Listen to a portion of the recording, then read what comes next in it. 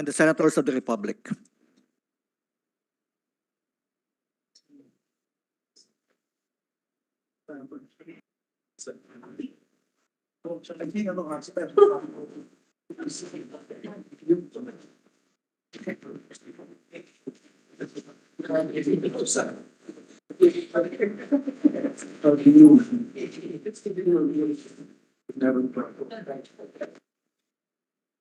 The 11th session of the Senate and the second regular session of the 19th Congress is hereby called to order.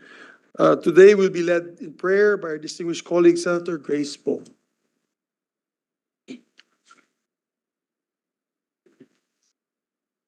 Sa ngalan ng Ama, ng Anak, ng Espiritu Santo. Amen.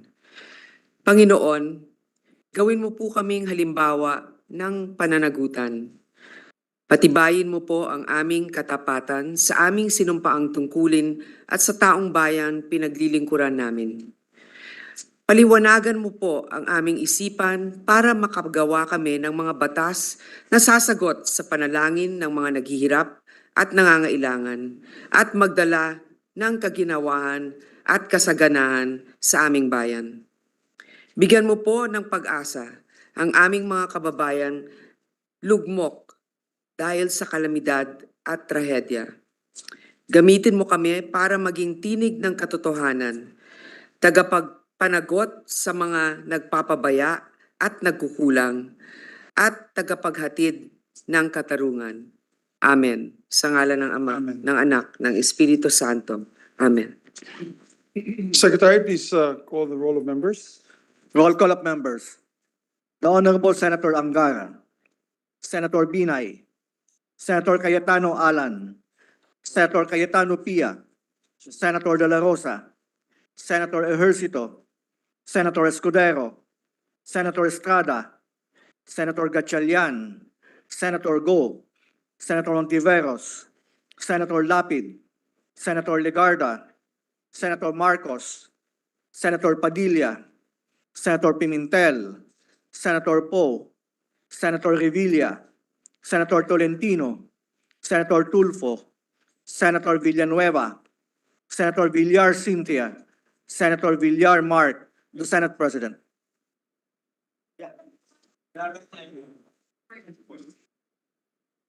All members? With 24 senators present, or all members of the Senate is present, the chair declares present for quorum.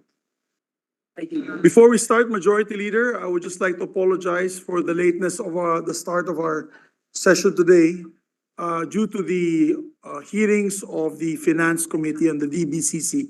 So, Majority Leader. Yes, thank you, Mr. President. Mr. President, at this juncture, may I move that we dispense with the reading of the journal of the 10th session, Monday, August 14, 2023, and consider the same as approved. There being no objection to the motion of the Majority Floor Leader, motion is approved. Mr. President, may I be allowed to just move that we recognize our distinguished guest, our very good friend, Senator Fabien Janet of the French Senate, and Mr. Remy Tirutu Varayan, the Charge d'Affaires of the French Embassy in Manila, who are present here today in this August chamber at the Executive Gallery, Mr. President.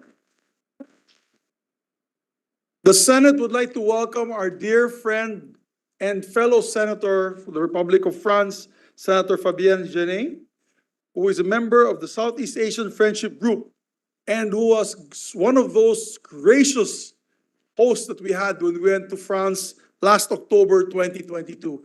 And of course, together with the embassy, Monsieur Remy, and we'd like to extend our warmest greetings to your Senate President, Senate President Lachar, and we hope to see him once again very soon. But thank you for visiting the Philippines. The friendship between France and the Philippines will never wane. We are two countries who believe in the same principles of democracy and liberty and love for our people. And we welcome you very much to our country. Thank you. Thank you very much, Mr. President. May I ask that the minute session suspension be suspended, Mr. President? so that we can approach our friend from France. Session suspended for 1 Thank you, minute. Mr. President.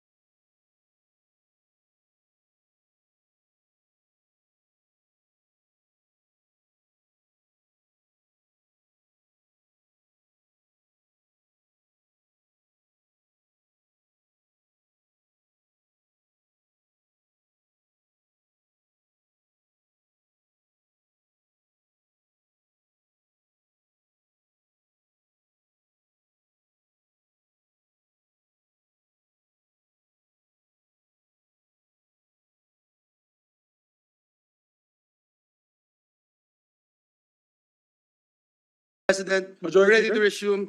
Mr. President, before we continue, Mr. President, we'd just like to acknowledge some guests from the gallery, guests of this representation, and Senate President Zubiri, Mayor Christy Angeles of Tarlac City, and her husband, Mr. Vic Angeles. Welcome to the Senate, to one of the outstanding mayors of the Philippines. And the outstanding husband also as well. From the great University of Santo Tomas, Mr. Ah, President. there you go. Mr. President, also with us is Mayor Ronaldo Morada and Vice Mayor Rico Tolentino and councilors of the municipality of Bansud, Oriental Mindoro. Welcome. Guest of Senator Revilla, Mayor Edralin Alipio, Vice Mayor Agapito Dominguez, and councilors from the municipality of Alfonso Lista, Ifugao. Guests of Senator Poe and Revilla, guests from Central Mindanao University led by their president, Dr. Rolito Ebalie. That university is in my hometown of Maramag, Bukidnon. Also, Welcome to your Senate, sir. Also, Mr. President, guest of Senator Go, NLRC Presiding Commissioner Victor Avesilia. Welcome to the Senate, sir. Mr. President, the We good also have- gentleman, We also have Mayor Oliver Palacios of, Oh, yeah. of Calatagan. of is with Calatagan us. is with us. And also of Lian, the mayor of Lian is here with us also, Batangas. Sir. And the son of Vice Governor Leviste is with us. Ronin Levista is also with us.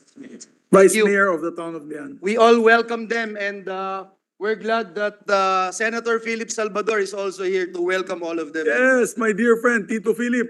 Ang tawag ko dyan, Yeah. Tito, Mr. Uncle. President, Mr. President, Yes, Majority Leader. the gentleman from San Juan, Senator Jingoy Estrada, is seeking the floor. May I move that he be recognized, Mr. Our President? distinguished colleague from the city of San Juan, Senator Jingoy Estrada, is recognized to avail of the privilege hour. Thank you very much, Mr. President. Mr. President, distinguished members and colleagues of this August Chamber. I rise today on a matter of personal collective privilege. Recent revelations have come to light regarding allegations that the past administration broke a promise made in 1999 to remove the stranded BRP Sierra Madre from the Ayungin Shoal.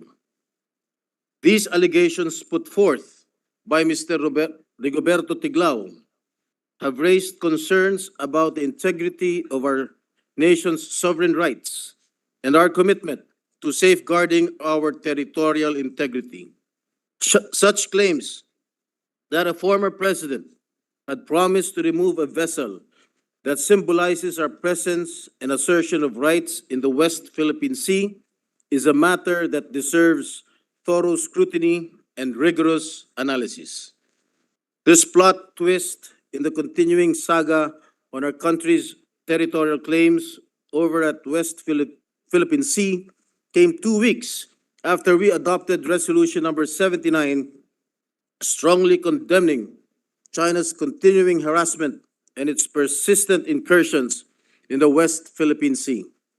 But before I address Mr. Tiglao's allegations against my father, former President Joseph Ejercito Estrada, I believe it is a good opportunity to discuss how our country is asserting its sovereignty and claim its territory. The quest to claim portions of Spratlys as part of Philippine territory can be traced back to the late President Ferdinand Marcos Sr.'s time in office.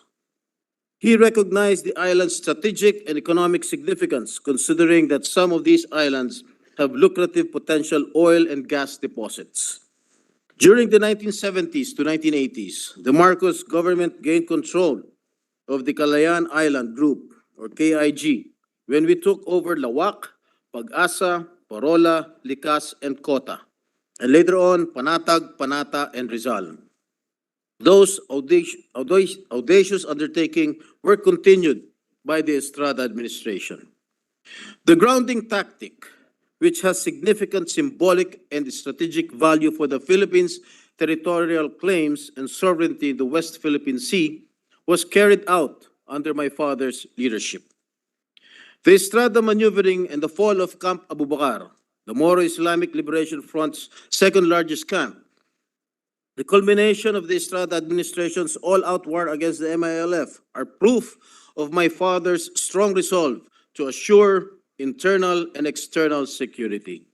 Now, under President Bongbong Marcos Jr. is continuing what his father started, fortifying our stand in defending and protecting the territorial integrity of the Republic.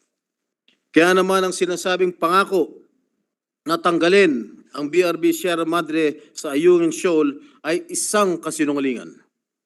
Pinaghirapan planuhin nila dating Defense Secretary Orly Mercado at ng Armed Forces of the Philippines ang mga strategy para labanan ang sinasabi nilang creeping invasion ng China. Basta na lamang ba natin bibitawan ang pag-okupa ng BRP Sierra Madre sa Ayungin? As I have said, it defies logic, Mr. President. At ngayon, ay binabaliktad pa tayo at pinapalabas ng China base sa mga binitawang salita ni Chinese Embassy Deputy Chief of Mission Zhao Ziyong. May basehan ang ginawa nilang agresibong aksyon na pag-water cannon sa Philippine Coast Guard na naghahatid lamang ng rasyon ng pagkain sa mga kababayan natin nakatalaga sa BRP Sierra Madre. Sa akusasyon nagdadala ang PSG ng construction materials. May masama po ba dito? Bakit tayo pagbabawalan makatapak o gumawa ng mga aksyon sa sarili natin teritoryo?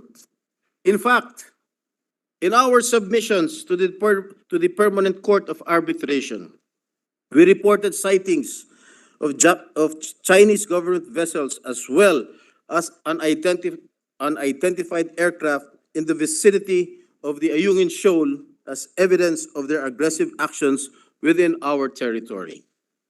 The Arbitral Tribunal, in its 2016 ruling, declared the Mischief Reef, which is in the Spratly Islands and the Ayungin Shoal, are within the exclusive economic zone and continental shelf of the Philippines.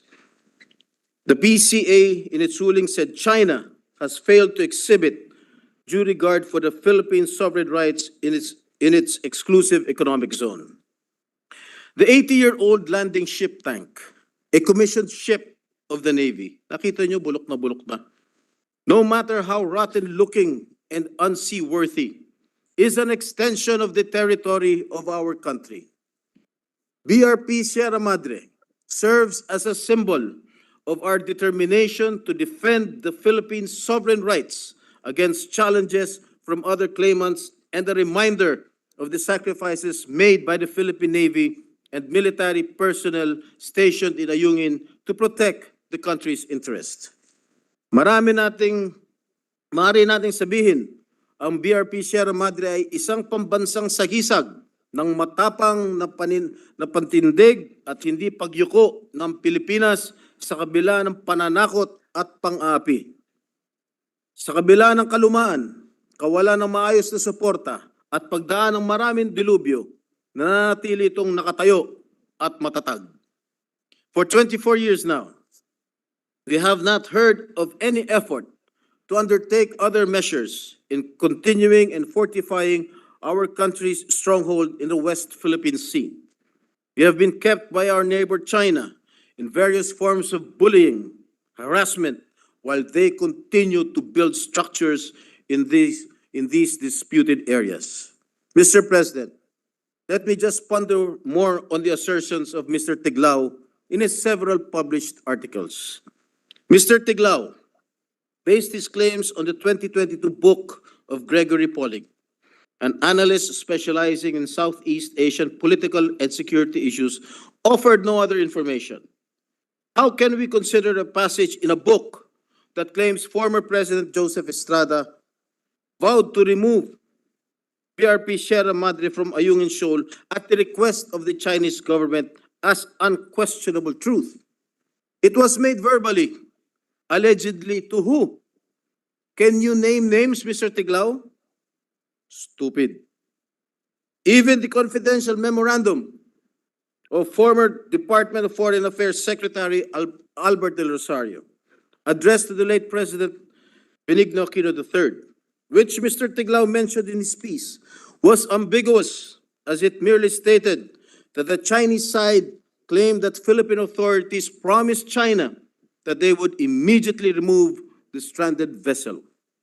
I am quite certain that my father made no such agreement, even verbally to anyone, to any Chinese official during his incumbency. And I can back up my claims. As I have earlier said, that former Senator Orly Mercado, who was the defense secretary of my father during his time, along with Navy officials, came up with the idea of running aground some of the World War II era LST or landing ship tank Sierra Madre to stake Philippine claim and establish a presence in the Calayan Island Group during a command conference of the armed forces. Unlike Mr. Tiglao, I could easily and did verify this information from Senator Mercado himself, and he attested that there was no such promise made to China. And if indeed there was such an arrangement, how come there was relatively peace in the West Philippine Sea during the Arroyo administration that spanned for 9 long years? Tiglao was a cabinet member of the Arroyo administration, and he was conspicuously silent in asserting our sovereign rights over issues concerning the West Philippine Sea. Gago ka. They could have kept up the momentum gained by the Estrada administration in pursuing comprehensive strategy or plan of action to reinforce our country's territorial claims.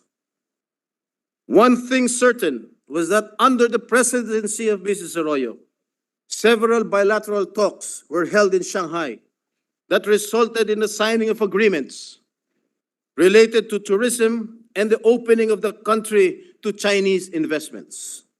As we deliberate on this matter, let us reaffirm the principles that guide our actions as custodians of our nation's interests.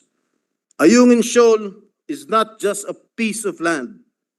It symbolizes our assertions of sovereignty and our dedication to upholding international law, specifically the United Nations Convention on the Law of the Sea.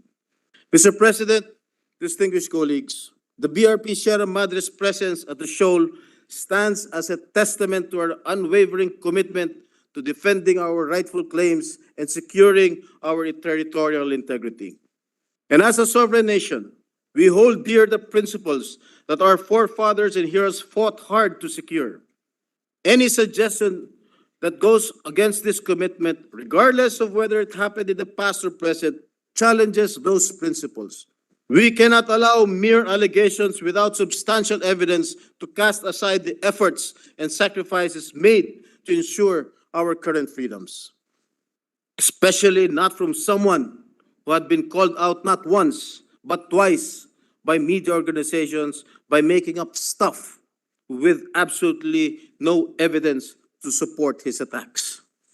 Mr. Tiglao was previously accused by Rappler in 2017 of spreading fake news when he alleged that the online news outlet's supposed funder played a role in the ousting of the Ukrainian president in 2014.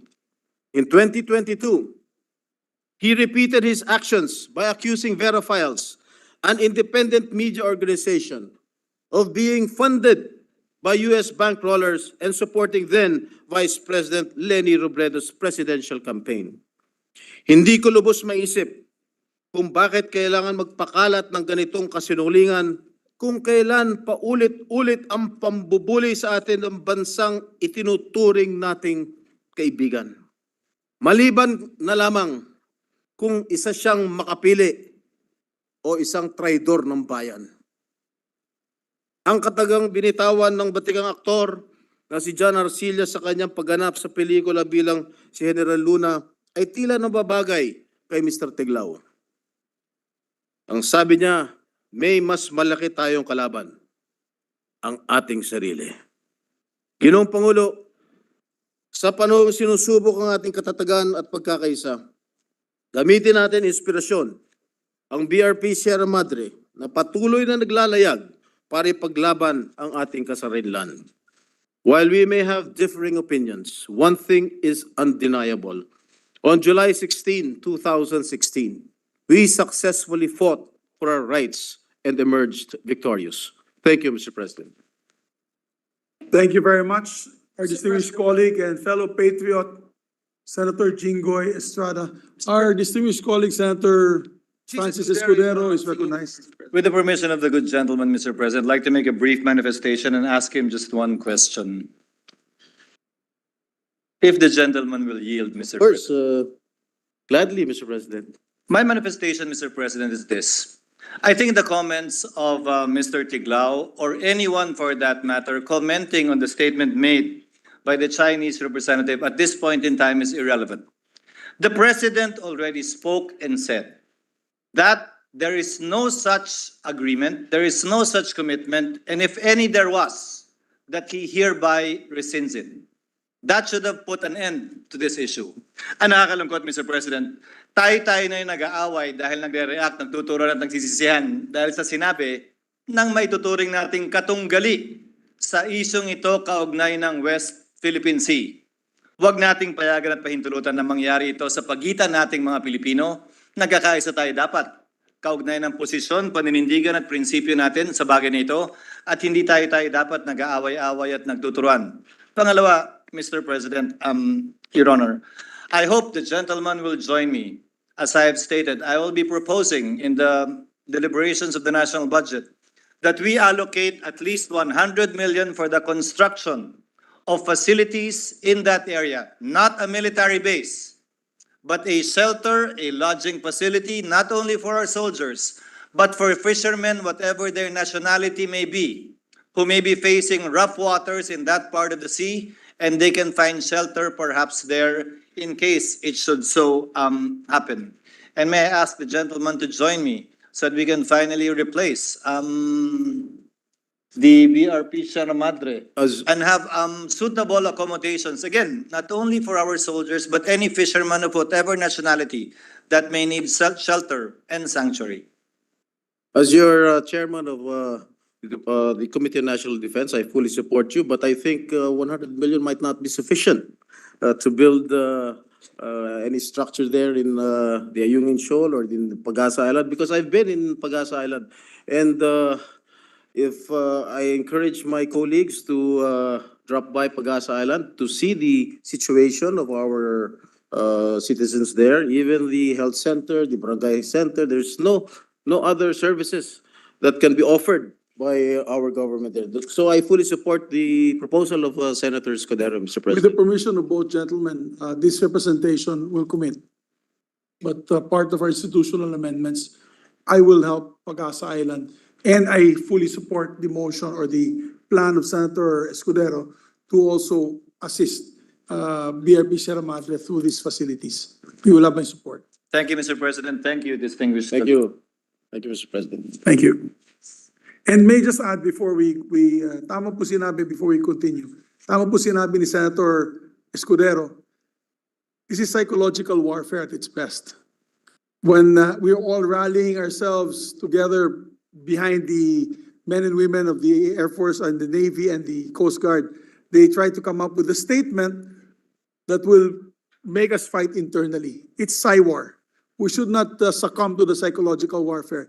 Dapat nagkakaisa po tayo na sumuporta sa ating Navy at sa ating Coast Guard at sa ating soberenya sa West Philippine Sea. All Filipinos should rally together. Thank you. Mr. President, thank you. The distinguished gentleman from Bicol and Nueva Ecija is also seeking the floor, Mr. President, as siya po'y galing mismo, Mr. President, dito sa Pagasa Island. Pagasa Island, Mr. President. Yes, That he be like- recognized, Mr. President. Recognize our distinguished colleague and fellow patriot, Senator Robin Hood Padilla. Maraming salamat po, Ginoong Pangulo at sa atin pong Ginoong Pinunong Mayorya. Assalamualaikum warahmatullahi wabarakatuh. Ginoong Tagapangulo, ako po ay tumatayo sa pulpitong ito upang sundan po ang mga pahayag ng ating mahal na senador mula sa San Juan, Senator Jinggoy Estrada. Alam niyo po, itong nagdaang linggo ay naging tampok po na usapin ang insidente sa pagitan ng dalawang supply boats ng Pilipinas at China Coast Guard at mga militia vessel nito. Ang ating mga bangka na puno ng pagkain, tubig at iba pang mga probisyon ay patungo sa BRP Sierra Madre sa Ayungin Shoal nang sila ay bugahan ng water cannon ng mga Chinese vessels. Dito po sa plenaryo, isang resolusyon ang inihain ng ating ginagalang at mahal na Senate President Juan Miguel Zubiri at Senadora Risa Hontiveros. Nagkaroon po tayo ng talastasan at inadapt po ito ng buong Senado bilang Adopted Resolution number 79. Kung inyo pong maaalala, noong Mayo, taong 2021, ako po ay naglayag mula Navotas papunta sa Pag-asa Island hanggang Ayungin Shoal at pabalik. Nakadaong kami sa iba't ibang pulo ng Pag-asa. Bumabad sa init ng araw at sumuong sa katubigan. Tayo po mismo ang lumapit at humamon sa mga kalapit na Chinese vessels, pero sa kabutihang palad, radio challenge lamang po ang ating natanggap, hindi po tayo nabuhagan ng water cannon. Inbound number 5201. This is Naval Station, Emilio Liwanag, Pag-asa Island, Philippines. In accordance with international and Philippine national laws, we are currently conducting maritime patrol within the territorial waters Ang bayan ko, tanging ikaw, Pilipinas kong mahal, ang puso ko at buhay man, sa iyo'y ibibigay, tungkulin ko'y gagampanan, na lagi kang paglingkuran, ang laya mo'y babantayan, Pilipinas kong mahal. Yan. Huya!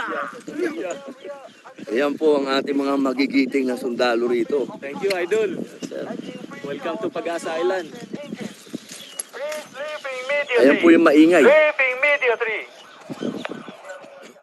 3. Nung ika-11 po ng Agosto, araw ng Biyernes, minarapat po nating muling lumapag at makilubog sa pag-asa. Ninanais po nating muling makita, marinig at madama ang sitwasyon sa bahagi na iyon ng bansa at dalhin po sa loob ng 4 na sulok ng plenaryo. Sa buong paglalakbay po namin na tinatayang 200 nautical miles mula sa kanlurang baybayin ng Palawan, nag-aantay po tayo ng radio challenge. Ngunit tahimik po ang mga Tsino.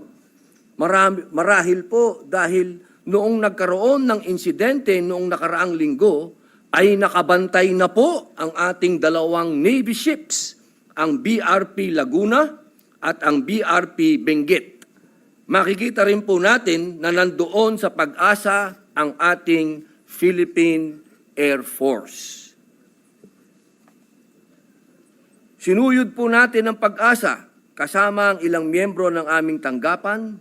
Malugod rin po ang pagtanggap sa atin ni Mayor Roberto Del Mundo kasama ang mga barangay officials at mga residente.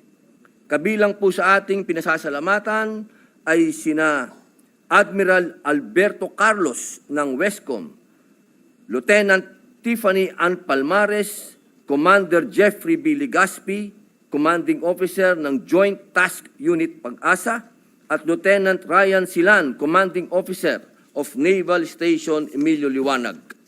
Sa amin pong paglapag ay nagpaabot tayo ng kasiyahan sa ating mga kababayan.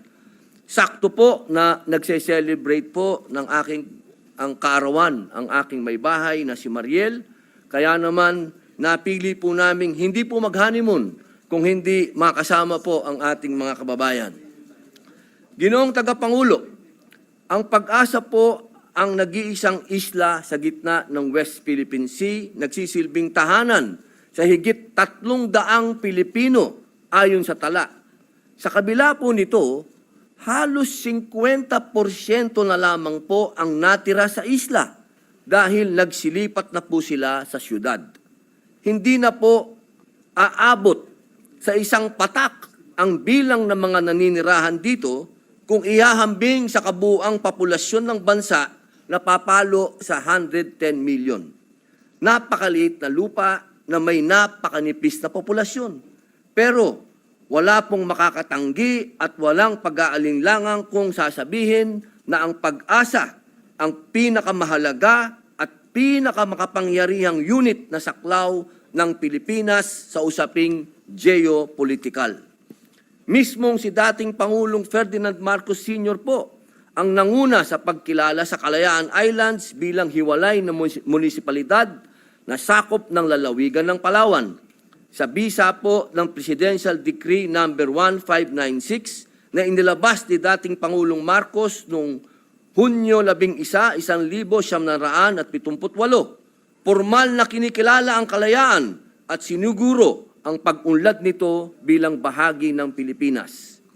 Napakalalim po ng kasaysayan ng pag-asa na nag-ugat sa ating paninindigan at tapang na angkinin ang karapat-dapat na sa atin. Gayunpaman, hanggang sa kasalukuyan, nananatili lamang pong pangalan ang pag-asa. Hindi maabot o matanaw man lamang ng maraming Pilipino.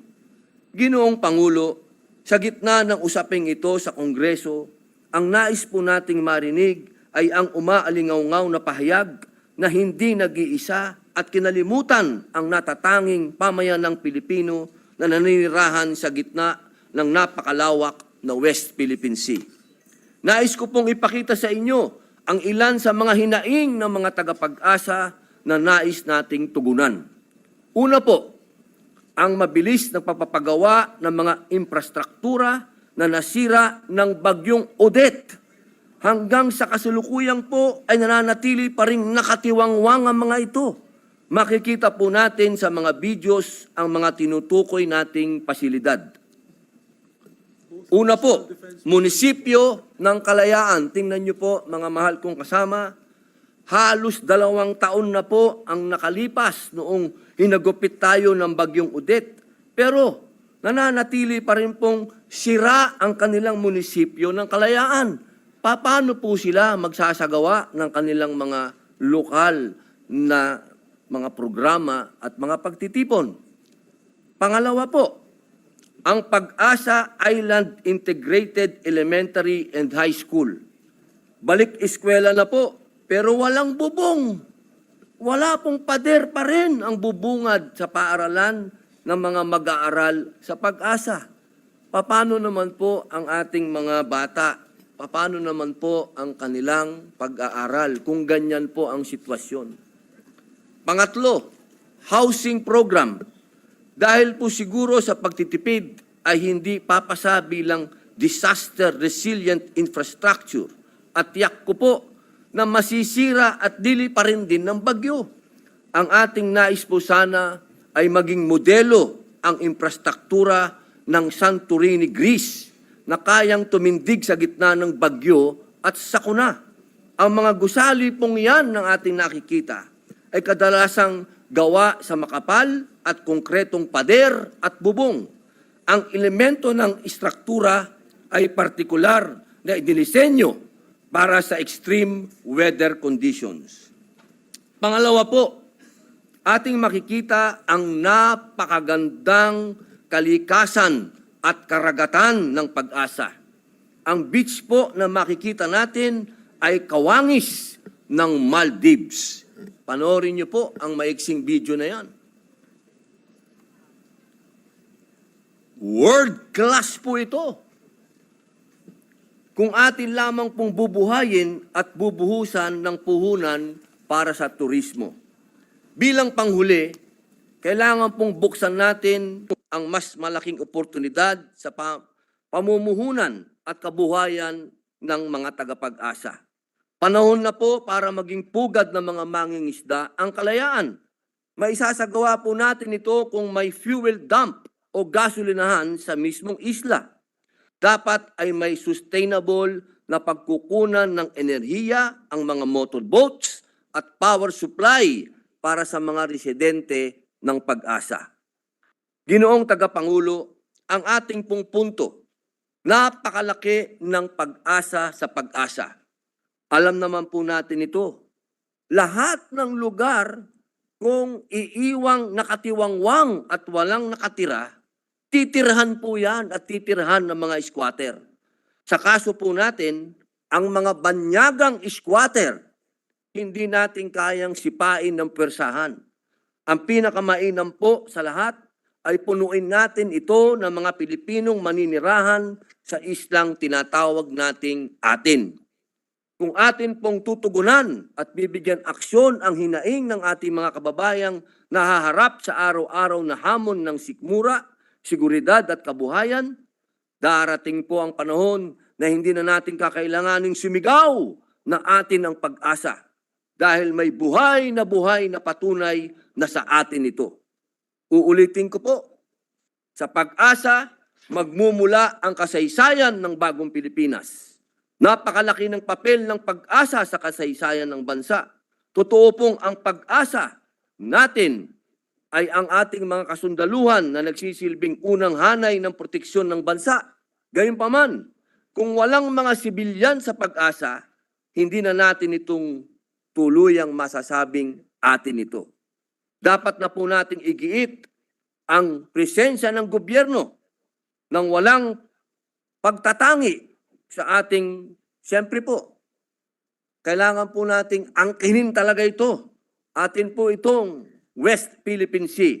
Higit sa lahat, huwag po sa salita kung hindi sa gawa. Ginoong Tagapangulo, bilang pagtatapos, nais ko pong bigyan diin na mula sa ating buhay na kasaysayan, hindi po isang aksidente na ang pinag-uusapan nating mga isla ay tinatawag na pag-asa at kalayaan. Tandaan po natin na ang ama ng revolusyon, ang kanya pong nom de guerre, ang kanyang alias ay may pag-asa. At siya rin po ang nagbigay sa atin ng kalayaan. Mula po rito, ating maipararamdam ang tunay na pagiging makabayan. Muli po, maraming salamat at mabuhay ang inang bayan.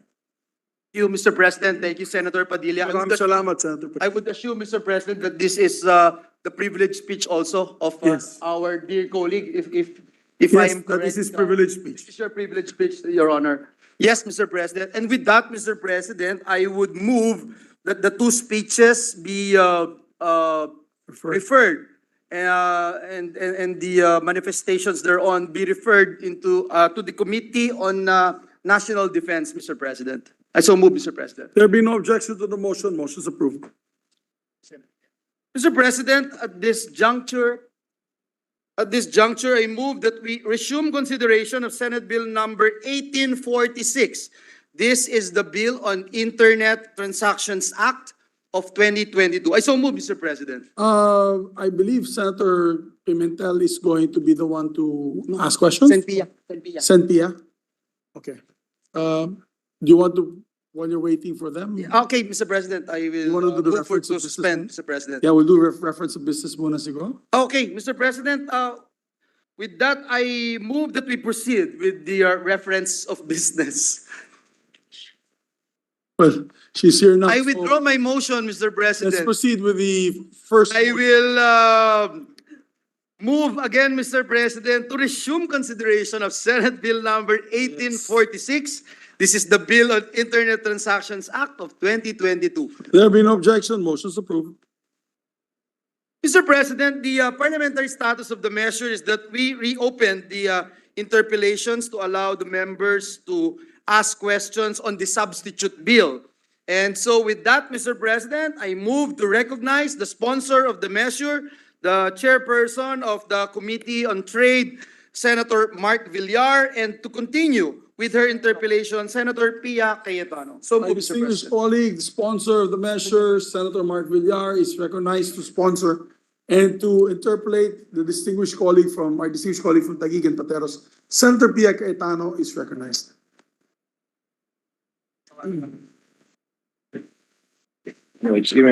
Thank you, Mr. President. I'm just checking my notes to see where we left off.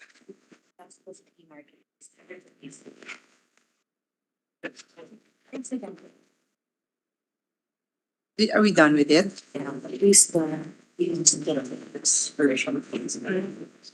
Okay, so I'll just move on to the, okay. Yeah, with the sponsor's permission, may I proceed with Yes. my questions and clarifications? Yes, Your Honor. Mr. President, I will skip the other definition of terms. I think we can leave this to the staff if I have questions. It would really be more on ensuring either consistency with other existing laws and clarity in the definition. So we can dispense with this for the period of interpellation, and then we can just submit our amendments, our questions and our amendments to the staff, if that would be okay with the chairman, with the chair, the sponsor. Yes, that would be okay, Chairman. So we're now on section 4.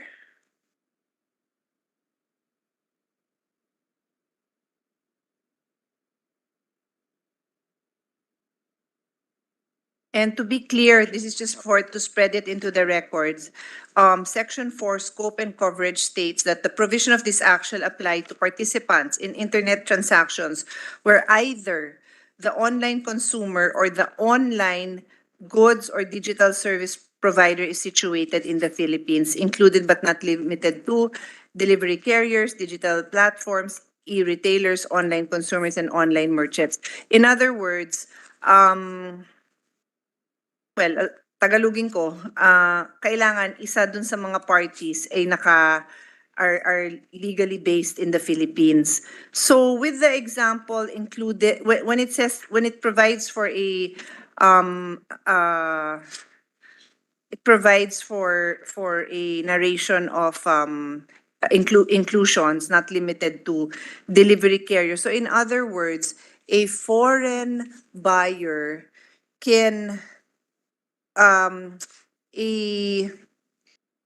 internet transaction that would be the internet transaction that is being referred to here that would be covered is pag may kunyari may foreign buyer tas may problema siya sa delivery carrier. Covered yon. So kunyari Foreign buyer. may foreign buyer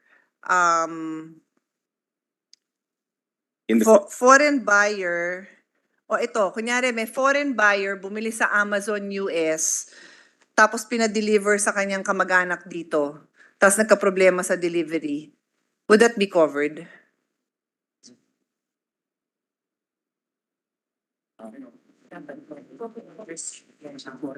Hindi, kaya ko No, it would not be covered. It's since the transaction was by a foreigner and he sent it to his, yeah. So it would fall under US law. Kasama to eh. So I find that confusing now, Your Honor, because in the definition I just read, it said including but not limited to deliverer carriers. So in the example I gave, kung nagka-problema dun sa delivery carrier, even though the portal is foreign-based and the buyer is foreign-based, the delivery carrier is local. Because from my understanding, they delivered it here. So parang the transaction was consummated abroad. But it was basically, it was delivered here. Correct, So Your in- Honor. In effect, it's as if you sent a package, I guess, here. So it's, Parang yeah. to Your Honor, di ba, it's So it quite would still common. fall under US, the transaction would still fall under US law, I believe, because parang nagpadala lang ng package dito. Correct, something like that. Yes, so in But- effect, that's the, Correct, but in the definition, it would make it appear that it's covered because it says including but not limited to delivery carriers. I'll read it. It says where either the online consumer, in this case, hindi, kasi nga nasa abroad siya, or the online goods or digital service provider situated in the Philippines. Eh, hindi nga, kasi bumili siya abroad. Pero sabi, including but not limited to delivery carriers. So, we can adjust the language to be more specific in that, we're open to an amendment that would make Yeah. it more specific. So I think, Your Honor, we should ask DTI to run these scenarios, similar to the scenario I gave, because this will cause problems. Your Honor and this representation have the same understanding na hindi covered. Pero sinama yung, so ano yung purpose na nasama yun? Is that an error? Or is it covered in some other way? Yes. Yes, Your Honor, we are open to an amendment that might clarify the language a little better. Yeah. I can see where there might be some. But yeah, but actually, Your Honor, what the point I'm making is, I'm also not capable of finding all these errors. Yes, I'm of course. asking DTI to fix it. Kasi inimbento ko lang yung question ko na yun on the spot because I was like, okay, paano kaya tong delivery carrier? Hindi pa ako naka-invento ng question ng digital platform. Yes, Your Honor, I will ask the DTI to So maybe run some more scenarios. And And based I on- want to hear those scenarios, Your Honor. They can submit it to, in the interest of time, submit it to my team so I'll read it. What scenario would exclude an online consumer, an online goods or digital service provider, but include the digital platform, the e-retailer? Well, sinama na ulit si online consumer. Parang sinabi niyo na online consumer kanina. So I think this is a redundant, a repetitive line. It shouldn't be here anymore. Yes, I will instruct the DTI to submit more scenarios that might. And their Situation. the last line is online merchant. Hindi pa ba yun the online goods provider? Hindi pa ba yan si merchant? Ano si who is the merchant if the merchant is not the online goods provider? Is that another being?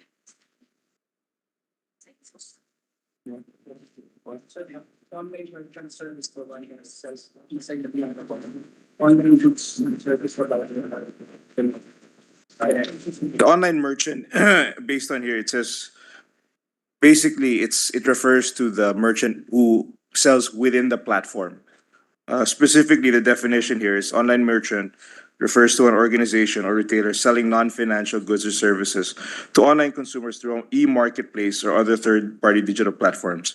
An e-retailer shall also be considered as an online merchant if it advertised, aside from its own website, the same goods/services through a third-party legal platform, and the online consumer purchased, leased, or obtained the service of their e-retailer through the said third-party digital platform. So basically, it would refer to those who are selling within the platform. Like if you're a seller within Lazada or Shopee, that would be what would be considered an online merchant. And who is the online retailer? It refers to a natural or juridical person selling goods or service through their own website directly to online consumers. So an online merchant Yeah. uses a platform. Yes. An e-retailer has Selling their goods own site. Website, yes. So if you have both, then you're both. If you have both, Yes, then you are both. You Yeah. are both an e-retailer and an online merchant. yes. Okay, so I'll move on, Your Honor. Maybe the whole provision can just be cleaned up. Because parang ligaw pa rin si delivery carriers. Yes, we'll run some more scenarios, Your Yes, Honor. thank you. To address this. And then for the record, it's very clear here that this act shall likewise apply to all business to business and business to consumer online transactions where one transacting party is situated in the Philippines. No, that's not the provision I was looking for. Ano nga, what were you saying that's not covered? Consumer to consumer, no? Yung parang carousel, right? Yes. So it should be business to business or business to consumer. Yes. Okay. So that means at least one of the parties is in the business of selling something, correct? That is correct. Yeah. Yeah. And if His Honor can refresh my memory, because I know I asked this question, but I can't recall the answer. So what do you consider regularity? Like if somebody is regularly disposing of their clothes, which is consistent with consistent with my view on sustainability, they dispose their used clothes on carousel, no? So they're selling it secondhand. Do they at some point become a regular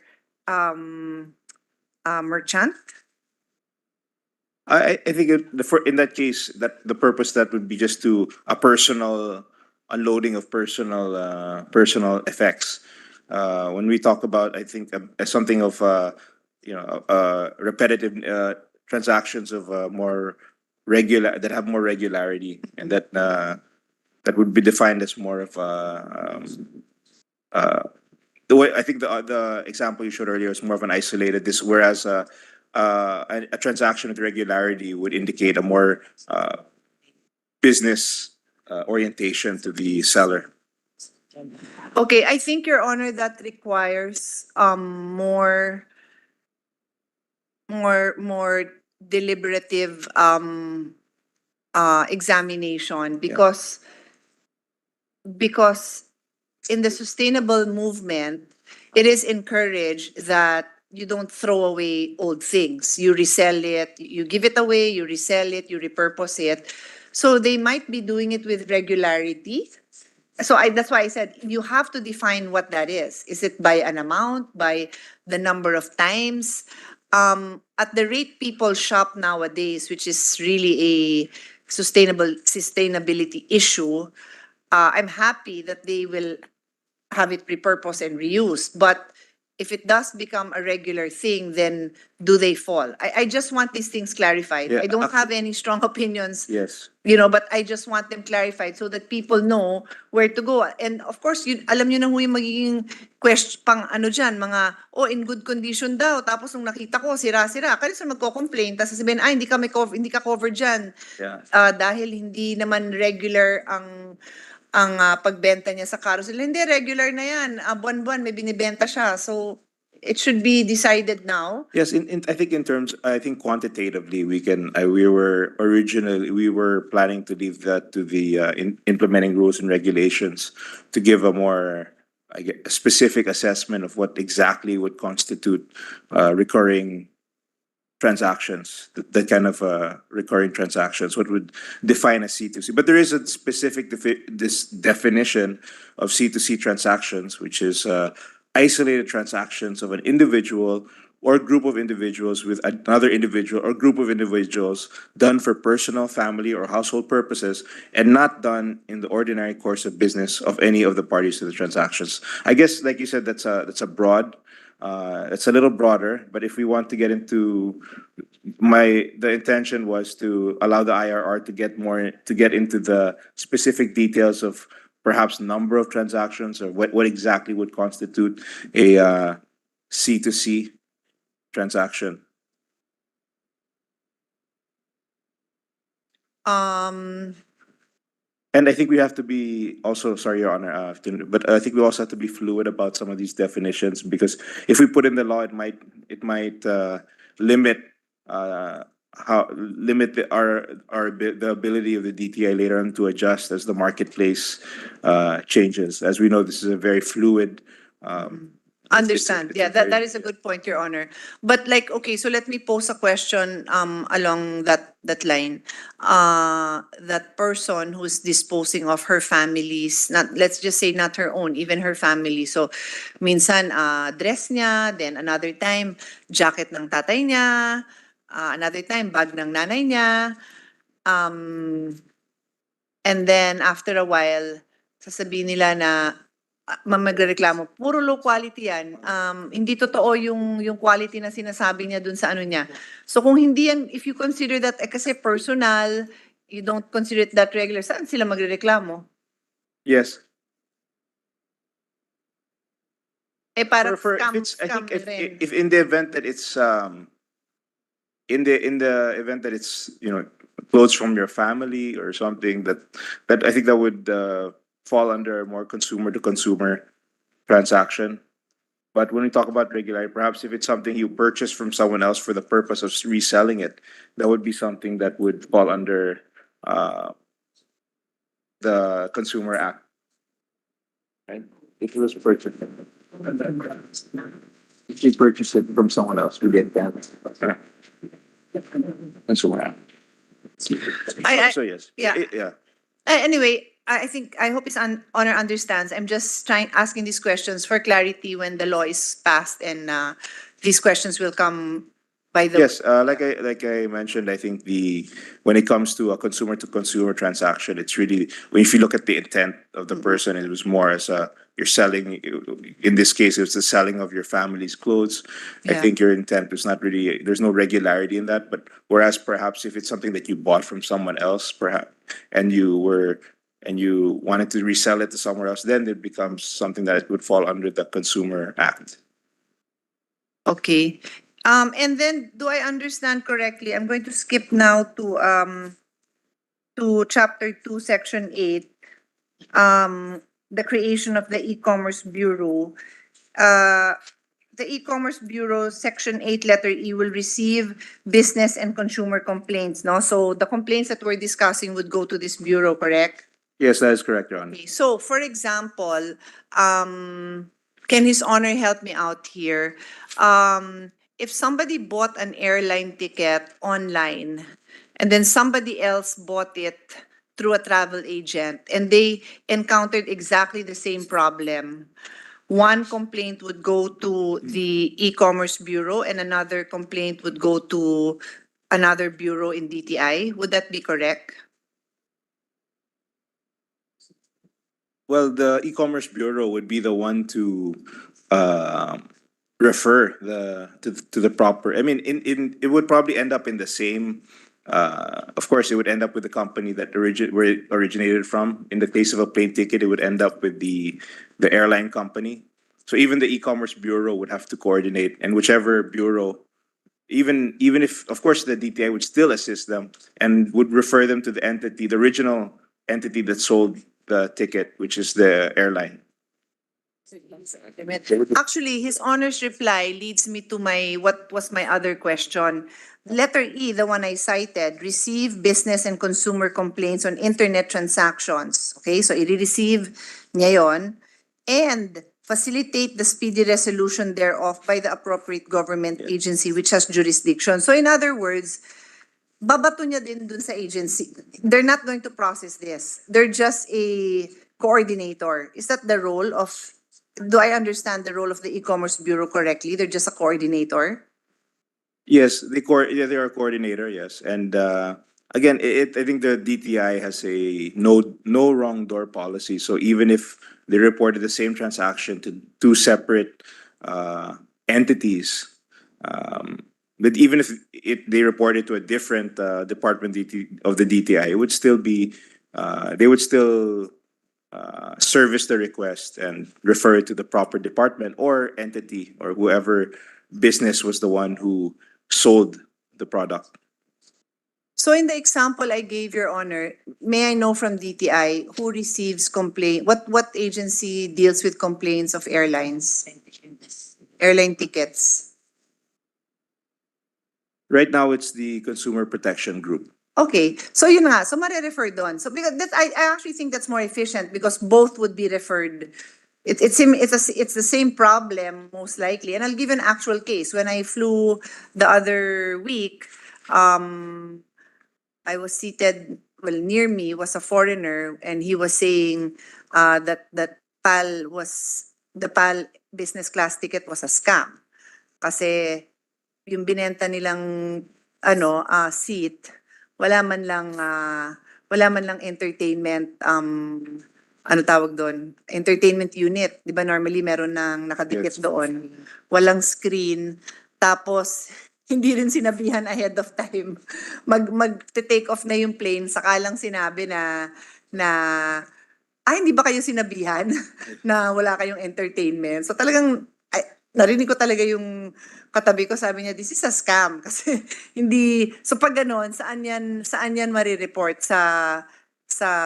Pag binili niya yung ticket online, idadaan sa e-commerce. But I guess it doesn't matter, right? Actually, they would really be free to choose. I mean, if they have the number of either one of them, or if they only have the number of one of them, they're both entities, whether there's a customer protection group or the e-commerce bureau, either one of them would service the request of the passenger and refer them to the proper entity.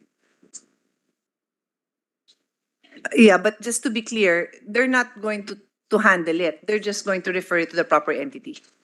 Yes, they would, of course, they would address the request and they would refer to the, Well, But- that might but- be but- confusing when His Honor says address the request, because the request is to solve the issue, to go Yes. after the airing party. So just refer. I think that's, Yeah, is that a refer. more accurate response, just to refer? Para lang walang confusion. Okay. That's the job, to refer. Yes. Because if that's the case, I may even recommend stronger language here that says that the e-commerce bureau does not handle it. Para clear. Kasi ang tagal ko inisip to, so ano ba, mag-handle ba sila o hindi? Okay. Might even be better to be clearer. Okay, anyway, I'll quickly go back to section 4. There's a reference in letter D to Republic Act 7653, but I checked because I don't know what this is. Republic Act 7653 has been amended by Republic Act 11211. So may I just, I don't need a response, but can I just ask DTI to clarify that, Your Honor? would you like a report or a more specific? It's just that, Your Honor, it says here, the following shall be excluded from the coverage, Republic Act number 7653. But it has been further amended by another act, so I'm just saying that it might be a better reference, the latest law.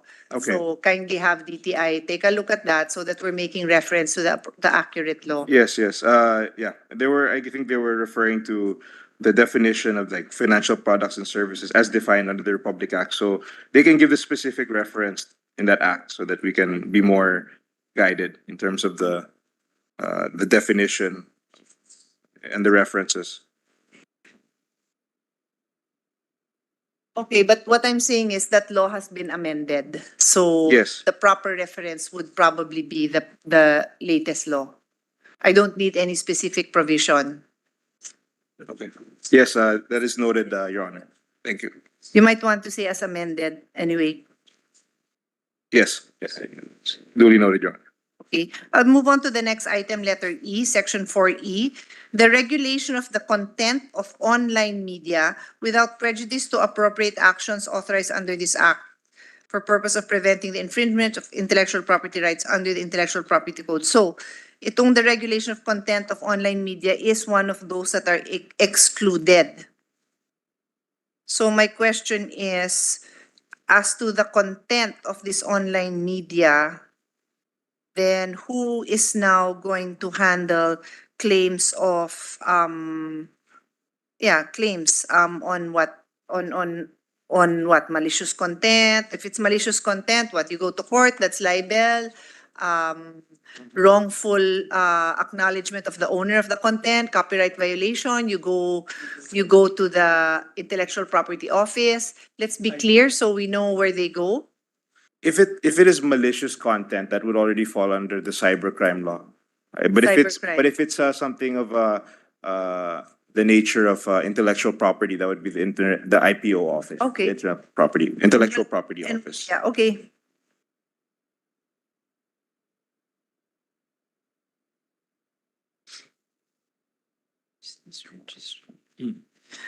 How does His Honor,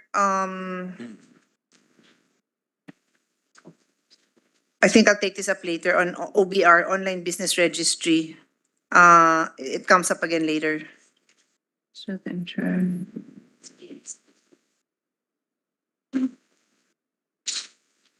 Okay, can His Honor just elaborate for everyone's understanding, Section 7, equal treatment of online and offline commercial activities? It basically states that unless otherwise specified, this act shall be construed to ensure that those who engage in e-commerce may not enjoy any benefits that are more favorable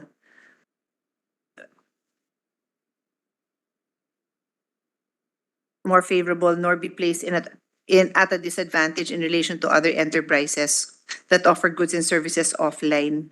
I understand what it means, but maybe His Honor can just for the record, because somehow people feel, I don't know, it's a good statement to be there, Your Honor. I agree with it, no? But, and the reason, let's just spread into the record, what is the reason for that? It goes to the equality between retailers. I think this is a topic that we've heard from our offline retailers often, that the online have advantages, are given undue advantages. So the purpose, that's why we wanted to specify this in section 7 that the one of the That's not the intention. yeah, the act should be construed to ensure that those who engage may not enjoy any benefit that is more favorable, nor be placed in a disadvantage. So it just goes to, it speaks of the equality between the e-retailers and our efforts to make sure that there's a level playing field between online retailers and offline retailers. Yes, and that's a good point, Your Honor. I do support that because for a while, a few years back, I was even hearing, statements coming from, I suppose, online retailers and their supporters that they really want favorable treatment, like they didn't want to be taxed. Does His Honor recall that?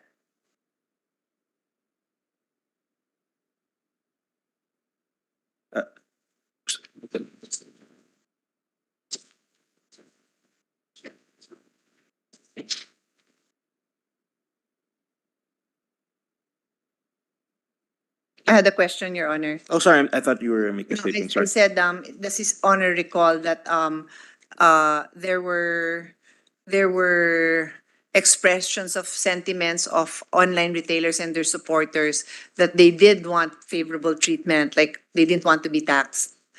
A few Yes, years ago, yeah. yes, I've heard those, Yes. I have heard of that, those, concerns being brought up, yes, I Yeah. have. So now we're making it clear, no, pantay lang naman kayo, di ba? Pare-pareho naman nagnenegosyo, pare-pareho naman may mga kailangan bayaran na bills, but everybody has to pay tax. That's what we're. Well, I think this bill doesn't have any tax implications on it, but I think in terms of the motivation of the bill, I think is clearly to create a level playing field between offline retailers and online retailers. So how about, But there's no, I mean, it doesn't refer to any tax components at this time. but how about the registration? Does this bill refer to registration requirements, like getting the Yes, permit? there's an online business registration, but it only requires them to divulge their name, basic information, which will be given to the DTI, and of course will be available to their online retailer or platform. So is this the OBR? Yes, the online business registration. But the OBR is totally separate from any requirements with the LGU and with national government. Is that correct? This is in coordination with this will be managed by the DTI. By DTI. Yes, but my question is this totally separate and therefore totally separate from the other requirements to start a business? In other words, if you were a sole proprietor, you go to DTI. If you're a corporation, you go to SEC. Then you need your business permit from the LGU. So Well, is this meant to be a one-stop shop na wala na yon? This is meant to be this is simply a requirement for online. It's not meant to be in lieu of any other requirements that may be required of any other business.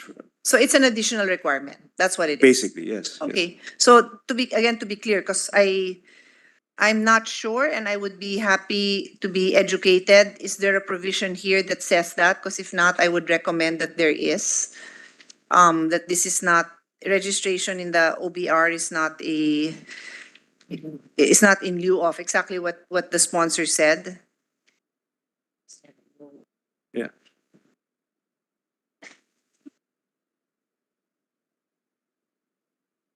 Well, it doesn't say specifically in lieu of, but we can add that provision there.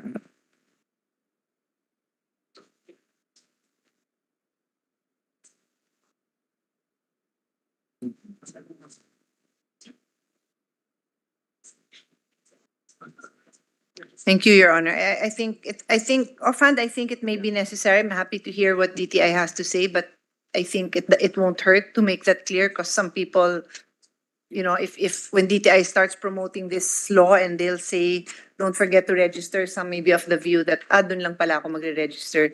Kasi as Yeah, you I know, think you a can lot make of that people clear. na- Of course, this is in addition to, I mean, this is a requirement that currently is not required of all online sellers. They're not required to divulge. There's no online business registry, so it would be a useful tool for the DTI as an additional requirement, and also for the sake of enforcing the responsibilities of the seller. So, but we can also include some provision that would promote this idea to make sure that the people will not think that this is the only requirement, and this is something that is in addition to the existing requirements of their business. How about Your Honor? I'm told I actually don't really engage in TikTok, but I'm told that TikTok now has a yeah, what tawag doon? Has an option where if there's an influencer promoting a certain product, immediately it's clickable, go here and shop here. So in that case, would the influencer now be considered a merchant? Technically, that the merchant is not the seller. I would say they are the endorser. Well, if there's a click feature, they would be considered an online merchant. They're not. If Ha? there's a Sorry, click- Your Honor. Yeah, sorry. The one I know is it's clickable to the store for influencers. Of course, if the influencer has their own business, then that might be. But in many cases, the influencers are featuring a product and the clickable is an online merchant or an e-retailer. So my question is related to Section 8B. Would the online merchant need to register? Because it says here, anyone else who engages in internet transactions. Is that person engaged in internet transactions by endorsing, by promoting? Online, it is covered. If it's done online, it's still covered. So an endorser has to now register Yes. with the Bureau? Yeah, online. Are we sure about that?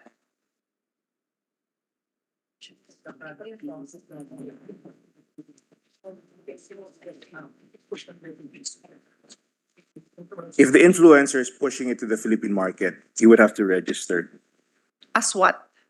in the OBR as a merchant.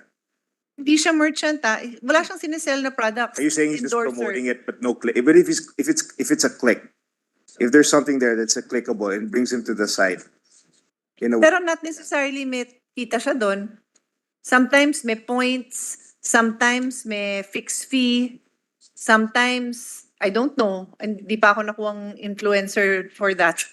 yeah. Well, I mean, we can define it differently, but as of now, the DTI would still define that as he's still selling a product, or he's still promoting a product, and there's some. So he would have to register himself if he's going to be promoting something. I mean, what if it's something that's injurious? He would have to still. It would be beneficial to get his information.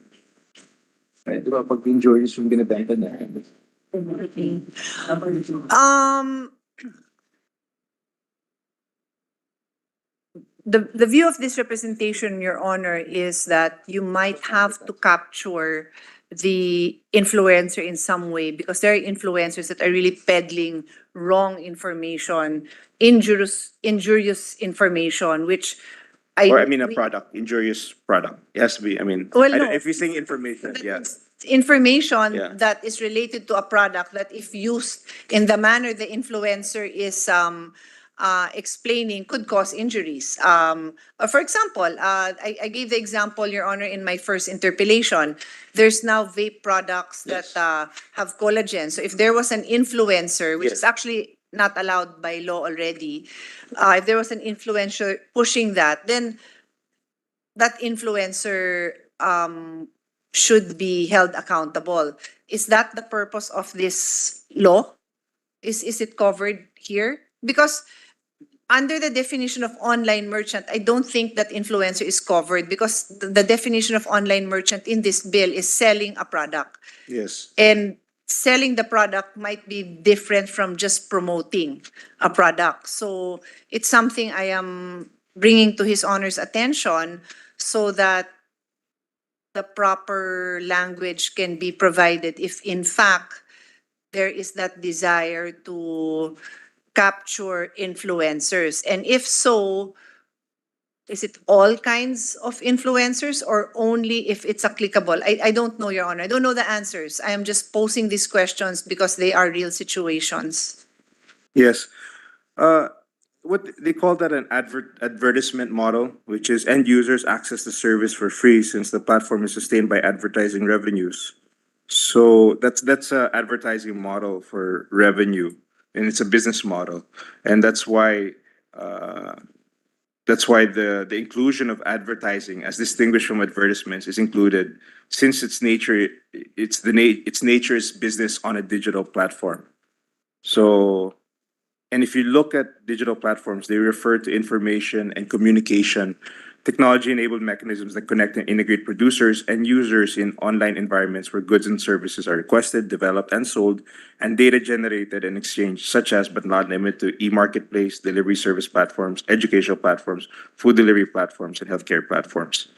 So I guess it's a model of revenue. It's a model of conducting business on the internet, and therefore it is So, there Your are Honor is some saying- requirements, and it falls under the law. So Your Honor is saying that, His Honor is saying that by promoting a product, that is a form of advertisement, and as such, that is as such, he is an online merchant. I follow so far, but in what way was it captured in definition? I'm just trying to make it to be sure that. Yeah, I guess when you promote us, it's a digital service that you're providing. So it's a business model. There's a revenue model for it. So it would fall under the law since it refers to being a business model. There is a end consumer and is a business to consumer model. Well, maybe the DTI can just tell us. So where did you capture that then? Here, where? I understand what's being said, but I don't know where it's captured. Here in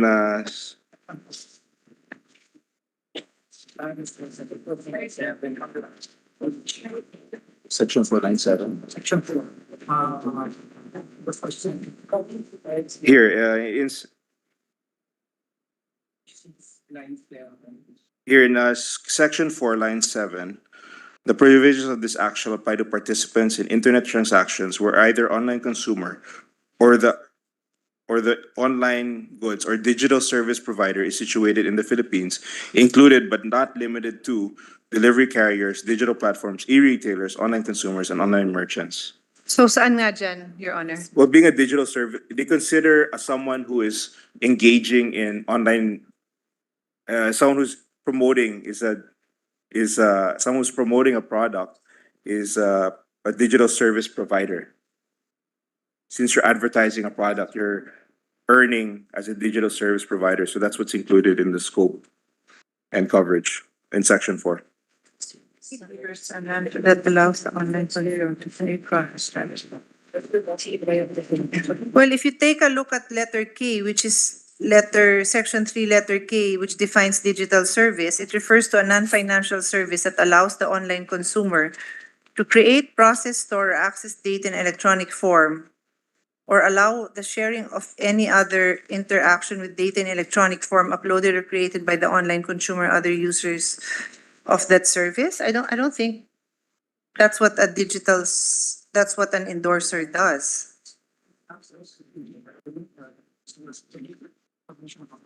Well, I think it's access to data, since the data is the information of on the product, correct?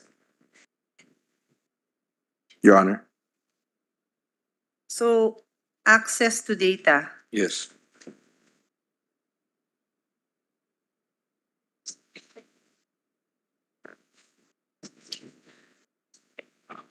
Does DTI stand by that? I'm going to take another look at this and. Yes, if you would, I can ask I the just DTI want it to be accurate. I mean, I'm not an Yes. expert. I'm just trying to understand it. So. Yes, as far as Your Honor, these representations, that's how I interpret it. But certainly we can ask the DTI, and if there are some amendments, we can certainly propose it, and we can ask for the DTI's opinion.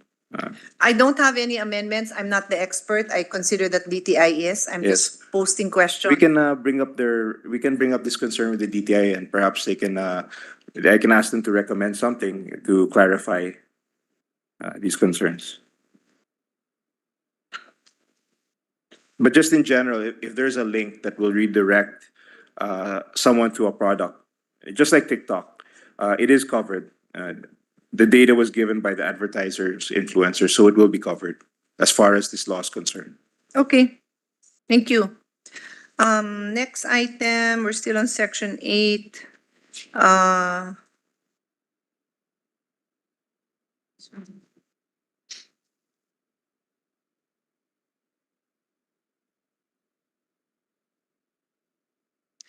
Letter K refers to, I'll read it, no? Collaborate with financial regulators in protecting online consumers, such as but not limited to facilitating the speedy resolution of complaints of online consumers that involve the use of digital financial services. So ang role ba dito ng bureau is itong facilitate the speedy resolution of complaints? May capacity ba sila to do that when they're just endorsing the complaints to other departments? They're just referring. Yes. If not, I would recommend that be deleted during the proper time. But I'm just, seeing, let's be sure that we ask them to do what they have the capacity to do within the confines of their mandate. Yes, well, under the law, the e-commerce bureau is given significantly more resources than they previously had. Currently, I think they only have 11 employees. And, so under this bureau, under this law, it becomes a large bureau, which would allow them to coordinate with other agencies. And they're even allowed to convene public consultations or interagency meetings to ensure that the online consumers are protected. Okay, if His Honor believes that they have this ability to do so, I leave it to His Honor's better judgment. I was just worried that we might be putting there something that is beyond their capacity because the resolution of the complaint is with another department altogether. If convening them will effectively facilitate the speedy resolution, then I'm fine with it. I'm just trying to be practical about this approach, Your Honor. I can move on. Yes, thank you, Your Honor. Section 9, composition of the Bureau. Would His Honor be amenable to changing the procedure for appointment? Because it's not very common for directors and assistant directors to be appointed by the President. That's very low level for it to go up to the level of the President. And what will happen is this will be vacant for a long, long time. Usually secretaries, USECs, and we usually don't go much further than that. If I'm not mistaken, Your Honor, when I was in the DPWH, the directors were appointed by the President. In the recent laws that we passed in the Senate, a lot of the amendments that this representation made was to remove that precisely because, and I leave it, you have DTI with you. If they're comfortable with it, I'm just saying, 1 year from now, that remains vacant, I'm going to say. I can see your point, yes. So. Yeah, no, Your Honor, me personally, of course, it's better I believe, delegation's a faster way to do these things. I would be open to that, Your Yeah, Honor. that's why- I'm just saying that there is a practice. I'm just saying there Correct, is a you were- precedent, but I'm not saying that. Agree. Yeah. And I know there is, and that's why in the last few years, we tried to change that with the new laws because it's too tedious to have to go to the President at this level. So that's been the trend, and we will be happy to supply the more recent laws that wherein we removed it from the President. Not to deny him of that power, but it just becomes too tedious to have to wait for the President to act on all of these appointees. Yes, Your Honor, I share your opinion that delegation is a speedier strategy. So I would be open to any amendment if Your Honor is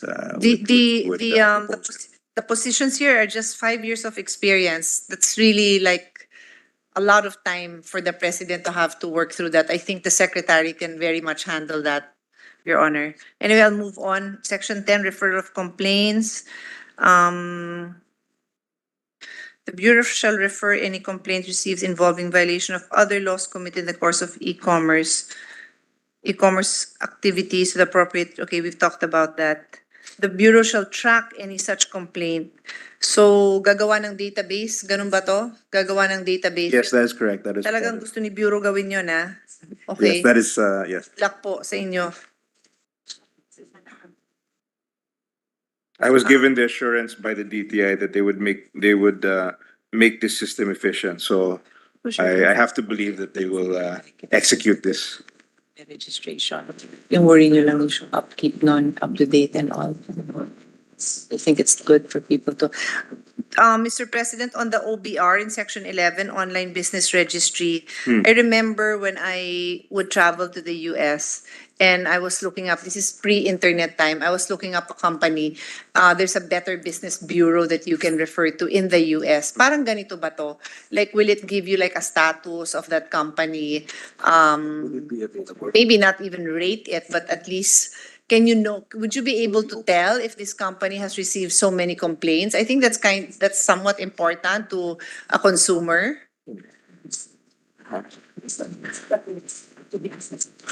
It will be accessible, but they will, with the DTI will place some controls. Sige, can we get more information na lang on that, Your Honor? I Yes, mean, sir. I would like to respect data privacy, but at the same time, consumer protection also to Yes. be able to access some kind of information. Yes. I believe strongly that the existence of such an online business registry would be a big step in protecting a lot of the online consumers, since now they can refer to we could readily refer or track down any entity who conducts business in the country. Yes. And then itong Trustmark, this is something that is a new creation. This doesn't exist, no? Trustmark, this is something new. It is Something something new, we want and to maybe it's something new that can give incentive to online sellers, online merchants, so that they can strive to receive this trust mark, which would signal to the consumer that they consistently follow the responsibilities as stated by the law. So it says here it's an industry-led trust mark. So DTI intends to work with the industry and ask them to come up with their own rating system or something like that. Yung mga in good standing, ganon. Yes, and the DTI shall periodically assess this industry-led Okay. trust mark. Yeah, I'm okay with that, Your Honor.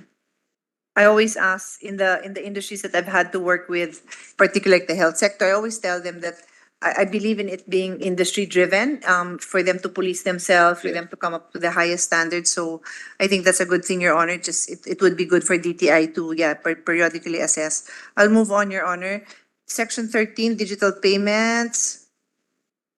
DTI and BSP shall develop frameworks to incentivize the use of digital payments and promote their education adoption among business and consumers. The DTI, in consultation with the BSP and other relevant financial regulators, shall issue rules and regulations to implement Section 17 and 18 of this Act.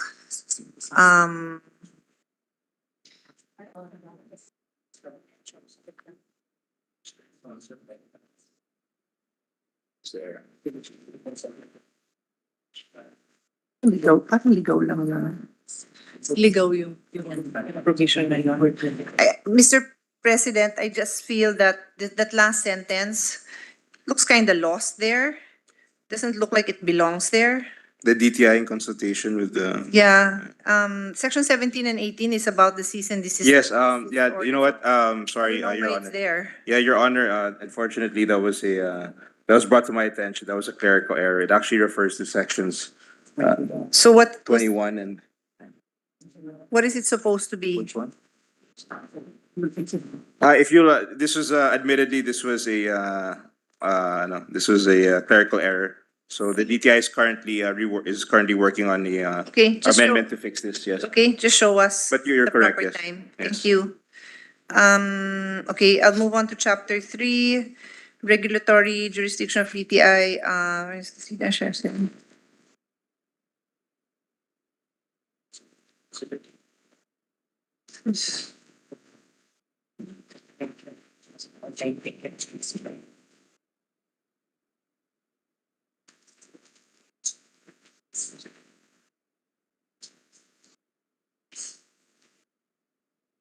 Mm,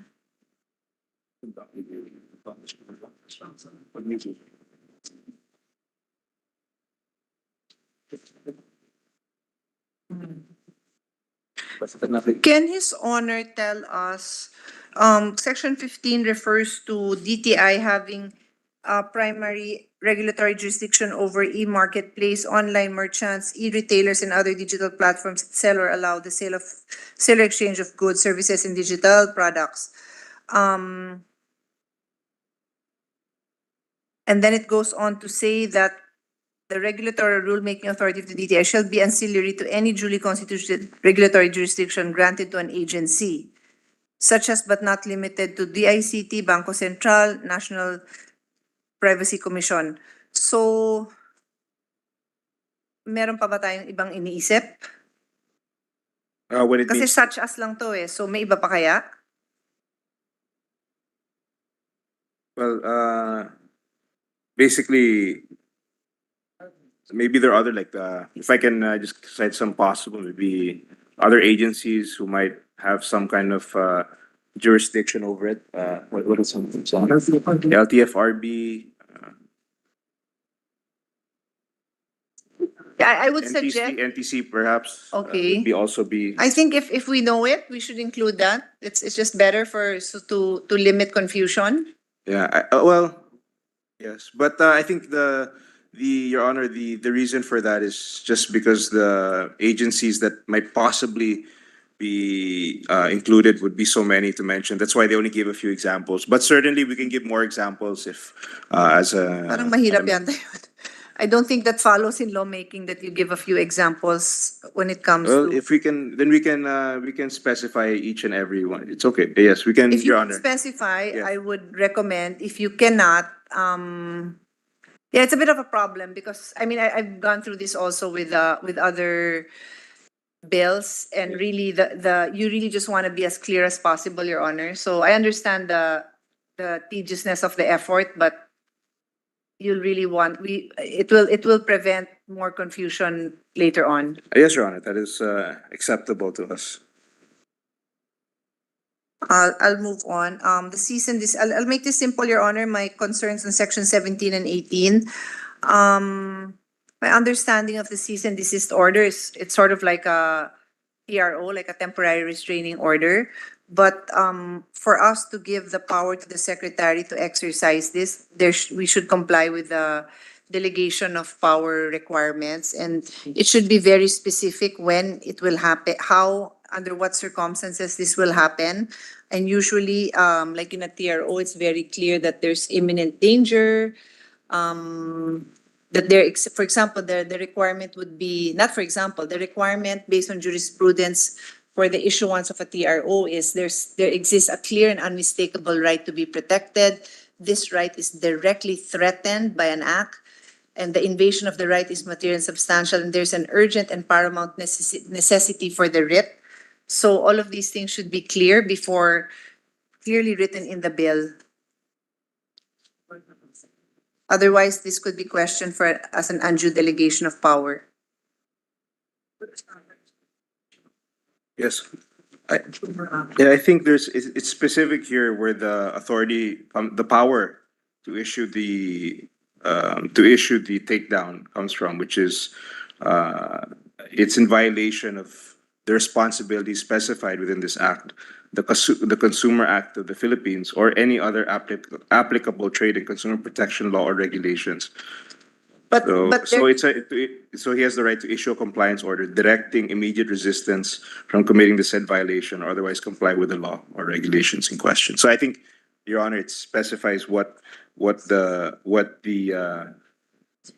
purpose or what what the infraction committed was in order for the secretary to be able to exercise his power to take down the website or retailer.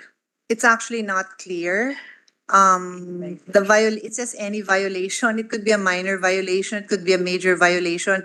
Would you equate a child pornography site or a site that was, selling contrabands to some minor, failure to declare a detail? I don't think we can. And, the Constitution guarantees the right to life, liberty, and property, and the property includes business properties.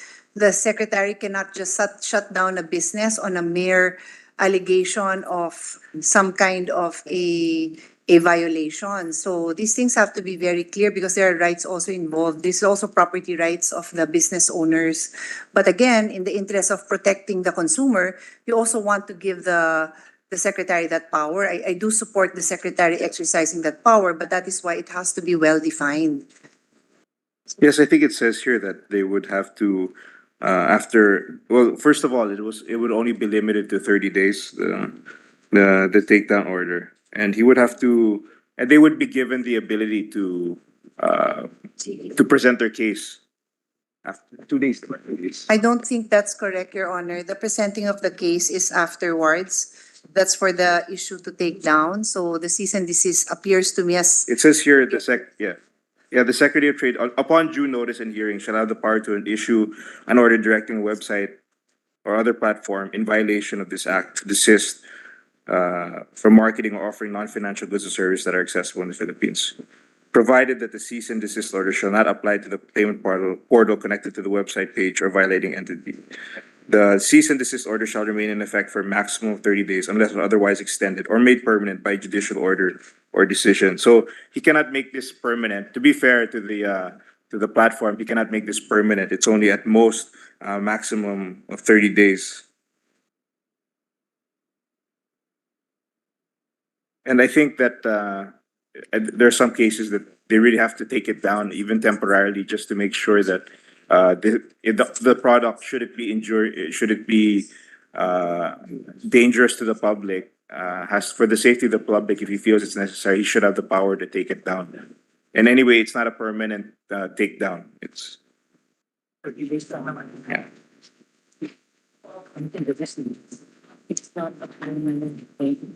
Mechanism for. I would request His Honor to have DTI study itong the line 18, which refers on section 17, which refers to violation of this act. Could be any violation, Your Honor, and some of them may require a cease and desist, and some may not. So this would be I stand by my concern that this could be an undue delegation if that is not properly defined. We normally identify what are which parts of the laws are being violated that would necessitate the use of this power. Okay, yes, Your Honor. We can make it. I will work with the Department of Trade and Industry to make it more specific. The what is needed in order to issue a takedown order. What are the specific infractions that have to be committed in order for the secretary to issue an order of takedown? There's actually a section letter B, but may I request proper wording because it's B and then subsection A and B. So baka this subsection A and B should be I or double I because it's very confusing. It's on page 13, starting line 5 to line 13, section B, and then paragraph B, and then under that it's A and B, tama ba? I may be wrong also in my understanding, but it just looks confusing, Your Honor. Yes, Your Honor, we can correct that. Anyway, there is a distinction here being made that the secretary may immediately issue a provisional takedown order to prevent grave and irreparable injury to the public when the following conditions are present. So this one, from my understanding, won't even have any notice of hearing. Is that correct? There's no need for. Yes, for a provisional takedown, there's no need for a notice of hearing.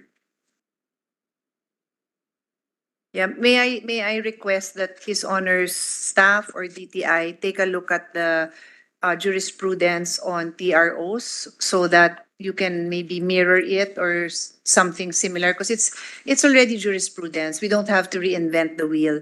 It already identifies, as I have read earlier, when these kind of powers can be exercised, and those are the ones that stand the test in court, Your Honor, because these are cases that could be DTI could be sued, no, if a business would claim that the takedown was done with grave abuse of discretion. So I'm also doing this to protect DTI in the I mean, I'm the first one to like this because with this kind, lahat ng mga vapes na naka-post dyan na bawal, matatanggal na. So I support it. But I don't want DTI to be taken to court for that because our legislation didn't clarify what were the basis for the exercise of that power. So that's the only reason, Your Honor, that I'd really like this to be very tight. Yes, Your Honor. Yes, that's duly noted, and I'll work with the DTI so we can tighten it up a bit. We can make it more. Thank you. Make it clear. Then I think Section 19 is like the counterpart of the Better Business Bureau, well, not the counterpart, the opposite of the Better Business Bureau that I was referring to. This is the website that would list if a company has been subject of a compliance order, a takedown, and so on and so forth. So again, I support this, but it should just be crafted and then eventually implemented with due care because again, it would be infringing on the rights of a business owner. Yes, So yes, we sure. have to be sure that we properly equip DTI with the guidelines on how to exercise this power. Yes, Your Honor. I think that it is to everyone's benefit that we support these provisions with the necessary jurisprudence to make it even more efficient and effective. So yes, we will work with the DTI in order to give this to tighten up this provision. Thank you. Your Honor, I go to Section 20. It refers to the development of an online dispute resolution platform, an ODR platform, as an alternative mode of dispute resolution. My question is, Your Honor, is this online dispute resolution immediately available to a consumer before they go to court, or can they go straight? Must they go through the online dispute resolution before they go to court, or can they go to court and not do the online dispute resolution? Your Honor, this was meant to be an alternative, not a requirement. So it doesn't preclude them from going to court and filing a case. This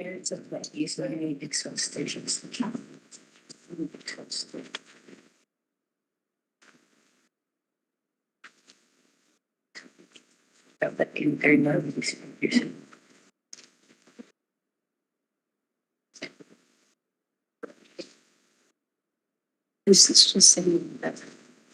So kung na sila before sila pumunta sa dispute resolution. Iba pa yun. Iba pa. So the requirement, Your Honor, to avail of online dispute resolution is that they tried to resolve it themselves. So for example, an online consumer would show proof that they sent an email to the business and complain what's it about, can they return it, can they get a refund? They just have to show proof of that, and if it wasn't resolved, they can avail of the online Yes, the dispute online, resolution yes. or actually go to court. Yes, yes, Okay. that is true, Your Honor. Okay. I leave it up to His Honor, but you might even want to make it a requirement to be before going to court because it is always advantageous it will help decongest the courts. I think the court system would be happy if this can be the end if this mechanism can solve most of the disputes. That would be very good for our court system.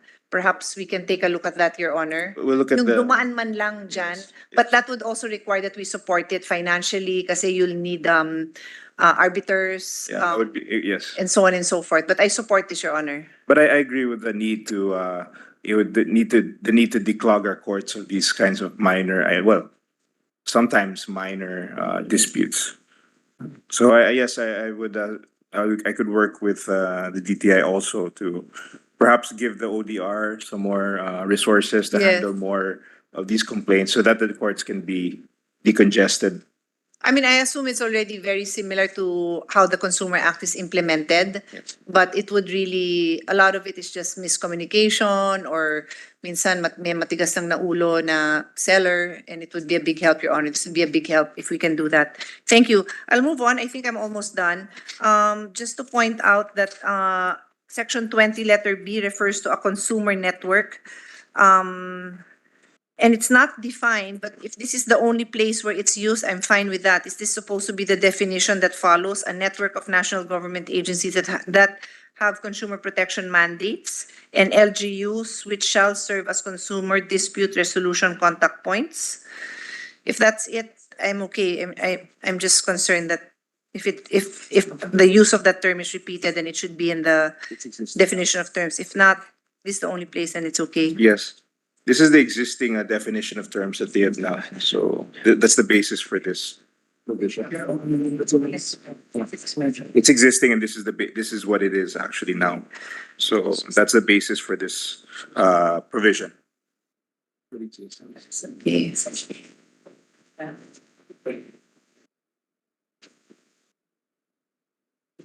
So the basis for the provision is.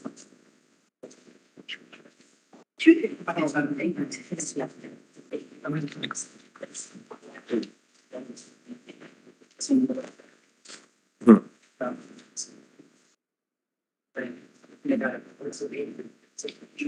would be just resolution claim. So when next comes to solve the dispute, mag-handle.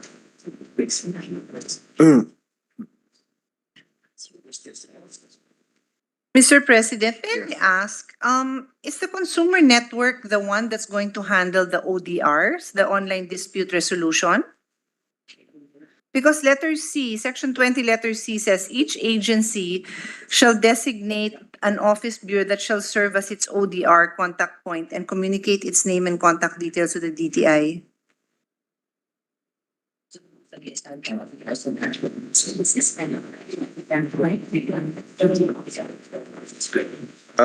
The ODR system will be developed by the DTI through the e-commerce bureau. So not the consumer, not the consumer network. So,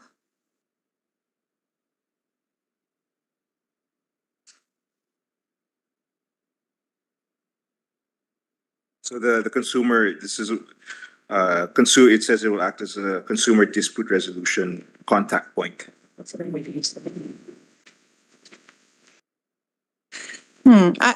I'm confused, to be honest. What's the role of the consumer network now with the ODR?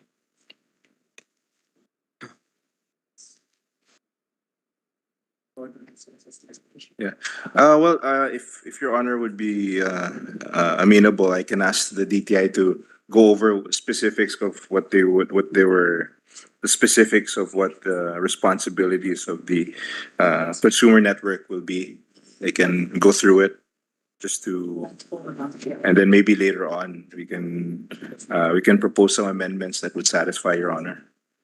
I think so, because it's confusing just from my initial perusal. Yes. The ODR shall be, so the ODR is an interactive website which may be accessed electronically and will serve as a low-cost method for redress. The DTI through the Bureau shall be responsible for its operation, including its maintenance, the ODR. So I guess you can post your complaints there and somebody will be answering you. Yes, Yeah. it's online. Yeah.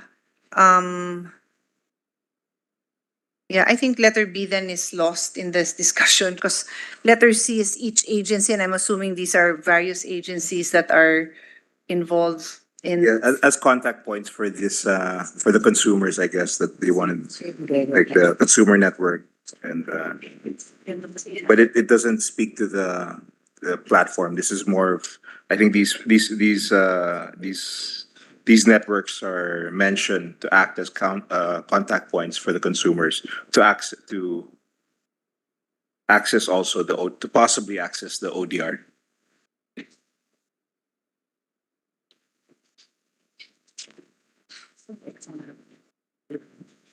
Sige, Your Honor, maybe we can just ask DTI to explain it further. Yes, I can, I will ask the DTI to, Yeah. The explain next these provision is provisions. on section 21, Code of Conduct, seems to be pretty straightforward. And then rights and obligations, section 22, rights and obligation of online consumer.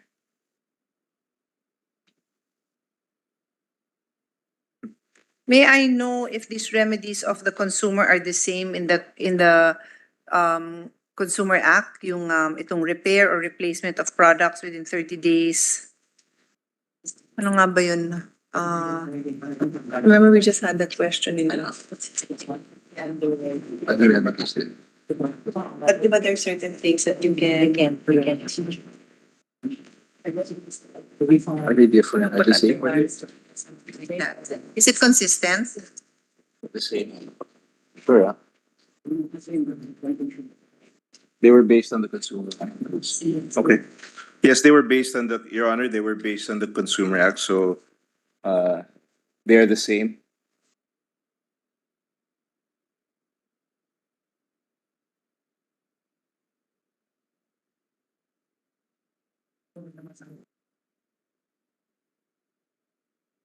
Parang I recall, but I may be wrong. Isn't one of the remedies here at the choice of the consumer, whether they'll have it repaired or they'll have it replaced? Anyway, it's in the Consumer Act. I'm going to check this in order to save time. I'll just check it on my own, but if Your Honor tells me it's the same, I hope I don't find anything that's different. Is there a difference? According to based on my, talks with my information from the DTI, it is, It's the same, okay. yeah, substantially the same, I suppose. And then,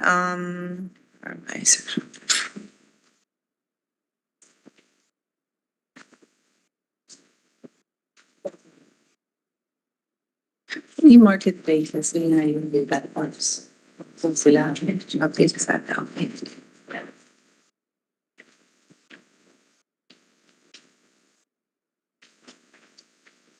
may I know where it is stated here in the obligations of the e-market and other digital platforms wherein they will not allow the sale of products that are regulated by other laws? And again, I'm referring to like the vapes. Bawal, pero nandyan. By other laws? Yeah, because di ba, like the vapes are regulated by other laws eh. You mean from other laws from other countries or other No, laws? sorry. We have laws in the country Okay. that regulate different products. So if there's a law that regulates a product, where is it that in this law, in this bill that says that the e-marketplace will not allow the sale or will shut down, take down? I think this may apply on page 20, line 15, e-marketplaces and other digital platforms should not allow the sale of regulated goods such as, but not limited to, chemicals, food, and drugs without requiring them to provide their permits and license information Okay. and contractually obligating their compliance with sales procedures and limitations. Okay, so but this, and I'm happy with this because this is my main concern, products that are otherwise regulated by the FDA. But I'm sure there are other products regulated by other agencies, which I don't know of. So saan yun? I don't know I can't think of offhand, but I'm sure there are others. Like, for example, I don't know, online Yeah. sale of insurance? Yeah, I think, but it says here in the last sentence, another for this year as may be imposed by any law or local government regulation. So this, this basically covers almost, basically all products, any law or local government regulation. Maybe what I'll do, Your Honors, I'll ask my staff to submit to your office a list of products that I see advertised or sold online in other countries. Maybe not so much here, and I'll ask, if it will be because of this. I mean, I'm all for expanding access, but also to ensure protection. Yes, Your Honor. So That, just that would be admit very that. helpful, Your Honor. Yeah. That would be very helpful, Your Honor. Thank you. Mm.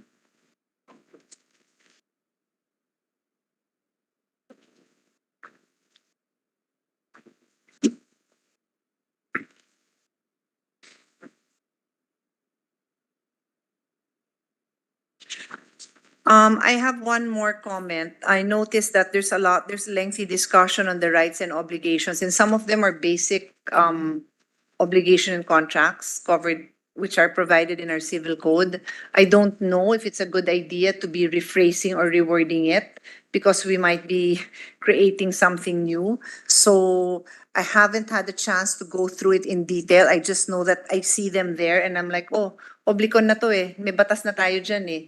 So may I just ask that the legal team of DTI review it with that in mind, that don't try to reword it, don't try to reinvent it. If you're just going to say that, the civil code provision on sales governs, then Just that's say what it that, is, We keep it simple Yes, because Your we Honor. might create something new. That's true, Your Honor. Yes, Your Honor. I will direct the DTI to do just that, the legal Yeah. department, so that we don't, like you said, reinvent the wheel. Yeah, so my team will just be also reviewing it from that perspective because I just don't want to create confusion. Yeah, I think that's it, Your Honor. I think any other comments I have can either be submitted in writing for clarification or during the period of amendments, no? Just to tighten up wordings and language to make it as clear as possible. That's all, Your Honor. Thank you very Mr. much, Your Honor. President. Thank you. Thank you. Thank you, Senator Pia Cayetano. We'll just wait for the Majority Leader. Session is suspended.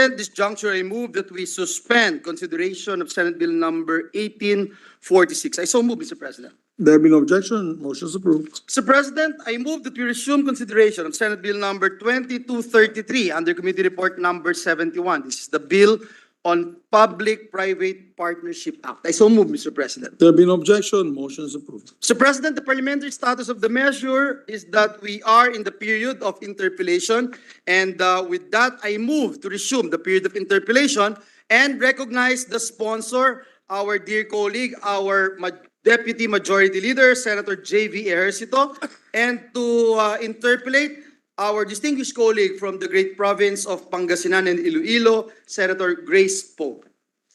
Our distinguished colleague, Senator J.V. Ejercito, to sponsor as well as to interpolate a distinguished colleague from Iloilo, Pangasinan, the Republic of the Philippines, Senator Grace Poe, to interpolate. Thank you, Mr. President. Will the gentleman from San Juan and my kinakapatid yield to some questions? Well, certainly, Mr. President, of course, anything from the chair of my chair in the Committee on Public Services. Thank you to my very hardworking Vice Chair. Mr. President, I would like to ask, with this PPP proposal, I think this is really high time, and I congratulate the main sponsor of this one. We know for a fact that the NEDA board may be well-intentioned, but has become a roadblock for many priority projects because of its vetting process, etc. So the proposed PPP Act that we have now, how much is the threshold for a project to have to undergo NEDA board approval? Yes, if I may enumerate, Your Honor, Mr. President, projects below 2.5 billion, it's only the head of implementing agency or if their board, projects from 2.5 billion to 5 billion requires ICC NEDA. And for your question, your query, above 5 billion pesos, the NEDA board, as recommended by the ICC NEDA, would be needed to approve the said PPP project, Your Honor. Mr. President, I guess my question would be, 5 billion sounds like a lot of money, but when it comes to infrastructure and big ticket items, I think that this is still not, this is still something that will actually hinder a lot of other big ticket items from progressing rather quickly if it has to go through the NEDA board. I guess at the proper time, would the sponsor agree to at least raise the threshold to at least 15 million? 15 billion. Your Honor, of course, we will be willing. We will, of course, talk to the Department of Finance, and they are willing also to increase the threshold so that the intention anyway of this measure really is to hasten, to fast track all most of the infrastructure development projects through PPP. So, Your Honor, indeed, if you would introduce an amendment, we will consider and probably most likely accept, Your Honor. Oh, that's good news. Thank you, Mr. President. I appreciate the willingness of our sponsor to consider our proposal. Another possible proposal is if it's a joint venture between, or if it's a PPP regardless of cost, local PPP projects shall be approved by the local Sanggunians of LGUs or Board of Universities and Colleges.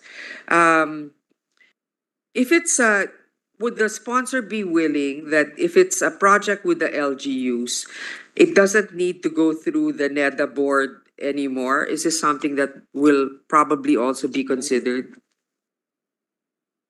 Yes, Your Honor, Mr. President, local PPP projects affecting national development or master plans and national projects shall secure the endorsement of the national government through the respective regional development councils or RDCs prior to approval by the local Sanggunians in the case of LGUs or by the boards in the case of LUCs. Such endorsement, Your Honor, Mr. President, of the RD shall be processed in the most expeditious manner as prescribed in the IIR of this Act.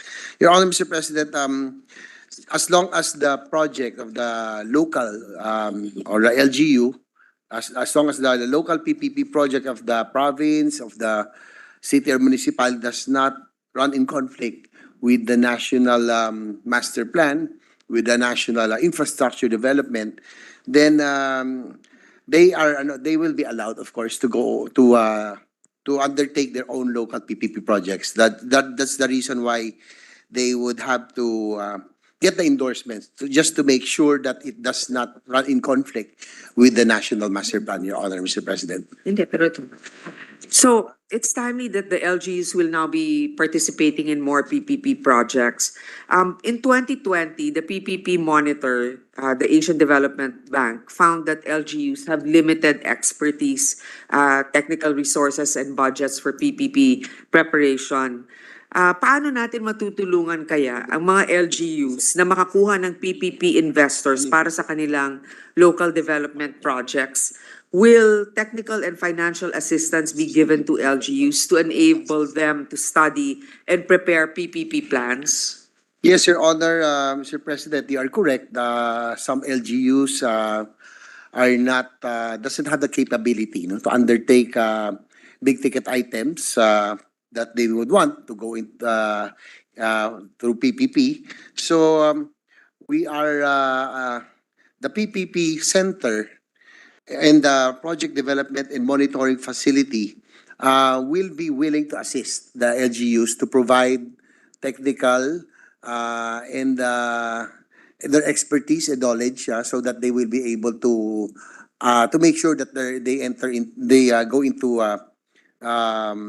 the proper projects, no, so that they will be assisted, no, to that they will provide the expertise, Your Honor, Mr. President, and technical skills, so that the LGUs will enter in to make sure that the project they will undergo or undertake will be correct, Your Honor, Mr. President. So that's actually in the proposed bill that they will be given assistance?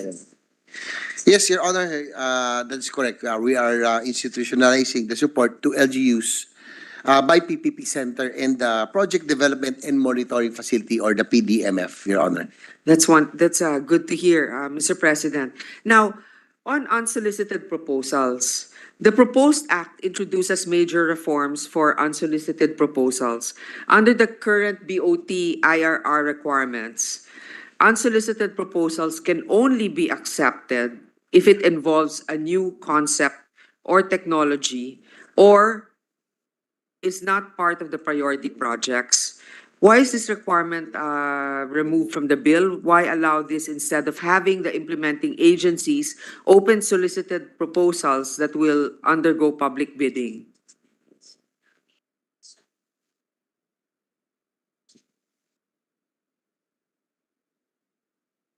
Your Honor, Mr. President, under the Act, the new concept or new technology requirement in unsolicited proposals under the existing BOT law, as you are correct, is no longer required. Over the years, under the effectivity of the existing BOT law, it proved difficult to confirm that a particular concept or technology proposed for a project is indeed new within the area of the proposed project. So the new concept or technology does not equate to efficiency and effectiveness. At times, such new concept or technology could even make services more expensive. So, Your Honor, Mr. President, government doesn't always have the funds to do the projects, development projects. So we have liberalized the unsolicited proposal so as not to delay the development of projects and give government an option on how to pursue the projects, Your Honor. And yesterday we were discussing that with the minority leader that there are some unsolicited projects that proved to be very successful, Your Honor, Mr. President. No? And these are big infra projects, just like the MRT-7, the Skyway 3, and Lex Connector, the Tiplex. So these are unsolicited projects that proved to be successful, Your Honor, Mr. President. Thank you, Mr. President. There are several unsolicited proposals received. Now, if there are several proposals received, the implementing agency can choose the best and most advantageous proposal based on the rules to be set in the IRR. I want to be clear on what is the intended criteria for this. Why are we leaving it in the IRR? Kasi usually, pag iniiwan natin at the discretion of the agency kung ano-ano nilalagay nila, that's not necessarily in the spirit of the law.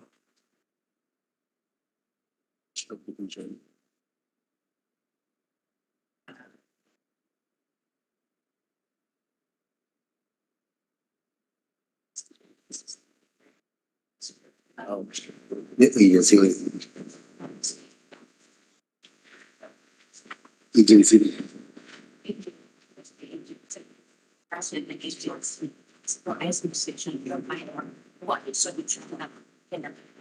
And but kailangan kasi ayaw na kasi legal sila. Because sometimes may nangyayari naman nasa. So yung third party. Anong third party? Yung proposal natin. Your Honor, Mr. President, you're also correct, no, that more often than not, if you leave it to the implementing agency, talagang nagkakaroon po ng focus, just like one very good example which we discussed also yesterday, a failed unsolicited project which is the IA 3, no, because it was left with just with the implementing agencies. No, kaya there were changes in orders. That's why the delivery, we would say, was not a very success. Was a failure. So in this case, since the implementing agencies, we deem that the implementing agencies have the expertise and know the needs, but we will be willing to accept any amendment, and likewise we will also require or propose that a third party expert would be there to guide and assist the implementing agency, Your Honor. So an independent expert review of a similar unsolicited proposal assists some implementing agencies that may be undercapacitated in terms of determining the best and most advantageous unsolicited proposal, Your Honor. Thank you. At the proper time, we will probably make us an amendment if it might be more advantageous and make it more efficient for choosing the right and winning bidder. Under this bill, also, there will be a bid bonus system for the comparative challenge. In this method, a bonus in the form of a percentage between 5 to 10% is applied to the financial proposal of the original proponent. Ang mangyayari kung magbibigay ang top challenger ng proposal na mas advantageous to the government, pero within the percentage, may right to match ang original proponent. What benefits will the government have in converting to a bonus system? And what problems have been found in the current Swiss challenge? No,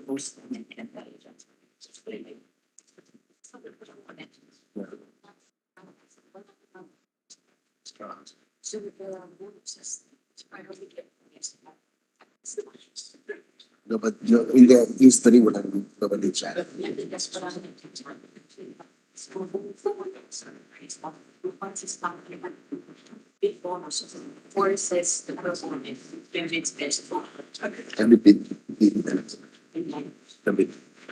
Your Honor, Mr. President, according to Department of Finance, who are here, in the past experience, more often than not, there's no challenge, usually. So the bid bonus would already set the best foot forward, so that we can expect to have the best offer to the project, Your Honor, Mr. President. The best foot forward, Your Honor. Moving on, Mr. President, who exercises oversight over unsolicited proposals considered by the agencies? Paano natin masisiguro na talagang maayos ang competition ng mga proponents at ang pinaka-advantageous na proposal ang mapipili? Kunyari, na-devolve yun, di ba? We're increasing the threshold to, let's say, 15 million, if that's 15 billion, if that's been accepted later on. Within the agencies, will the public disclosure of tender documents include the competing unsolicited proposals? Your Honor, Mr. President, we likewise included safeguard mechanisms to be put in place to protect public interest and to avoid abuses in USPs, no? Unsolicited proposals. So if I may enumerate, rigorous review of the approving body prior to approval. This ensures overall feasibility of the project and that risks associated with the project are well allocated between the government and the private sector. Second, promotion of competition in the processing of unsolicited proposals help the government and the public get the best deal out of the unsolicited proposal. Third, prohibition of subsidies, guarantees, and compensated contribution of government assets, properties, and rights.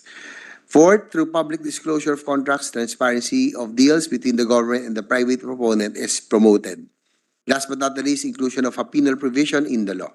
So that's all, Your Honor, Mr. President. Well, I'm glad that you mentioned this will be open for scrutiny by the public. There's a publication of it. Yes, that is correct, Your Honor. But perhaps also at a later time, we can put that based on the proposal, there also has to be a good track record of those that are planning to participate or submitting the unsolicited bid. Because sometimes it's too good to be true. They can make all these promises, but if their track record and also their financial disclosures are not very clear, I think numbers, it's harder for them to lie with numbers. What's their track record in business or SEC filings, etc.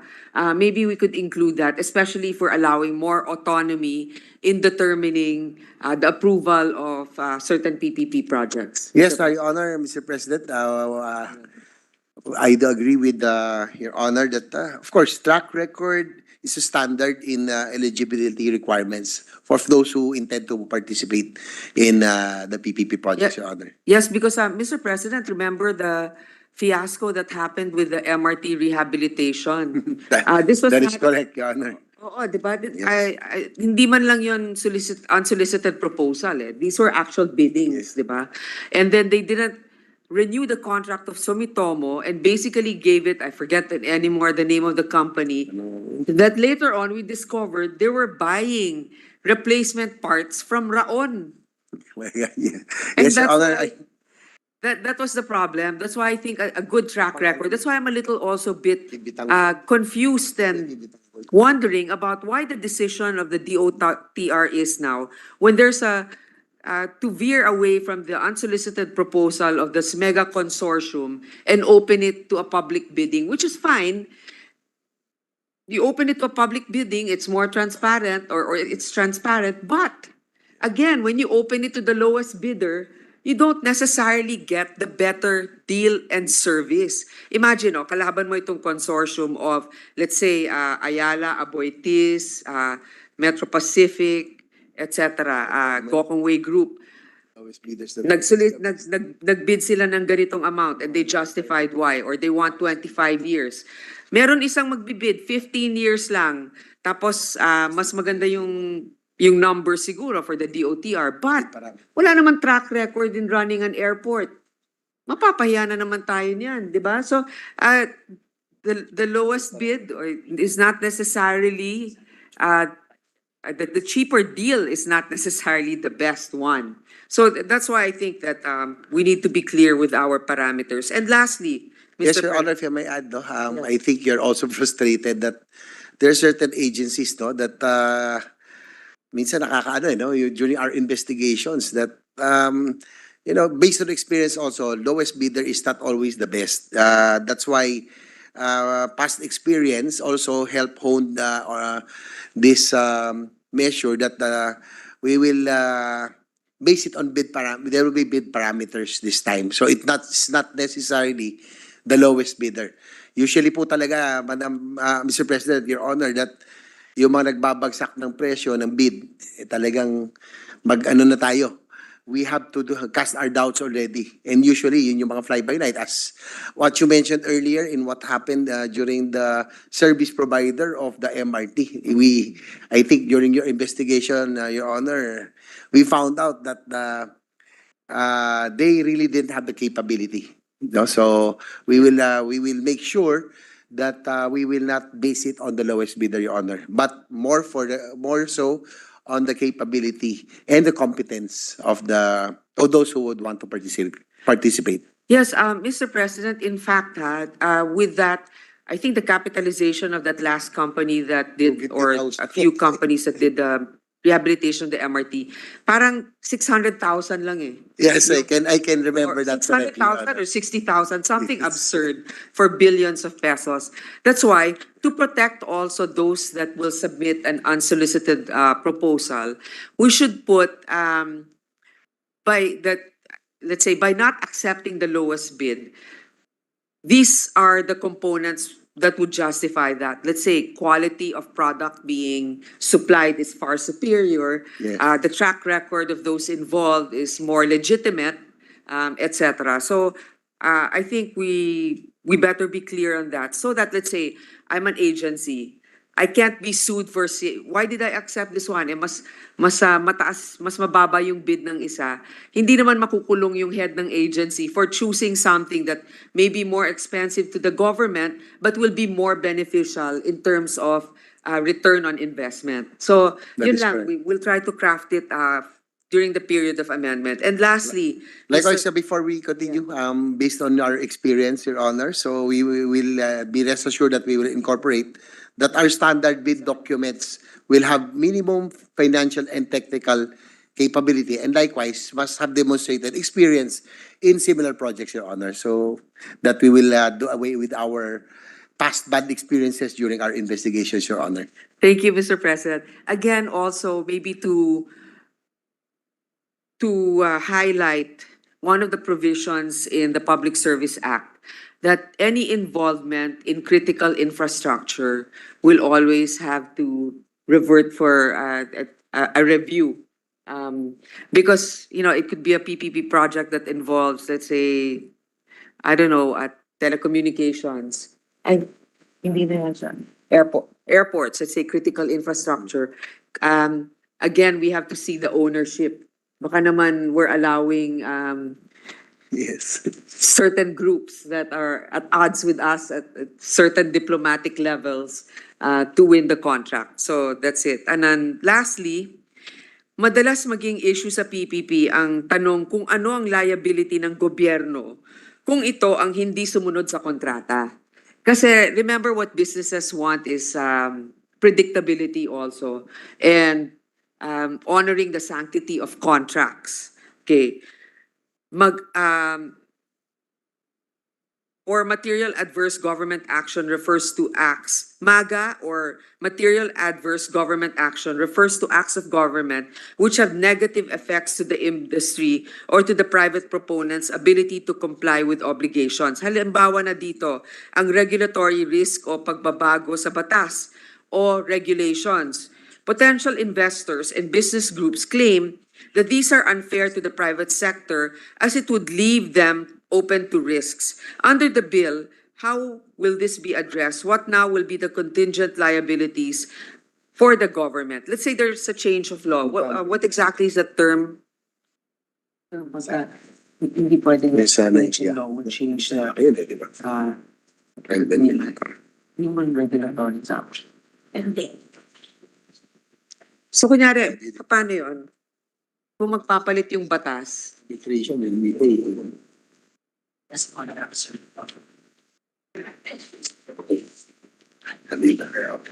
Yes, Your Honor, Mr. President. Once a PPP contract is signed, the parties to the contract must fulfill their obligations as stipulated. But should parties fail to comply with the terms, they shall be subject to penalties as provided in the same contract. Non-compliance with the terms of contract may also be considered as an event of default that might lead to termination, the conditions and procedures of which are also provided for in the contract. And likewise, Your Honor, Mr. President, yesterday we also, going back to the failed unsolicited project, that is the EA 3, we have demonstrated that the government pays, no? Because we lost in that arbitration, the government paid 510 million US dollars. Natalo po tayo doon. But dahil natalo tayo sa kaso, but the government still, we demonstrated that we paid, no? I mean, we shouldered, masakit man, but we did our, we honored, no? The ruling. The proposed, we have, we honor kumbaga, we honor arbitration decisions, Your Honor. And this is also one of the reasons that the national government, specifically DOF, needs visibility in PPP contracts so we can prepare and budget for contingent liabilities, Your Honor. So, Mr. President, that's good to know that we really believe in honoring our contracts because also of our reputation in the international business community. However, dun ba sa sinasabi ninyong kontrata kung saan natalo tayo, may nakulong ba dun? For entering into a disadvantageous agreement. Oh, tayo. We will have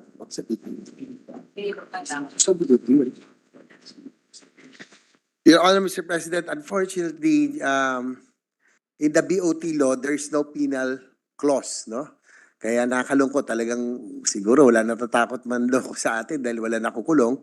So in the new PPP measure that we are about to pass, we will make sure that will be penal provisions that will be added, Your Honor. But yeah, so we will add that. I think that the side of the government, for as long as they can prove, we can prove that they entered into an agreement that is disadvantageous to the Philippines, then they should be held liable. At least on our part, di ba? Yes, that's correct. Of course, if we're being swindled by a third party, they also can be liable in our laws. Like, for example, they didn't really deliver or they delivered a substandard material, etc. But ano bang administration yung sinasabi mong nagka-problema tayo? Ano ang project yun? Is that for the rail?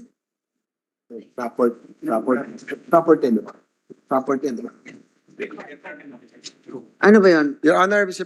Airport. President, NAIA 3 concern, Airport. the airport NAIA 3, it's I think the proponent is Fraport and Fraport. Catco. So 1997, that's during the administration of Fidel Ramos, Your Honor, Mr. President.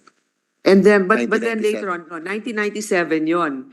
Pero na-take over carried over until after Estrada to the next, di ba? Yes. Doon tayo hindi nagbayad, di ba? Yes. Kanila. O nagbayad ba tayo?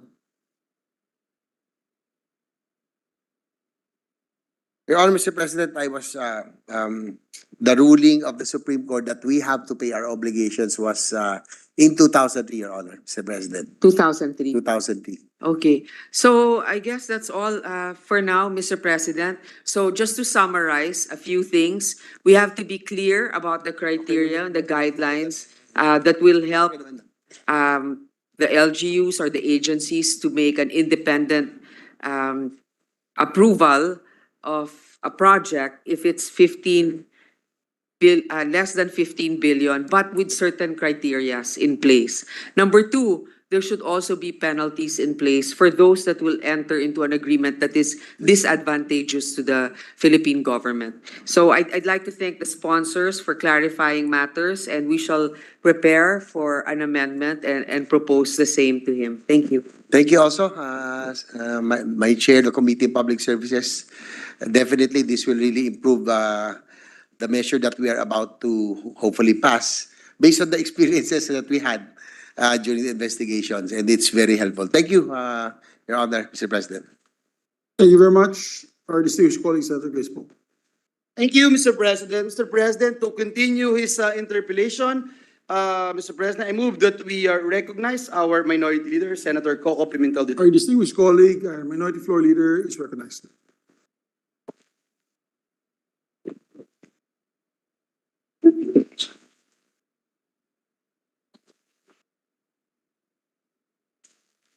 Thank you, Mr. President. So, with the permission of our sponsor, this representation would continue with this interpellation. And if I could pursue some of the points raised by Senator Grace po. You talked about the threshold amounts, Mr. President, and the sponsor showed his willingness to adjust the amount. So the question which came to my mind, Mr. President, is how were these amounts in the first place determined, Mr. President?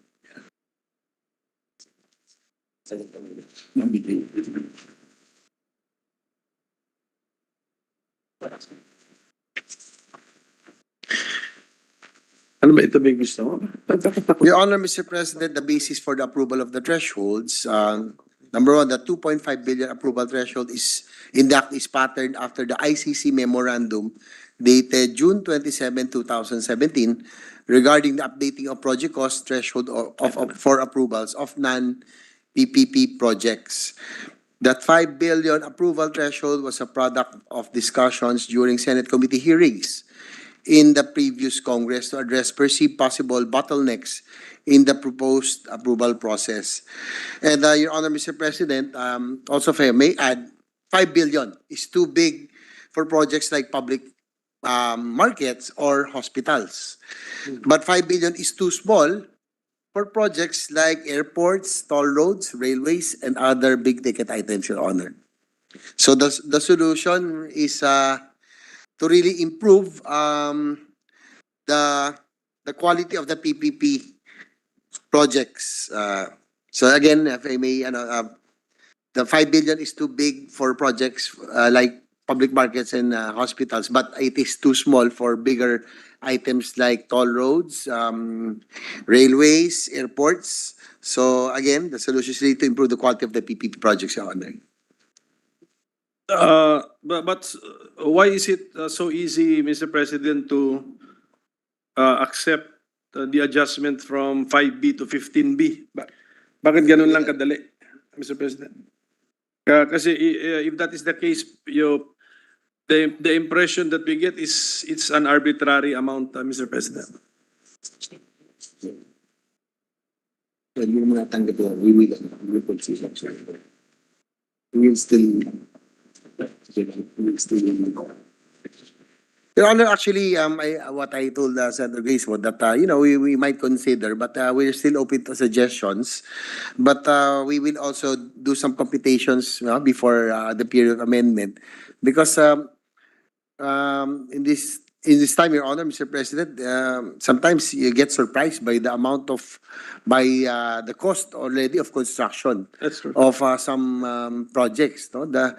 Probably in our experience before, people would ask for interventions. 5-10 million was already enough for simple projects, but now it's in the 50s, 50 million, 100 million. So we will consider, and we will the suggestions of Senator Grace po, but we will also do our computations before we enter into the public, before we go into the period of amendments. So until tomorrow, Your Honor, Mr. President, I'll consult we will be doing some pencil pushing on what amounts that the acceptable thresholds will be, Your Honor.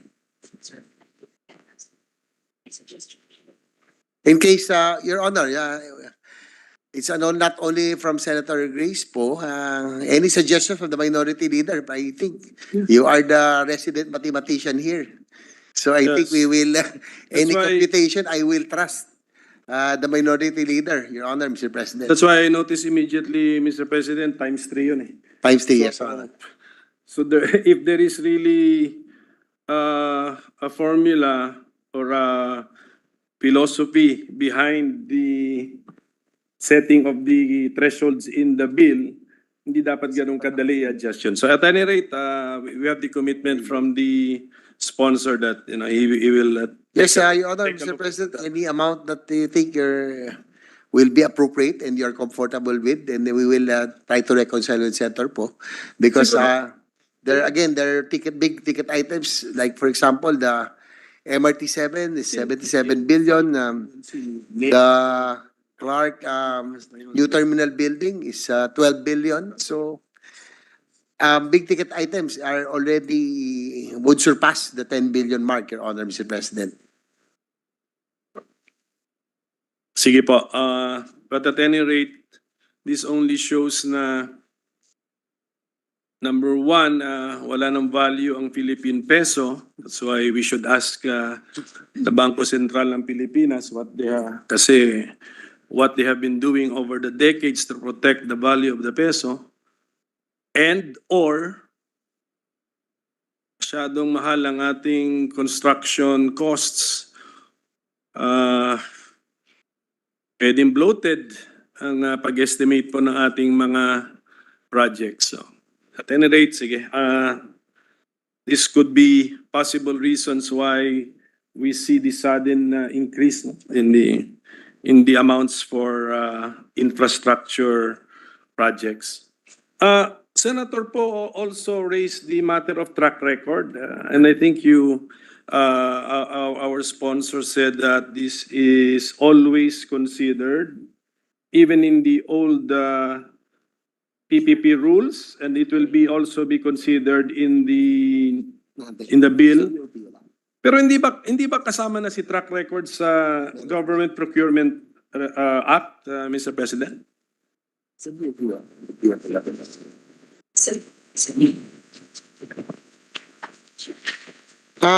Your Honor, Mr. President, it is currently in the BOT law IRR, but if this is Your Honor, if there's anything that you may want to suggest, no, on how we will be able to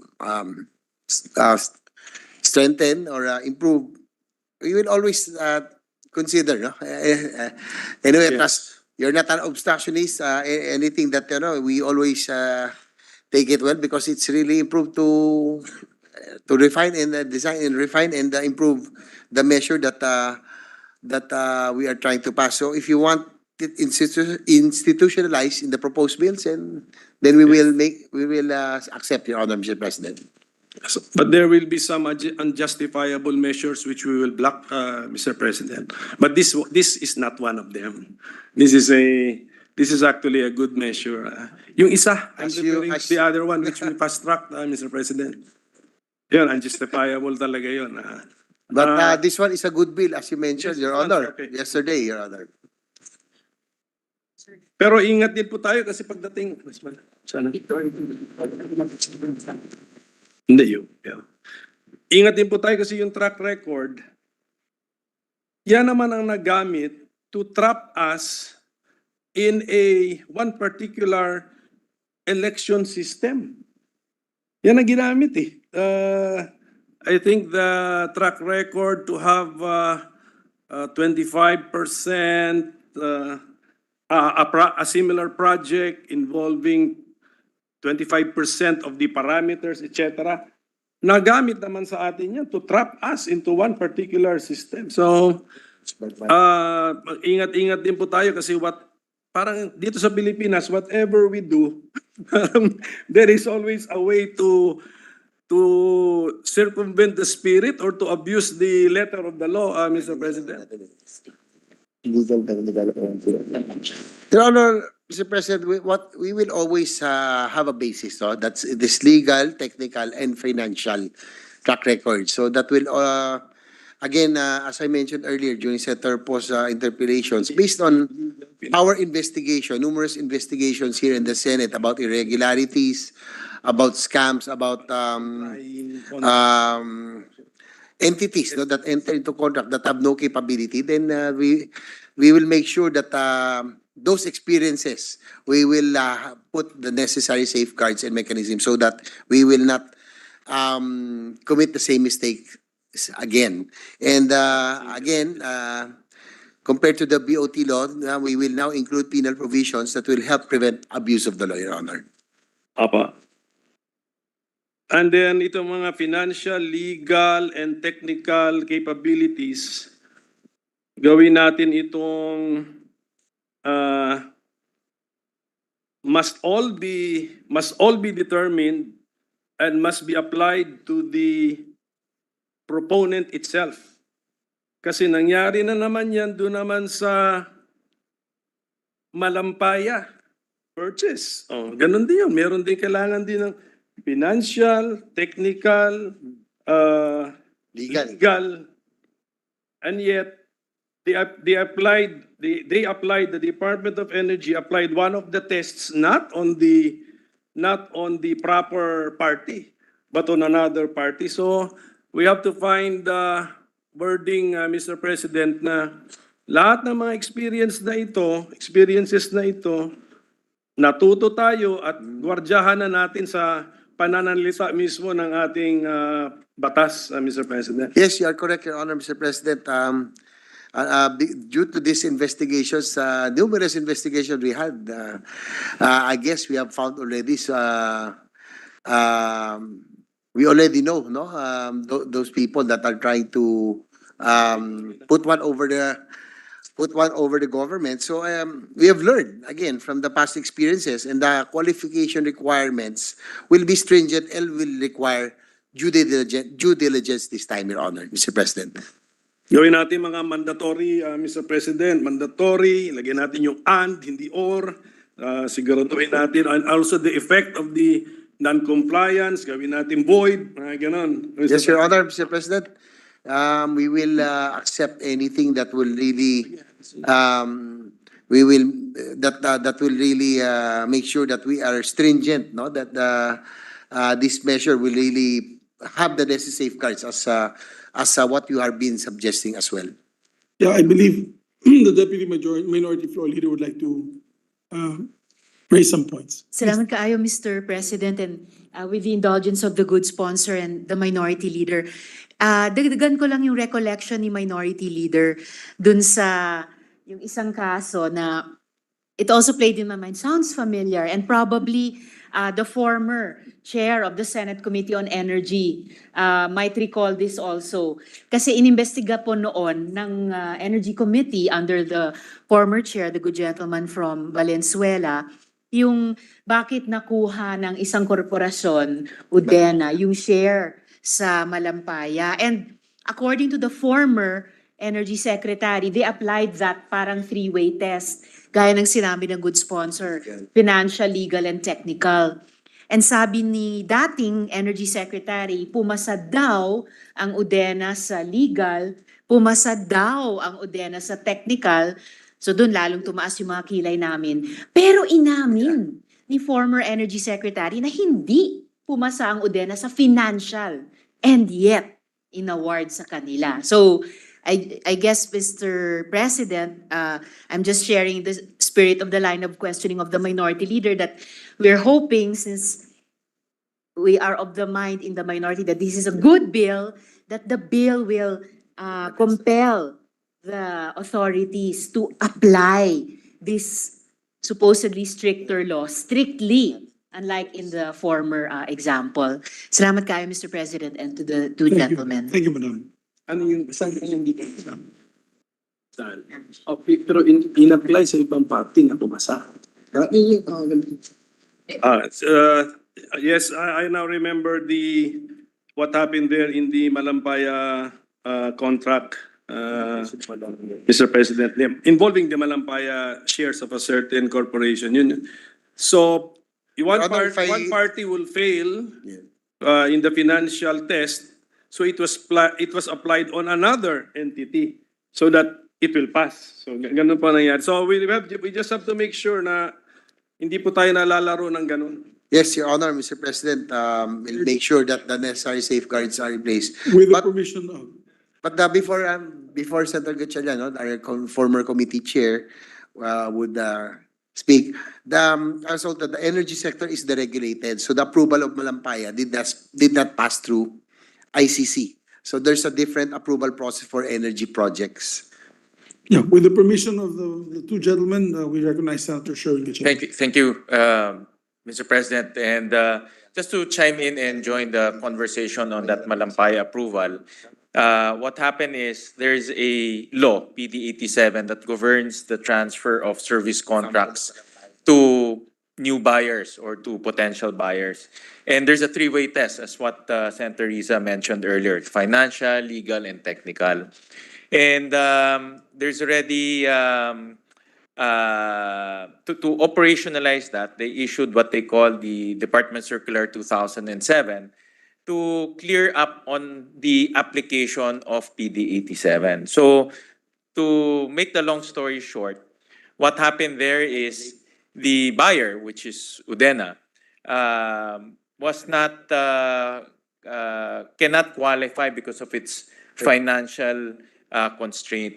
So what former Secretary Cusi did is he applied the three-way test to two separate companies and gave him and he gave his approval to transfer those shares to the new buyer. So it doesn't make sense because if you apply a test, you apply it to a single entity. You don't apply a test to two entities because the first entity is not qualified in one of the tests. So that what happened in that transaction. But the downside here, or the problem, Mr. President, is in the law, it's very clear that once the secretary gives its approval, they can already transfer. No? And that's most likely was the rationale of the new buyer to pursue the transaction. So just to join in the conversation about the Malampaya issue. Thank you, Thank you, Mr. Senator President. Gatchalian. No? And likewise, probably, Your Honor, Mr. President, the example of the Malampaya highlights the importance of interagency review, Your Honor, Mr. President. So it really has to we do not have to rely on just one agency because there really is a danger, no, of favoring if there's only one agency or one person who will decide, just in the case of Malampaya. So I think that would highlight the importance of interagency review. That's why we are requiring NEDA and ICC, Your Honor, Mr. President. So we thank Senator Sherwin Gatchalian, Mr. President, for providing us the details of the transaction. I just remember in general terms. Well, the point is, Mr. President, not that Malampaya underwent PPP rules, but since we are incorporating the idea of applying tests, in our improved PPP law. So let's make sure na serious application of the tests and correct application of the tests. That's our point, Mr. President. So, Mr. President, there are two sections which, but there may be more, but we found two sections which are to us worrisome in the sense that this may constitute possible undue delegation of legislative power. And we are referring to Section 7A1, which reads as follows: the NEDA Board ICC shall review the amounts every 3 years after the enactment of this act and may, as necessary, update the amounts based on the cumulative growth of the nominal gross domestic product from the previous year of adjustment as calculated from the official estimates of the Philippine Statistics Authority. And Section 10A, the implementing agency may accept, reject, or convert an unsolicited proposal into a solicited proposal subject to the evaluation of eligibility and merits of the project and other conditions set forth in this section and the IRR. So if we could request the sponsor and his team to revisit the said two sections, because especially yung 10A, parang totally binigay na natin, parang bahala na po kayo on evaluating the eligibility on whether to convert an unsolicited proposal into a solicited proposal. Bahala na kayo sa decision. So it will be found in the IRR. So we have no clue or idea whatsoever, Mr. President, on what would be the standards which will be used. So, nabasa ko tayo na 300 million in 30 years. But now it's too small. Wala na bang iba? Dalawa lang makita natin. Wala na mga pinaparit. Ano ba binigay ni Greg? Meron Kaya parang everything threshold na based on the current ano na. So that's just a request, Mr. President. Na Yes, Your Honor, Mr. President. The reason being we want to future-proof the proposed legislation. What happened with the BOT law, Your Honor, Mr. President? After 30 years, we are still stuck with the 300 million threshold. No? So 30 years, nandun pa rin yung threshold natin. And the CPI adjustment is meant to provide an objective measure for adjustment. So that's why we are proposing that there will be an update every 3 years, review and update every 3 years, so that we will be updated with the prevailing circumstances, prevailing situation, so that the prices we can adjust accordingly, Your Honor, Mr. President. So we would want to we wouldn't want to be stuck again for 30 years with just like what happened with the BOT law, Your Honor, Mr. President.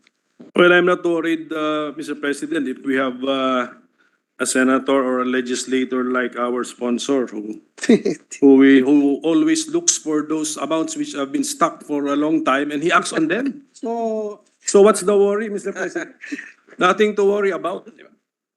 But this will be I think this will be the second set of stuck amounts that the sponsor will Yes, now Your Honor, Mr. update, President. Mr. President. So there's nothing to worry about given the track record of our sponsor, Mr. President. Yung matagal nang nakalimutan ay kinikilusan po niya, and we should give him credit for that, Mr. President. Your Honor, Mr. President, before we continue on your other query on the conversion of unsolicited to solicited, no? Based on past experiences, there are projects where there are a lot of interested parties and government will benefit from the competition.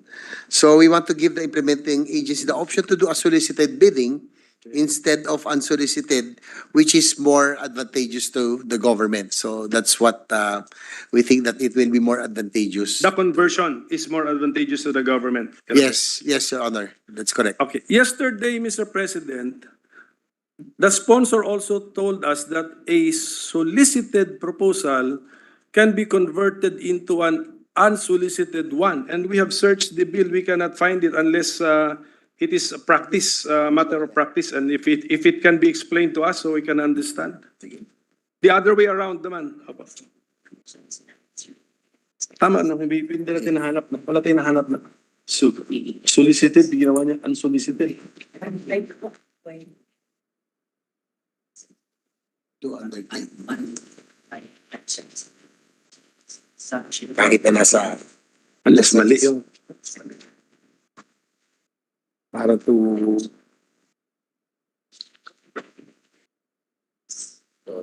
tapos na to no? financial. Ito yung delegation, tapos na to. Ano pa? So pag nasa, Saan yung program? pwede may proponent. Magiging May highlight ng Ano pa? Ano tayo? Your Honor, Mr. President, page 5. solicited proposals are the ones found in the listing of priority measures, no? So if there is an entity or proponent that would want to undertake, then it will become an unsolicited. It will now be classified as an unsolicited program, project, Your Honor, Mr. President. It is not found on the bill because the government is not soliciting unsolicited proposals. What we are saying is that the private sector can always make an offer. So kung for example, it's in the listing, if it's in the listing of priority projects, that is considered solicited proposals. But if a private entity would want to undertake, for example, the project is not moving, but if a private entity would want to undertake, then he can do so. Then that becomes an unsolicited proposal, Your Honor, Mr. President. But there are certain. No, but Mr. President, so as not to complicate the question, yun lang yun. I'm just asking for clarification on one particular statement that a solicited proposal can be converted into an unsolicited proposal. May gusto mag-undertake. Kung wala pong concept na gano'n, na maintindihan naman po namin. Pero wala pa naman. Mas lalo namin hindi naintindihan kung meron kasing gano'n na concept, Mr. President. Hirap eh. Ano ba sabi niya? Solicited. Your Honor, Mr. President, it's found in the section 10B, the limitations. If I may read, unsolicited proposals may be allowed for projects in the list of PPP projects subject to the procedures and conditions set forth in this section and the IRR of this act, Your Honor. Yes, that's unsolicited. We have no problem understanding ko an unsolicited Yung proposal being conversion. converted into a solicited proposal because according to our sponsor, that would actually be more advantageous, the conversion for the government kasi may competitive bidding na from the very start, di ba? Competitive process na from the very start. Yes, Your We're Honor. just pursuing this statement yesterday. Is that the correct statement? That Your Honor, Mr. President, those in the priority list, as I mentioned earlier, those are what we considered as solicited proposals, Your Honor, Mr. President. So, is that compliant with our definition of a solicited proposal? Meron kasing definition which we read yesterday, Mr. President.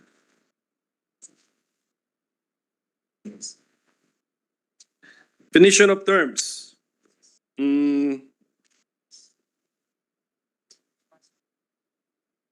Page 6, line 13, which is subparagraph U. Solicited proposal refers to a submission by the private proponent to bid for a PPP project through open, fair, transparent, and competitive public bidding initiated, andun yung word by the implementing agency subject to Section 9 of this Act. So, mere listing, I don't think makes the project solicited. The implementing agency must act on its list and then initiate the submission of bids. Hindi ko naintindihan bakit ba nila gusto read together with Section 6? Meron ba talaga? Sa identification of PPP. Naisip. List of people such as from out of nowhere. Your Honor, Mr. President, I think it has to be read together. If I may read Section 6, identification of PPP projects. Section 6. Implementing agencies shall include in their development plans, strategies, and investment programs those PPP projects that they are to undertake. In identifying those projects, the implementing agency shall be guided by the following principles: effectiveness in meeting government objectives, appropriateness of the chosen procurement modality and source of funding, value for money, accountability and transparency, consumer rights, affordability, and public access, safety and security. All PPP projects shall be consistent and responsive to national, local, and sectoral development and investment plans. So those are the solicited proposals, Your Honor, Mr. President.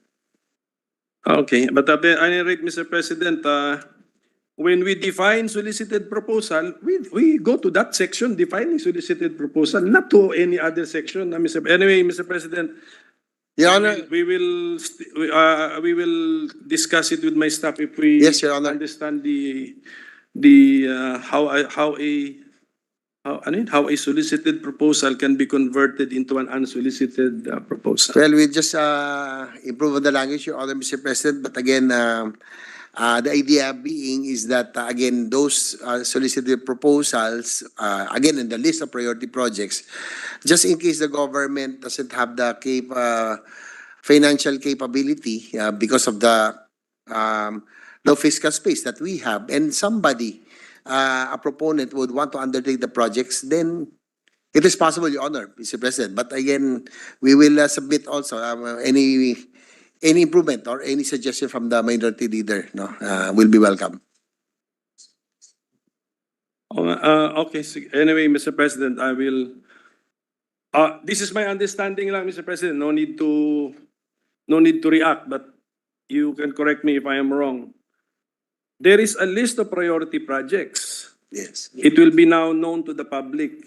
But for the implementing agency which listed those projects to act on them, it needs to initiate the solicitation of proposals. Tama? Okay, so okay. Yes, that's correct. Your Honor. Okay, I understand. I understand now, Mr. President, better. And then yesterday, Mr. President, we mentioned the Maharlika Investment Corporation. And then, was it stated by the sponsor that if the Maharlika Investment Corporation should participate in PPP projects, it would be treated as the private proponent, Mr. President? It can be. Not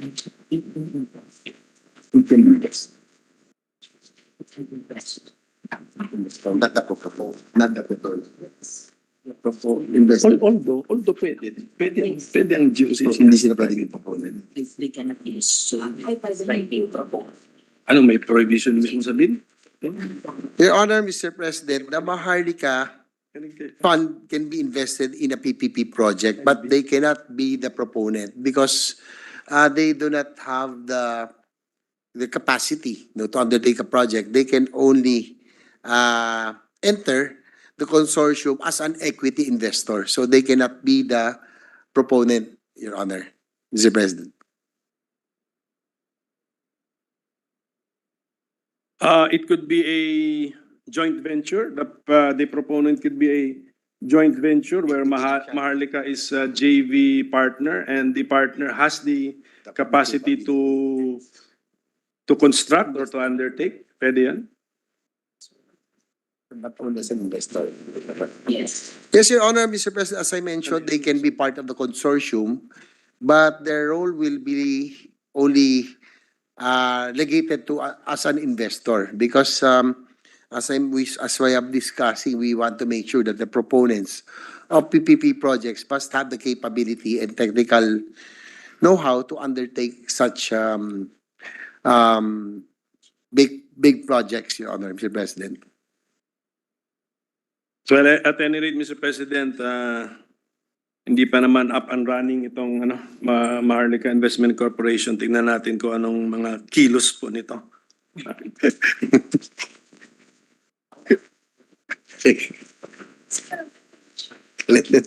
No, ang hope ng minority sana maunahan ng PPP law bago maging functioning ang Maharlika, pero diba, my questioning yesterday was that, in my opinion, the this PPP Act will really render that Maharlika Investment Corporation redundancy, a surplusage, an entity which is not needed anymore, Mr. President. But if I may get the position or sentiment of the sponsor on that matter? Your Honor, Mr. President, probably the Maharlika Investment Fund and the PPP measure, if passed, can be complementary, no? But I am more confident with the PPP measure as we have already the track record, no, of success. But this is based on the old BOT law. But this one, we will now be enhancing, improving, and refining to put the necessary safeguards, and that's why I am more confident with this bill that this will be really be able to help in our economic development through the especially in the infrastructure development. As we have been discussing the success stories of unsolicited proposals, there are unsolicited proposals that have been success stories. So I think that we can bank on this track record already, but with the refinements and improvements that we are also doing, so I'm quite confident. So if the minority leader is as what you said, we're hoping that this can be passed right away so that, you know, it can overtake. And if you have doubts with the Maharlikas, then we will make sure that the PPP will be there to improve and help in our infrastructure development that would stimulate economic growth, Your Honor. Or to render it insignificant, Mr. President. Well, that came from you, Your Honor, Mr. President, but I think they can be complementary. But again, going back, I think I am more confident with this because given the track record already that Sige po. the BOT law has had, and I think this is more refined and this will have more safeguards, Your Honor. Do not worry, Mr. President. Our sponsor should not worry because we have around more than 10 more session days before our break, and I think with the new strategy we are implementing, we'll be able to pass this and to pass siguro an improved version, Mr. President. Yung baka may mga minor oversights or whatever we can plug Yes, them. Your Honor, we will always be welcome. We will always be considering all of these improvements. No, Your Honor, that's the beauty of being the Senate, Your Honor. Before we pass the measure, we make sure that it really underwent intense scrutiny, especially from the minority who are really always there. And we always take, as I mentioned, always to Senator Risa, that's the beauty of the Senate. We often cross party lines, no, for the improvement of measures that are really intended to improve the quality of the lives of our people, Your Honor. Mr. President, on another topic na po, no, on page 12, lines 25 to 28.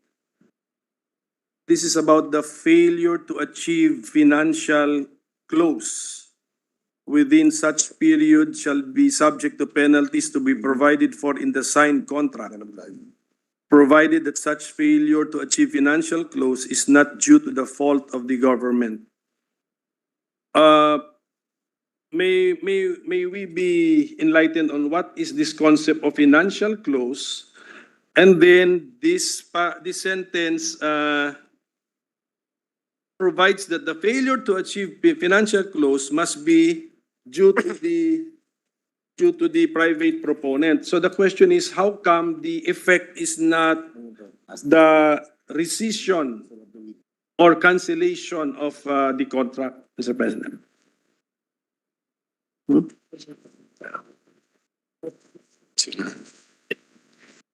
The financial close. Your Honor, as we have been discussing earlier, past experiences, investigations that we had in the Senate, as is helping us shape this measure, Your Honor. And in the past, there are many PPP projects that got approved because of relationships, Your Honor. Only to find out that the contract is not bankable. And probably that's the Malampaya experience. No? We can relate. So to this day, there are active contracts that have not been implemented and the government is held hostage, Your Honor. So hopefully we can do with that. With that. Is that a technical term, financial close? In the world of, it is a technical term in the world of finance? Yes, Your Honor. It's in the world of finance. So that's why we require a financial but close. it's not in our definition of terms. So, kung pwede, we can Your Honor. improve the bill kasi We will include it, Your Honor. not all of us will be able to immediately understand what is a financial close. Definition of terms, Your Honor. We will include. And is that a big deal? If you cannot achieve financial close? Yes, Your Honor. It's a big deal. And then the one who guarantees or who claims that he can achieve financial close is the private proponent. Yes, Your Honor. And if he cannot achieve that, didn't the private proponent kind of mislead the implementing agency? Yes, Your Honor. Ang ano doon, Your Honor, in layman's terms, parang show money. Pakita muna kung kaya mo. So that's the only time that we will see that they have the financial capability indeed to undertake the project, Your Honor.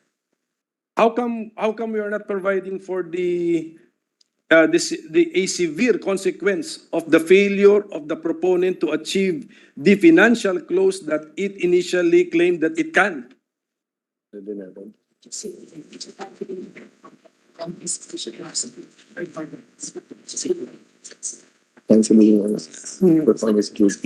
Meron akong footnote. Meron akong footnote. Na research. Pero wala siya sa bill. Kailangan i-ano siya sa bill. Technical. Wait, Your Honor, we're just looking at that. I think it's included in the one of the sections. Sige po, if you can point out to us the section. Cancellation. Yes. And in second. Sir, baka pwede din tayo mag-usa yan sa execution bill. Ayun yung. 38, pero Your Honor, Mr. President, according to our finance people here, there is significant consequence, no? Yes. Number one, cancellation of the contract. So that and the confiscation of bid security. So that's quite a big Where amount. is it found, Mr. President? What section? What page?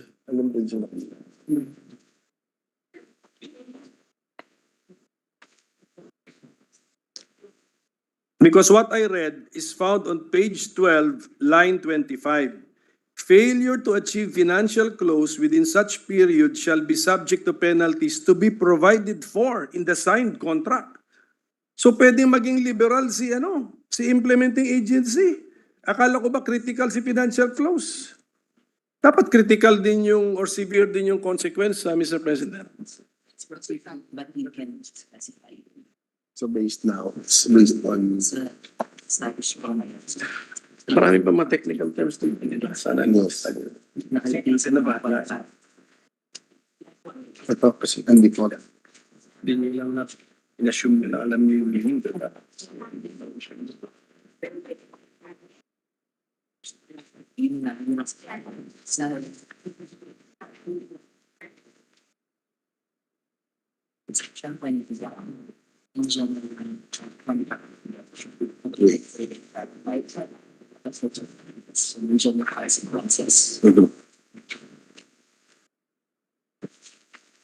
Your Honor, Mr. President, in section 21, the contract termination, all the consequences will be found here.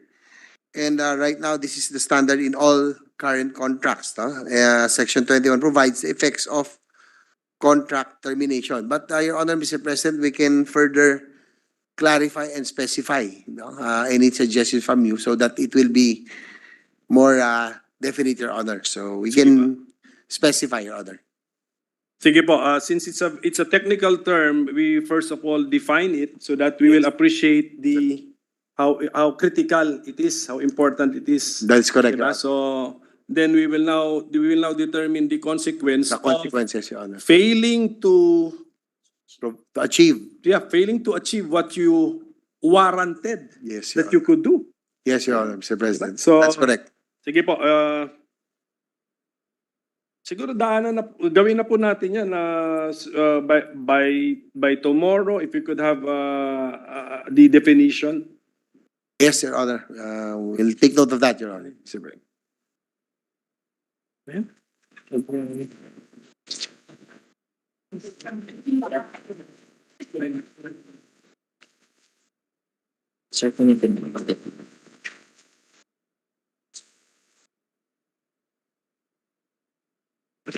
So nag-fail siya.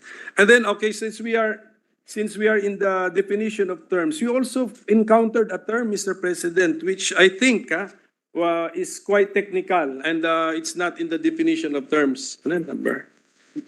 This one, on page 33,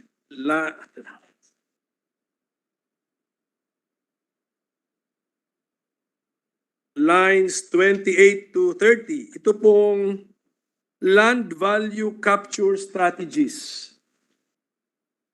Ano pong ibig sabihin po nito? Is this also a technical term? or concept, Mr. President? Yes, Your Honor, it is a technical term. So land value capture is set of mechanisms used to monetize the increase in land values that arise in the catchment area of public infrastructure projects. So in the proposed bill, Your Honor, Mr. President, PPP project design shall consider adopting land value capture strategies to optimize the financial and economic value of the PPP project. For example, in real PPP projects, a possible model is when the implementing agency or transit operator grants or sells commercial development rights in rail stations or properties along the railway to provide to private developers. So bringing large number of commuters to a new rail station creates opportunities for retail and commercial development. And it is reasonable to consider the value under, over, and surrounding the new asset.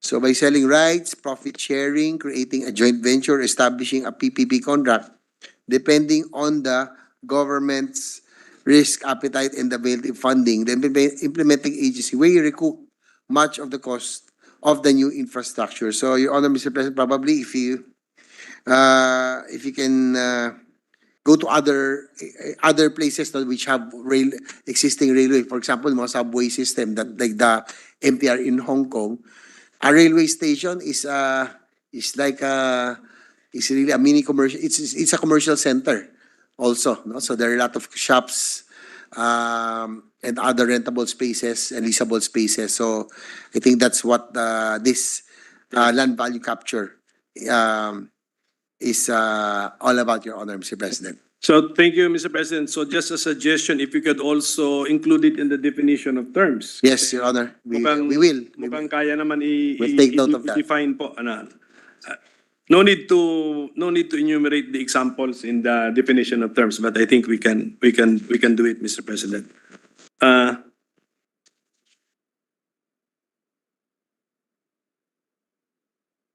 Financial close tapos na. Okay. So the paragraph, ano yung financial pa? Page 12. No. Natanong ko. On page 12, Mr. President, just on the paragraph after the the paragraph which mentions financial close. Line 29, page 12. Any change in control of the private proponent or composition of the consortium shall be allowed, subject to the rules set forth in the IRR of this act. So maybe another potential undue delegation. And then the last phrase is provided that the private proponent or consortium has equal or better qualifications. Is there something missing in the proviso? Ano ba yun? Who has equal or better qualifications? The one gaining control? And then the next question is, who will determine if it has equal or better qualifications? And then number 3, what are those? What will we look for to come up with the conclusion that the new entity in control has equal or better qualifications? Your Honor, Mr. President, to address the confusion, we have in fact an amendment. If I may read, any substitution, the composition of the pre-qualified private component shall be allowed prior to bid submission, subject to rules set forth in the IRR of this act. So provided that the substitute has equal or better qualifications, Your Honor. So this is the amendment that we want to propose, not to clarify the control, Your Honor, Mr. President. Dito ba? Okay, so at least we have already seen that there's something wrong with the anong tawag ng phraseology, Mr. President, or how it is presented. Okay.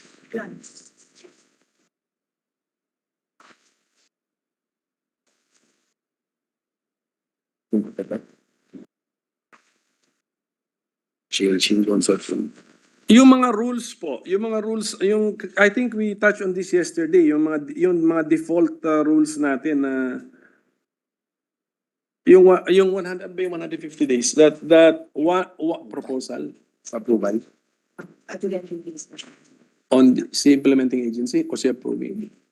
The rule yesterday, which we discussed yesterday, is that after the period for the approving body to review the proposal has lapsed and no action is taken, the proposal shall be deemed approved. Why are we taking that position, Mr. President? Why not take the position that it is deemed disapproved? And then ano yung isa? Yung unsolicited disapprove. Okay, pag unsolicited para sa 60 days, Avoid delays pa. No. Itong 150 is implementing agency o sa approving body? Your Honor, that's what we want, no? To avoid inaction. That's why we are we have included that in case everything is submitted, no? And within 150 days, then there has to be a decision whether to approve or disapprove projects, because we would want to take it already to the next level, Your Honor, Mr. President, no? We think that we have lagged behind already compared to our neighbors, so we want to hasten everything. So a project is, we want to avoid inaction, number one. And if the project is disadvantageous to the government officials take the risk of the penal provisions, Your Honor, that we want to include in this measure, Your Honor.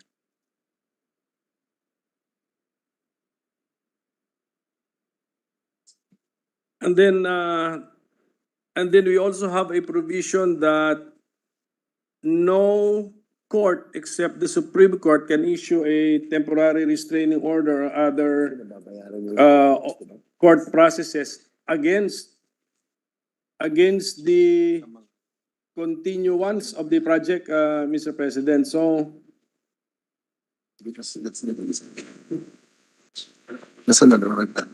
we have really we have elements in the bill which ensure the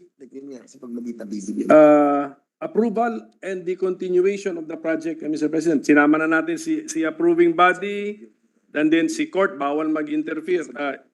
Is this the policy that we want, Mr. President? Your Honor, Mr. President, you're correct. It's the Supreme Court that can only issue the TRO. Because we know for a fact, no, I don't say this, but there are TROs for sale. So it would further delay and hamper big ticket items. No? Pag mayroong mga losing bidders, for example, magfa-file lang yan sa lower courts, then they will be able to secure a TRO, and it will delay the whole project, and it to the disadvantage of everyone. No? Especially, again, we are trying to play catch up with our ASEAN neighbors.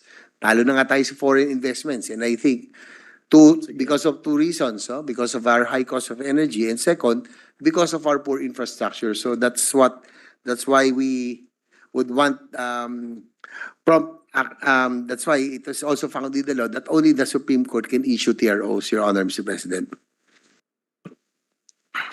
And likewise, if I may add also, it's already found in RA 8975.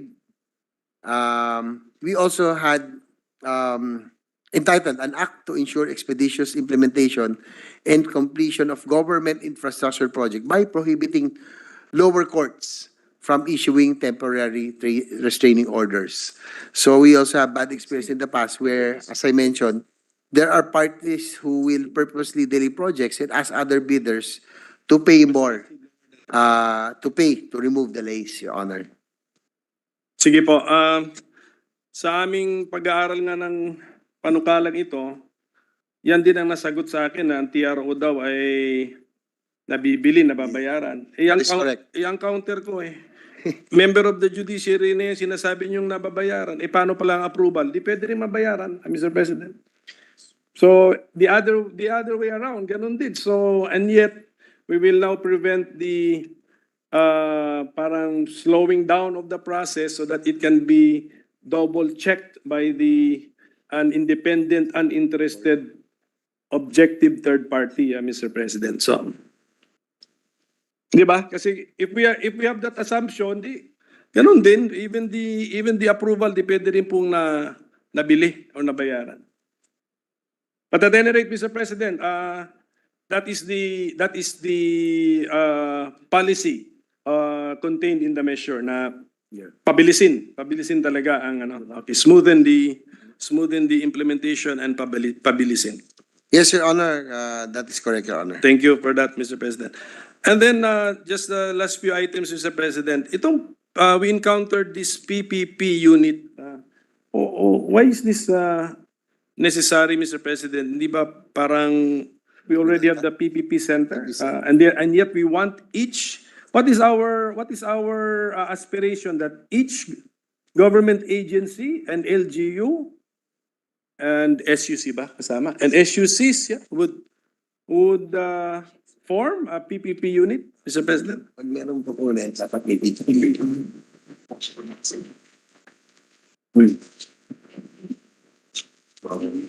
For the agency. Each agency will have their PPP units. Yung fund siguro, hindi na tanong yun, saan program naman, or ano tawag doon? So each IA, implementing agency will have their own PPP. Focus on PPP. But there is a just in me. Tapos kayo na lang supplement. Kasi nandun.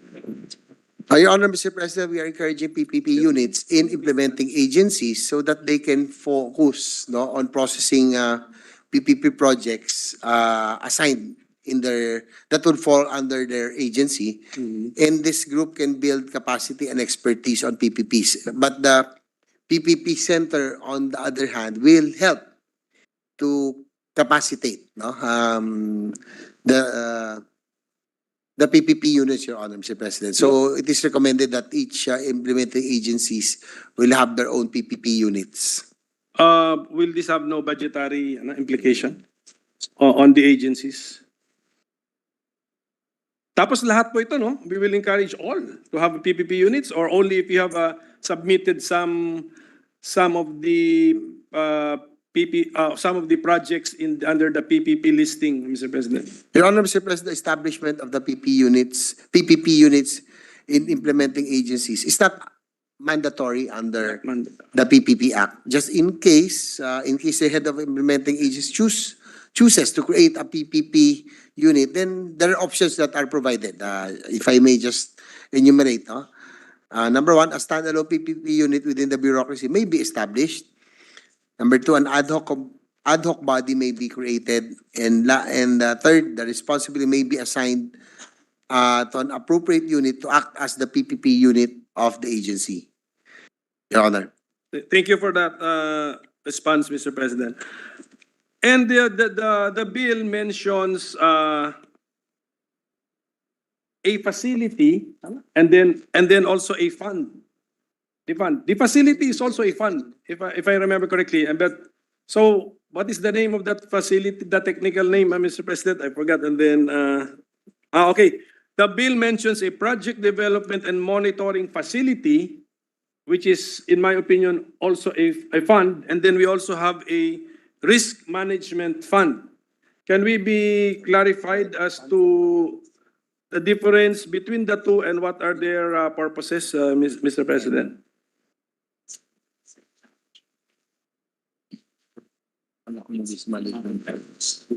Okay. Magkano kaya ito? Magkano kaya? Yung PDMF, nakikita sa GAA yun. Your Honor, the PDMF, or the Project Development and Monitoring Facility, is a revolving fund used for the procurement of advisory and support services related to the preparation, structuring, project evaluation, procurement, probity management, financial close, and monitoring of implementation of PPP projects.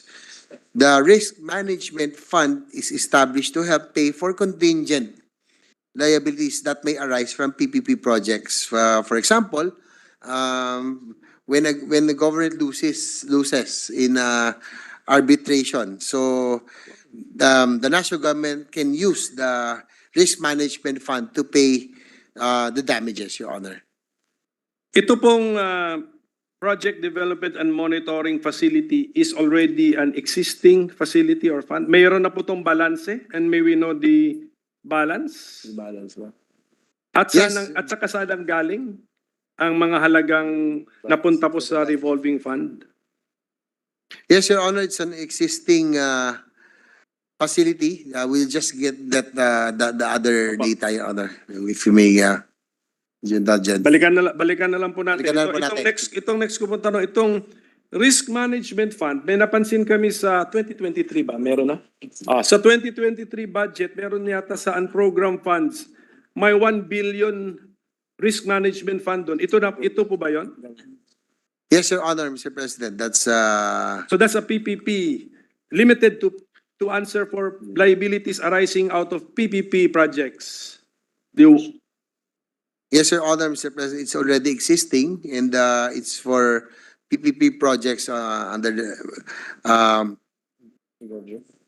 National government PPPs. national government PPPs, Your Honor, Mr. President. Yes, national government. Okay. But this is now the framework law.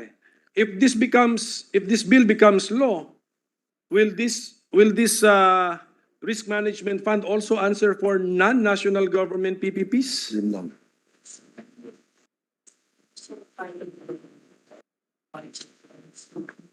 Otherwise, magkakagulo kung hindi ba, may iba pang fund. So with this, ipapipe nila ginawa natin. Pero now, it's not. gusto niyo, framework law ito. Pero may limit sa national government. At present. But we will institutionalize. Your Honor, Mr. President, the risk management fund was formed by the DPCC, no? So that in case there will be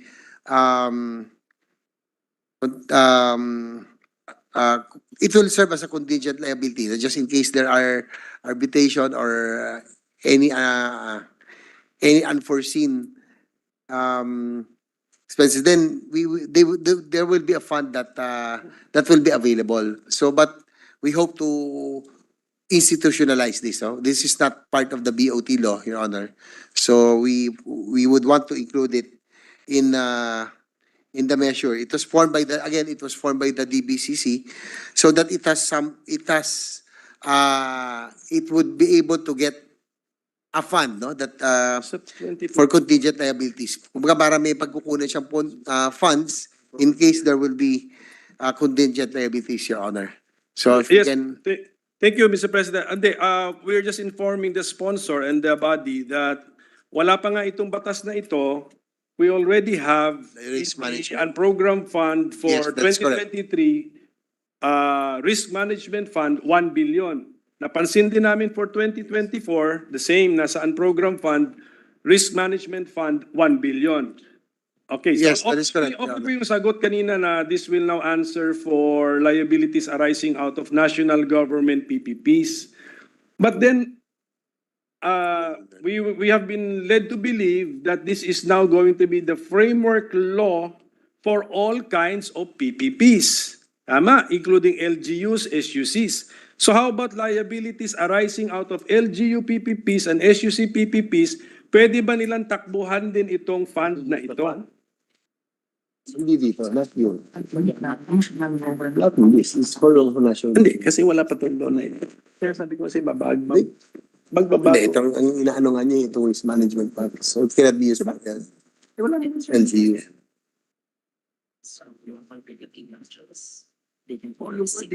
Your Honor, Mr. President, this risk management fund formed by the DBCC, you're correct, it's in the unprogrammed fund, and we would want to institutionalize it. It will only be applicable to PPP projects of the national government. But in case of the local PPP projects, a similar PPP risk management fund may be established by the LGUs as well. So this particular risk management fund will only be for national government PPP projects, Your Honor. But the LGUs can also establish a similar risk management fund for their own PPP projects, Your Honor. Okay, yes. Sa ngayon, Mr. President, sa special provisions, klaro kasi wala pa naman tong batas na ito eh. Pero is it possible kung maging batas na ito, since this is the one framework law that we want to govern all PPPs. Yan ang, akala ko yun yung plano natin eh. That's why nasa repealing clause nga natin, we're repealing the PPP codes of LGUs eh. So, is it possible? Is it legally tenable to allow LGUs and SUCs and all of those having PPP projects to also access the risk management fund that we will set aside in the 2024 budget, Mr. President? Yes.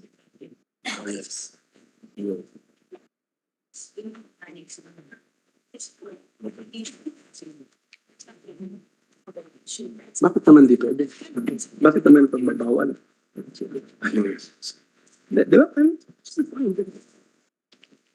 Nag-ambisyon tayo ng isang So it will be one applicable. framework law. National government ang nag-decide. Well, Your Honor, Mr. President, according to the DOF, yes, it can be applicable, no? For all PPP projects. But again, going back to the LGU PPPs, just like any insurance, they can they can contribute to the fund, just like any insurance. No? They can contribute to the fund, Your Honor, Mr. President. Okay, because meron nga okay, sa current year, meron na siyang 1 billion eh, pero nasaan program nga lang. Who manages that fund, Mr. President? Your Honor, it's being managed by the Treasury Department, Your Honor. Okay.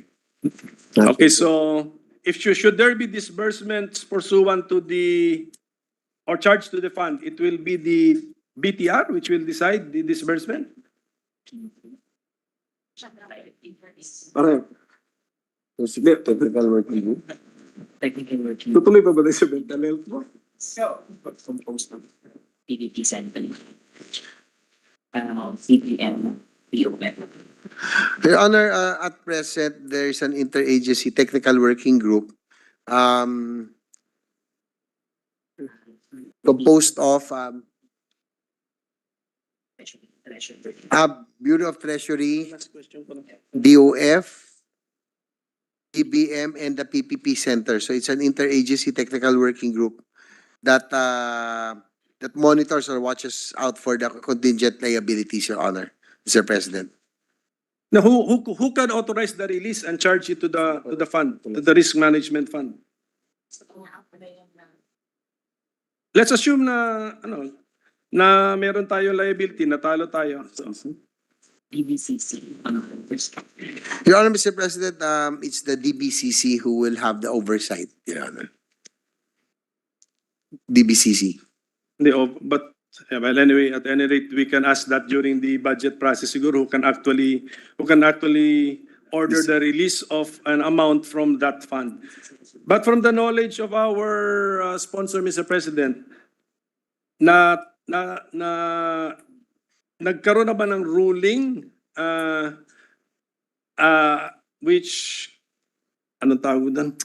Which made us liable under a PPP project, then chargeable to the fund? Wala pa. Your Honor, according to our staff, the fund has never been used as of this time. Okay.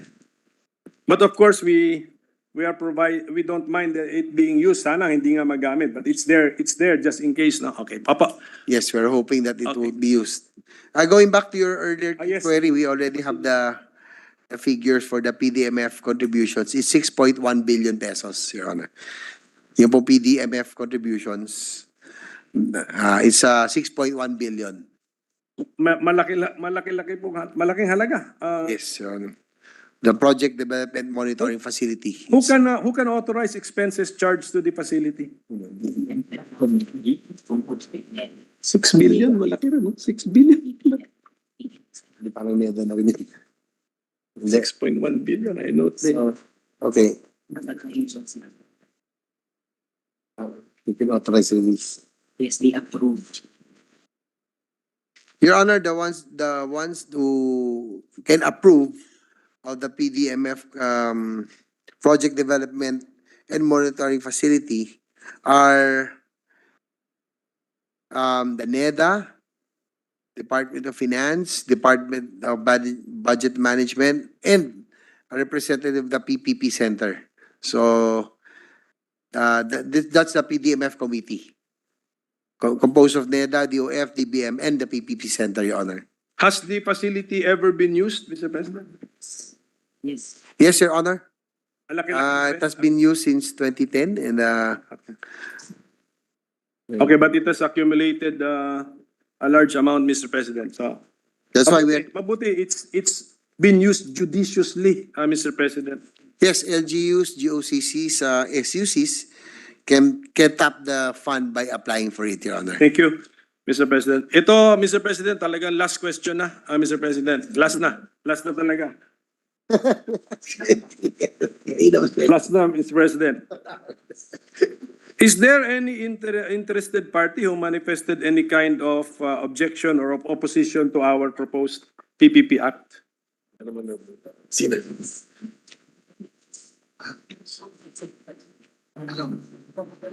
they want their own PDP.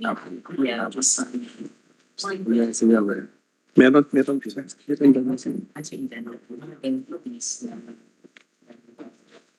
Pagbawasan ng too much flexibility. Entities na siya, BCDA would want their own. Kung gagawin na lang natin, upuan na lang yung tapos natin. Yes, Your Honor, Mr. President, there are entities that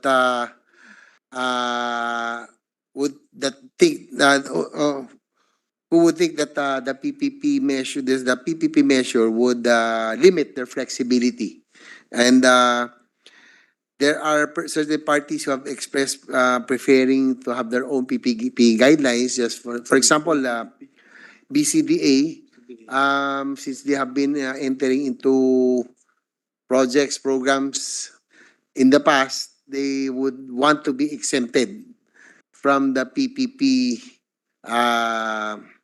measure that we are trying to pass. But we would want to have a unified framework, Your Honor, because as we mentioned, as we have been discussing, the technical capability and capacity that we have through the PPP Center, we would want to be able to at least be able to help and any projects that other agencies like a BCDA would want to go into, Your Honor. So there are certain agencies and entities that are also not in favor of the PPP measure, Your Honor. Yeah, specifically BCDA and our version does not grant the request of BCDA to not be covered by the law. So Yes, Your Honor. covered po siya. Because it will be a bad precedent, Your Honor, Mr. President. Other agencies or other GOCs might say, well, how come BCDA is exempted? So we would want a universal framework for Yes. for all agencies, Your Honor, Mr. President. Yeah, just pursuant to our objective na to be the one legal framework for all PPP projects. That is correct. But there is a BCDA specific law, I think, creating BCDA. So if this is affected, has this been mentioned in our repealing clause? Certain portions. May mabuti ata eh. Hindi, di ba?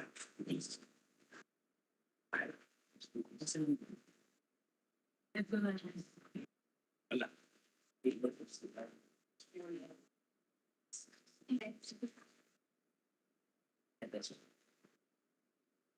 Item I. JV guidelines by JOCCs. Ito yung letter. So ito yung baril na yun, PPP. Ito na. Your Honor, Mr. President, what would be applicable for to BCDA is the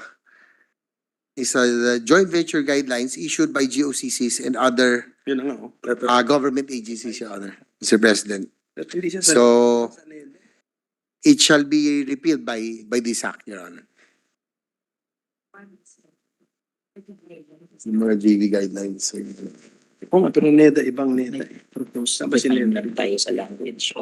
Dito siya sa tayo. Ito to. Your Honor, if I may add also, we have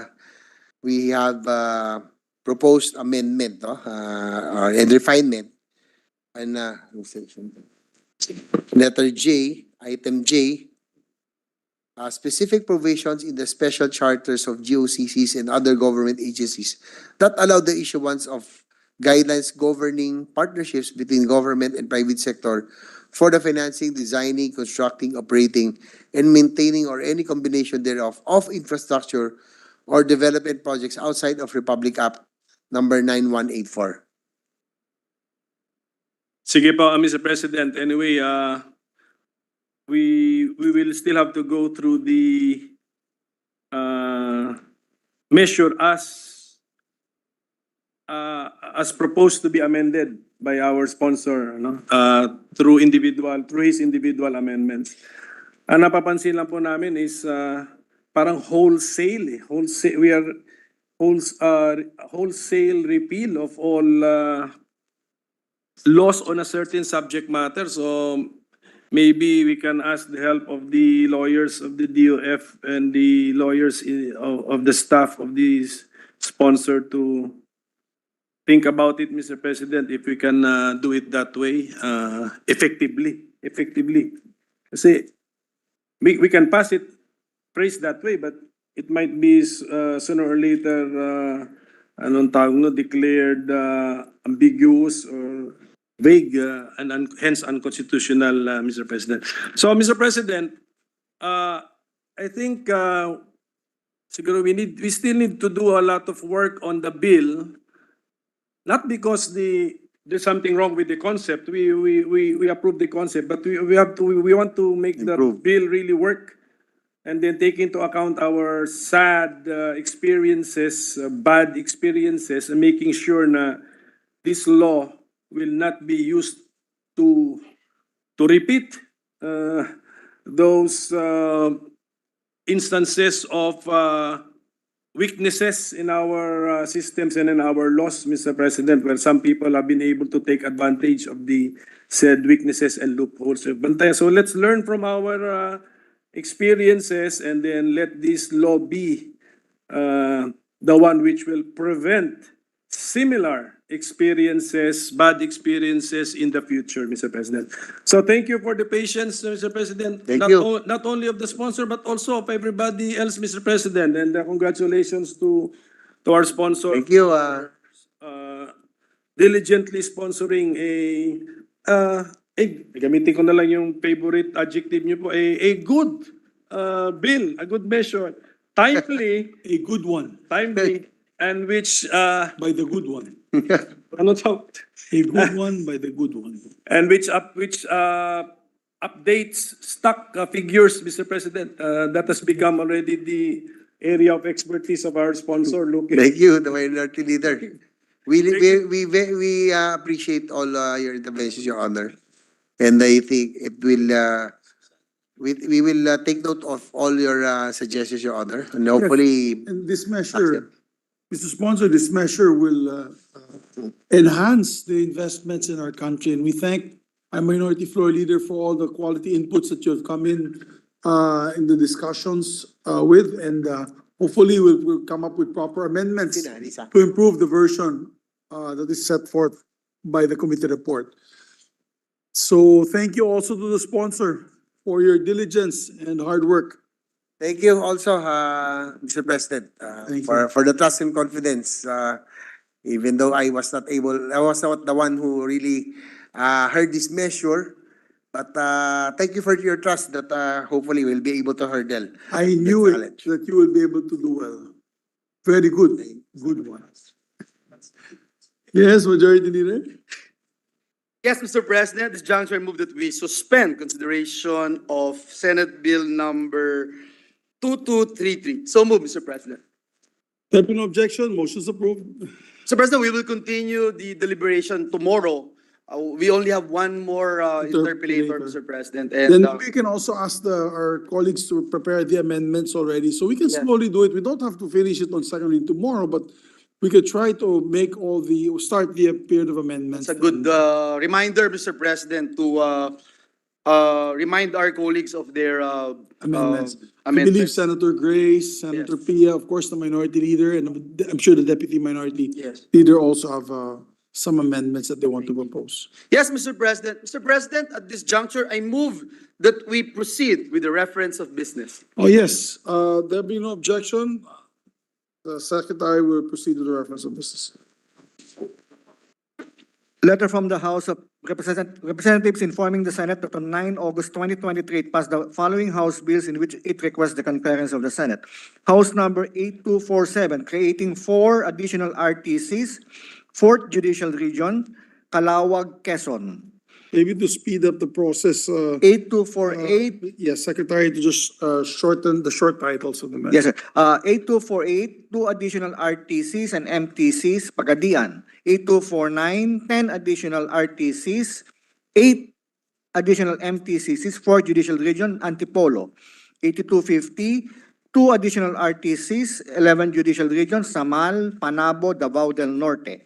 8251, 4 additional RTCs, 4 additional MTCCs, Ormoc, Leyte. 8252, 2 additional RTCs, 12 Judicial Region, Tubod, Lanao del Norte. 8253, 1 additional MTCC, Malay-Balay, Bukidnon. 8254, 5 additional RTCs, Rosario and San Juan, Batangas. 8255, 2 additional MTCCs, Bacolod. 8256, 3 additional RTCs and 2 additional MTCCs, Navotas. 8257, 2 additional Sharia Judicial Districts, NCR and Central Visayas Region. 8258, 3 additional MTCC, San Carlos, Pangasinan. 8259, creating RTCs and MTCs in the NCR, City of San Juan. 8260, 2 additional RTCs, Gingoog, Misamis Oriental. Justice. Yes, before I refer to Committee on Justice, I hope that the committee chairman will check if we have budgets for this, because in one town, there are 10 MTCs and 10 RTCs, 8 RTCs. Oo, baka walang budget yun. That's why it's good that we refer to the Committees on Justice, Human Rights, and Finance. House number 8399, separating the San Pablo National High School, Sacbulan Extension, Barangay Sacbulan, San Pablo, Zamboanga del Sur. To the Committee on Basic Education and Finance. 8200, penalizing the smuggling of foreign currency, other monetary instruments in bulk, in or out of the Philippines. Committees on Banks and Financial Institutions. 8349, mandating the inclusion and representation of non-academic and non-teaching personnel in the governing boards of all SUCs, amending RA 8292. The Committees on Higher Technical Vocational Education, yes. And I just want to make sure that I said it right. On House Bill number 8399, Committees on Basic Education and Finance, yes. Okay. Please proceed. 8392, standardizing the retirement benefits of justices, judges, and judiciary officials conferred with judicial ranks, salary, and privileges, appropriating funds, amending for the purpose RA 910 as amended. Committees on Civil Service, Government Reorg, Justice, Human Rights, and Finance. 8461, strengthening the National Health Program for senior citizens, amending RA 7432. Committees on Social Justice, Health, and Demography.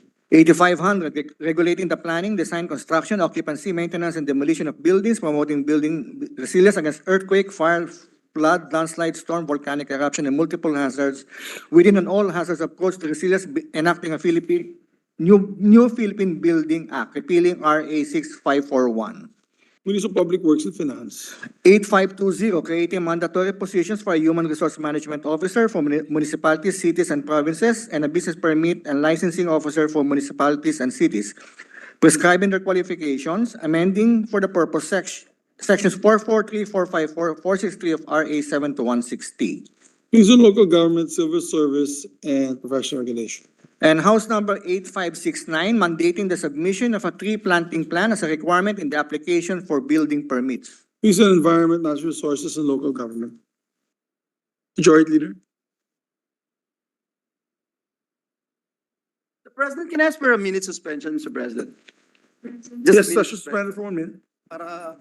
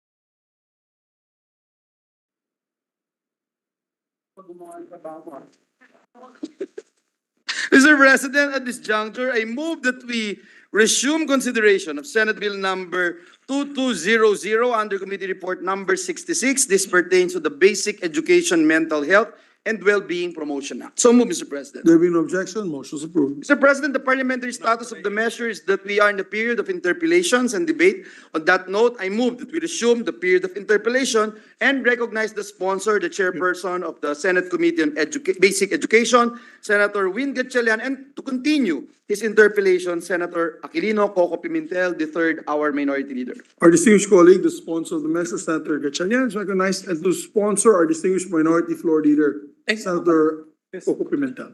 Thank you, Mr. President. With the permission of our sponsor, I'll just continue with my interpellation. Yes, Mr. President. We finished the bulk of the questions already yesterday, Mr. President. Thank you, Mr. President. Thank you for, and I'm ready to receive questions from the good minority leader. So, Mr. President, we have an alternative learning system, and we have students under the ALS. Yes, Mr. President. Will they be also be benefited by this act, Mr. President? But Mr. President, the alternative learning system is under the basic education, and we also explicitly identified the alternative learning system to be included here in this measure, Mr. President. Where is it, Mr. President? In section 4, Mr. President. Children in special cases under the styles. Yan pala eh. Okay, so, section 4. Okay, yes. Now, since they are also covered, Mr. President, But these are only. where is their care center located, Mr. President? Or to which care center should they go? Well, Mr. President, in practice, the alternative learning system can be implemented inside the schools.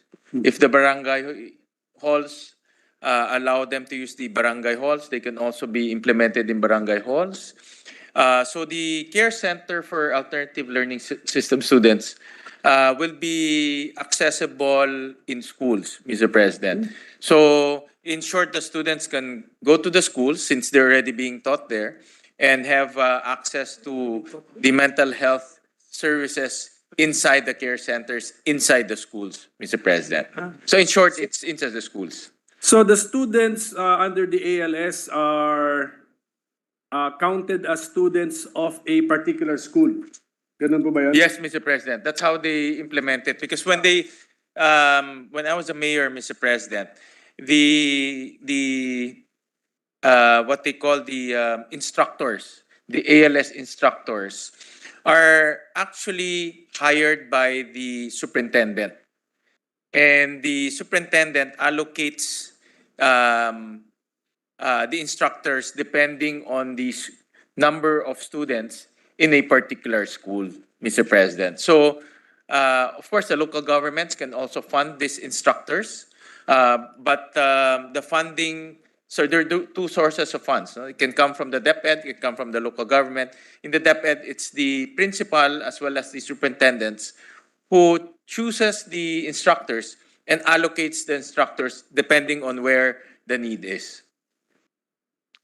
Because in the news recently, Mr. President, parang there were some inmates in the Cebu City Jail who graduated under the ALS, Mr. President. So, Yeah. are they also supposed to have access to a care center assigned to their school, Mr. President? No, Mr. President, because the scope of this law is for children, meaning below 18, Mr. President.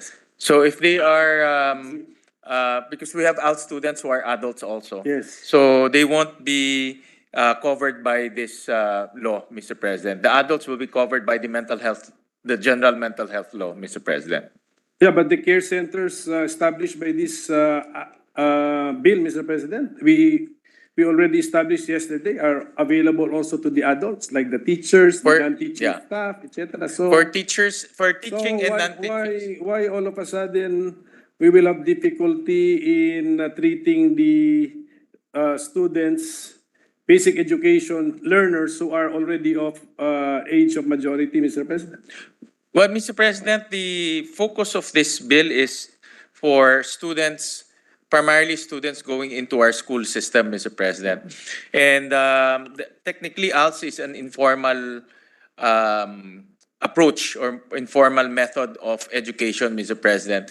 And some of them are, like I said, some of them are being taught in barangay halls, some of them are being taught in city hall. Like in Valenzuela, I recall we used the barangay hall as an additional facility. So it's outside the jurisdiction of the principal, Mr. President. So we deemed it necessary to just limit the scope to those students that go into our school system so that we will have certain level of supervision on those students, Mr. President. If that is the case, Mr. President, what is the meaning of the first paragraph of Section 4, found on page 3, Mr. President? The school-based mental health program is hereby institutionalized to promote and ensure the mental health and well-being of all learners in all public and private basic education schools, including out-of-school children in special cases as defined under RA 11510, otherwise known as the Alternative Learning System Act. Yeah. So they are intended to be covered, Mr. President. The children, Mr. President. So those who are below 18, for example, they're 10 years old and they dropped out of school and they went back to education through the ALT system. Those children will be covered, Mr. President. But you pointed out correctly, Mr. President, that the goal of the bill is school-based mental health, so that we limit the scope to school-based mental health program, so that the children or the learners who are going into our system are the ones primarily will be catered by this bill. Oo nga, I know that, Mr. President. Although, sabi nga natin, open din sila to the adults working or reporting to that particular school. So, Yeah.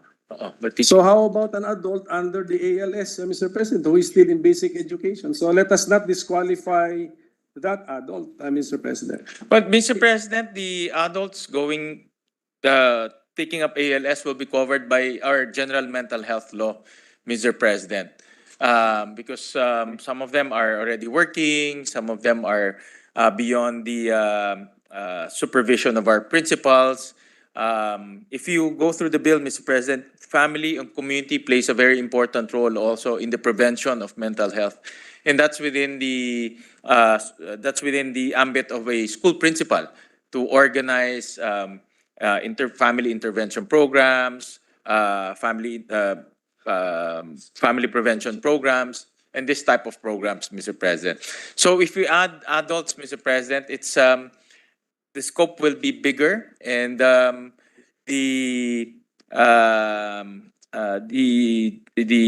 it will not fall within the ambit of a school principal, and we might not have the principal might not have full view of those clients because they're not in the school system, Mr. President. So that's the reason why we limited to school-based. The word school-based is very important, Mr. President, because that limits the scope of this bill to learners going into our school system. Are out-of-school children school-based, Mr. President? They're not school-based And yet But- they're included. because they're children, Mr. President. So we want to pay special attention to those So, those children, Mr. President, that goes into that ALS. so yes, so we are hardline or strict on not on the being school-based, but on being children. That is the Yes, that is Mr. the- President, that is the Okay. the I- intention, Mr. President. And yet our care centers, which we will establish here, are competent to also entertain and process the mental health issues of adults. We established that yesterday, Mr. President. Yes, Mr. And who are these adults? Teaching, non-teaching staffs, maybe security guards of the school, Mr. President. Yes, teaching, non-teaching staff, Mr. President, and if you also look at line 28, the scope will be page 3, line 28. The scope will be in the realm of programs, mental health awareness programs, literacy, and referrals, Mr. President. So it's also limited in terms of what the care center can provide the teaching and non-teaching staff, Mr. President. Which we can, if that is the case, we can extend to the adult, to the adult under the ALS. So is the sponsor really taking a hardline stand on that issue, Mr. President, of extending the benefits of the care centers to adults who are under the ALS? I see the point of the good minority leader, Mr. President, that the care center is capable in coming up with programs and referral system for teaching and non-teaching staff, personnel who are adults. My view, Mr. President, is the ALS clientele, especially the adults, come from different family backgrounds, come from different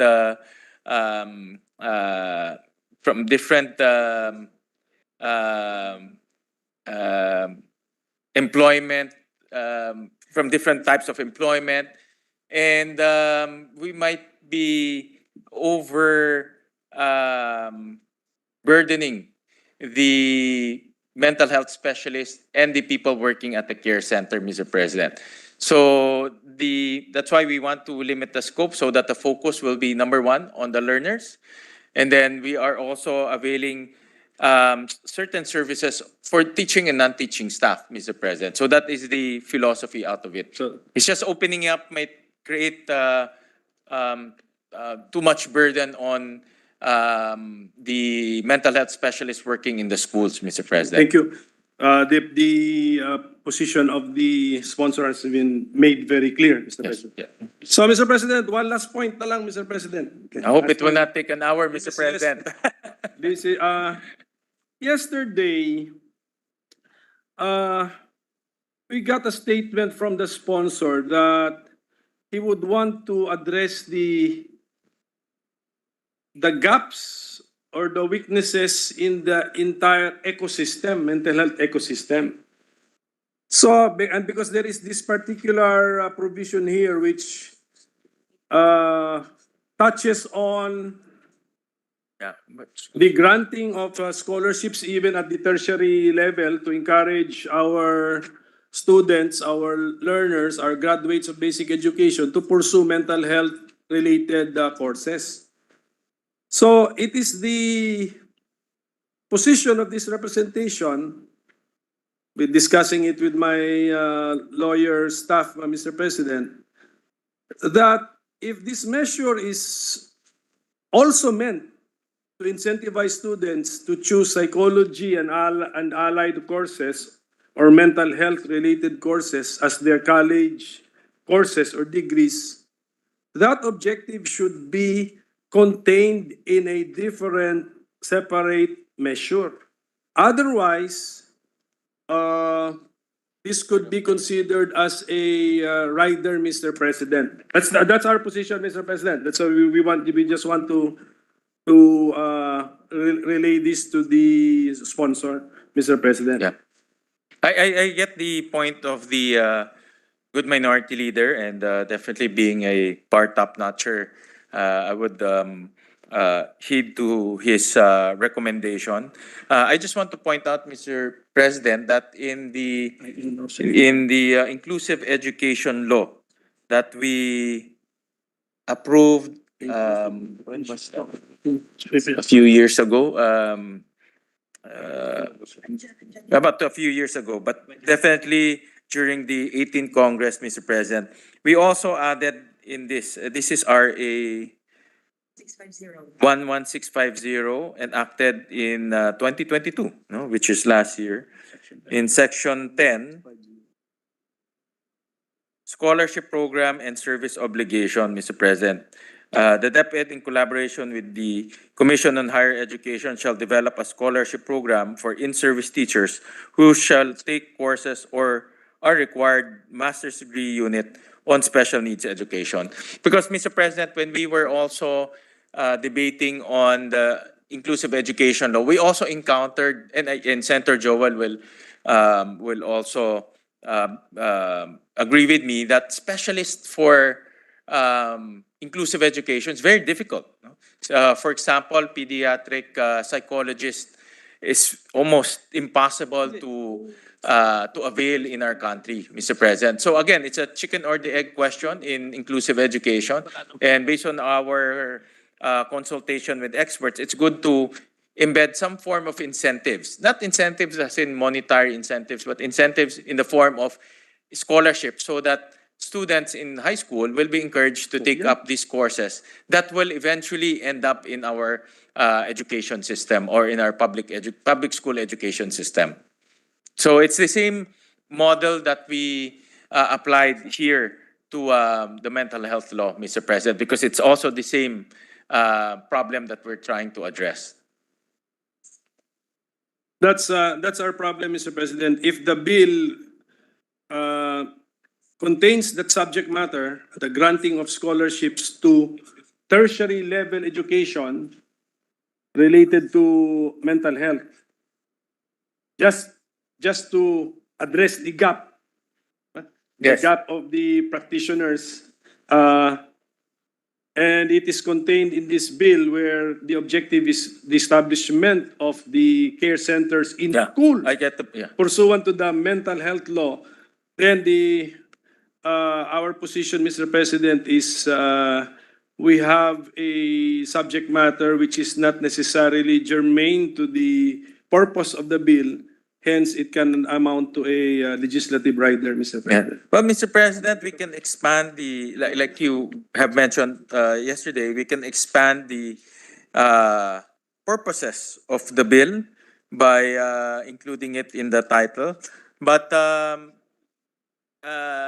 in our opinion, it's germane to the whole purpose of the bill, meaning to institutionalize a program, create a venue to implement that program, and to create positions as well as encourage students to fill up those positions who will implement those programs. So it's all a well, I call it an ecosystem, Mr. President, because we're looking at not only institutionalize the program, but getting people to implement those programs, Mr. President.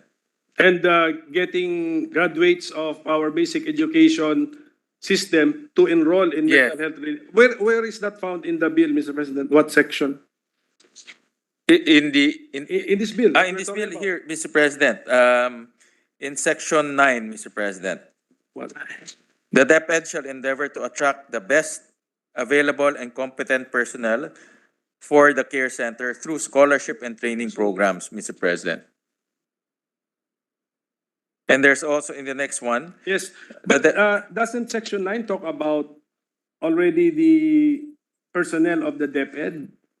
And they will offer scholarships to their personnel, Mr. President? in the Upskilling their personnel. But my question is about the, what I heard yesterday, since the sponsor wants to address the ecosystem, that scholarships will be granted to graduates of basic education to incentivize them to take mental health related Yes. courses in college. Is that found in the bill?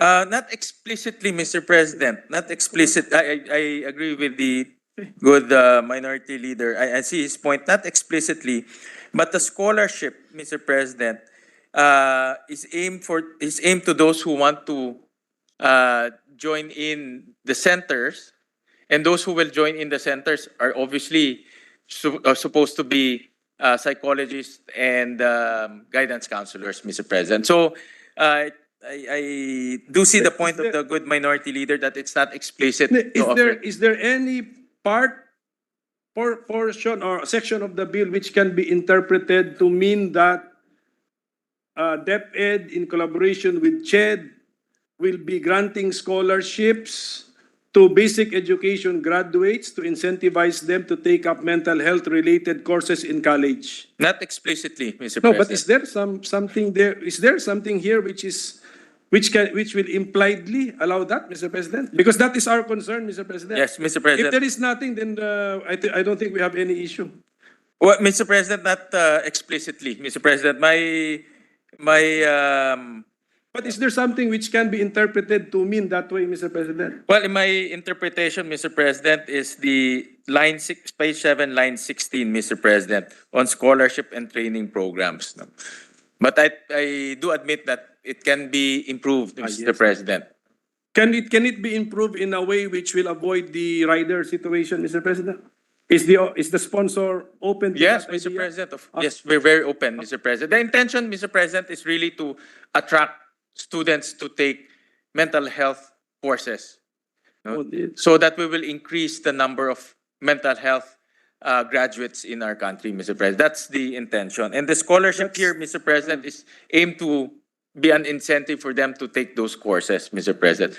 Because you don't give scholarships to those who are already working or those who are already professionals, Mr. President. That's the logic here, Mr. President. But I do agree that it can be improved to reflect that intention. To Reflect that intention. That's Mr. President.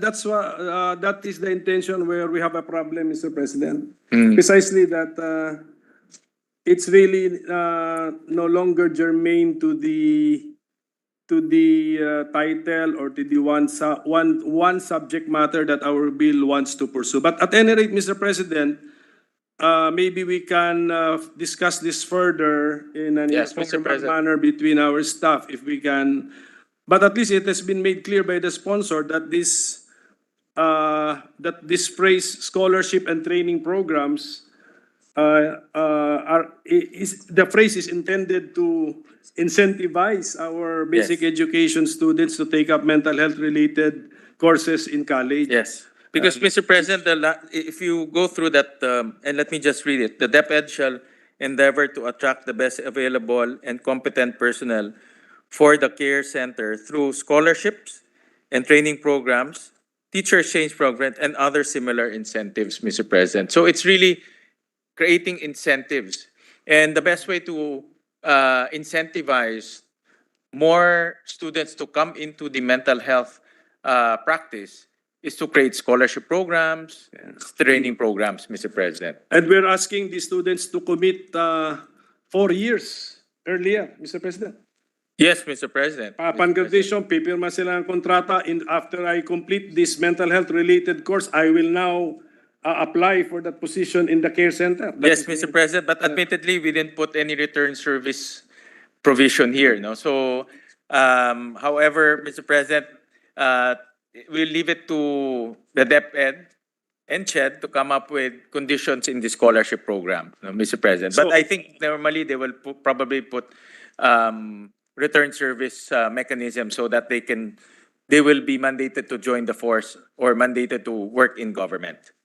So, at the end, Mr. President, I hope we will be able to resolve this issue informally, Mr. President. in our informal talks. At least this representation has made his position clear. Yes, Mr. President. That I am concerned about the constitutionality of such a massive program hidden in such a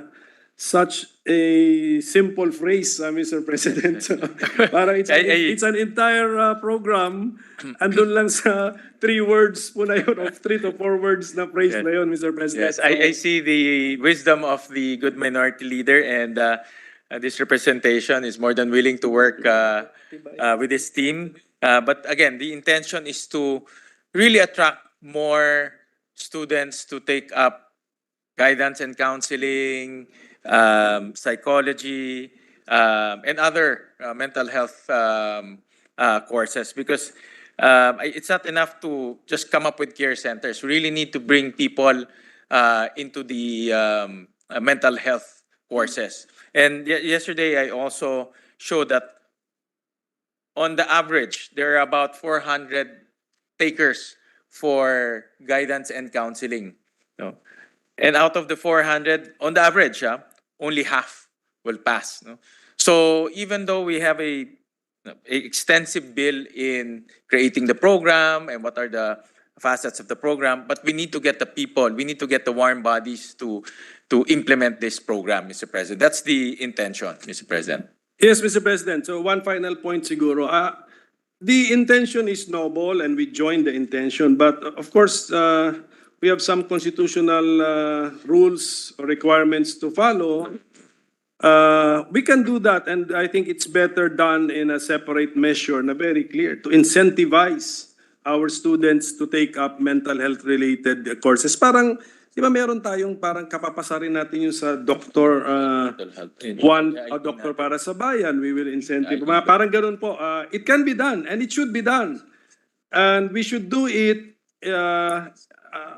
in the proper way so that all our efforts will not be rendered, anong tawag mo doon? Rendered useless or nugatory, Mr. President, because we are not compliant with the Constitution. Yes, I We can understand. do it the constitutional way, Mr. President. I understand, Mr. President. Thank Thank you. you, Mr. President. Thank you. And Thank we're you willing to for work your with, patience. Thank you. we're willing to work with the minority leader on that specific provision, Mr. President. Thank you. Thank you. We appreciate the observation of the Minority Floor Leader. You don't want to make a measure, which is a good measure, unconstitutional because of a few provisions. So we thank the Minority Floor Leader if he can do the amendments at the proper time.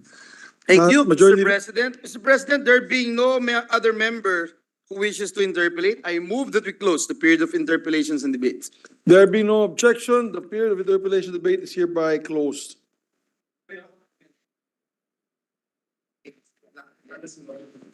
Mr. President, I move that we suspend consideration of Senate Bill number 2200. So move, Mr. President. There be no objection. Motion is approved. Mr. President, some administrative matters. Mr. President, pursuant to Section 18 of the Rules of the Senate and upon the instruction of the Chairperson of the Committee on Games and Amusement, Senator Manuel Lito Lapid, I manifest the creation of a subcommittee to hear the following measures with Senator Raffy Tulfo as chairperson. Senate Bill number 2299, Senate Resolution number 668, Senate Resolution number 676. I so manifest, Mr. President. There be no objection. Motion and manifestation approved. Thank you, Mr. President. Mr. President, Di ba? Who's sponsored? 12 hours na ako, boss. 12 hours now. Yes, Mr. President, at this juncture, I move that we adjourn the session until 3 o'clock in the afternoon of Wednesday, August 16, 2023. There be no objection, session adjourned until 3 o'clock in the afternoon of Wednesday, August 16, 2023. Have a good evening and stay safe, everyone.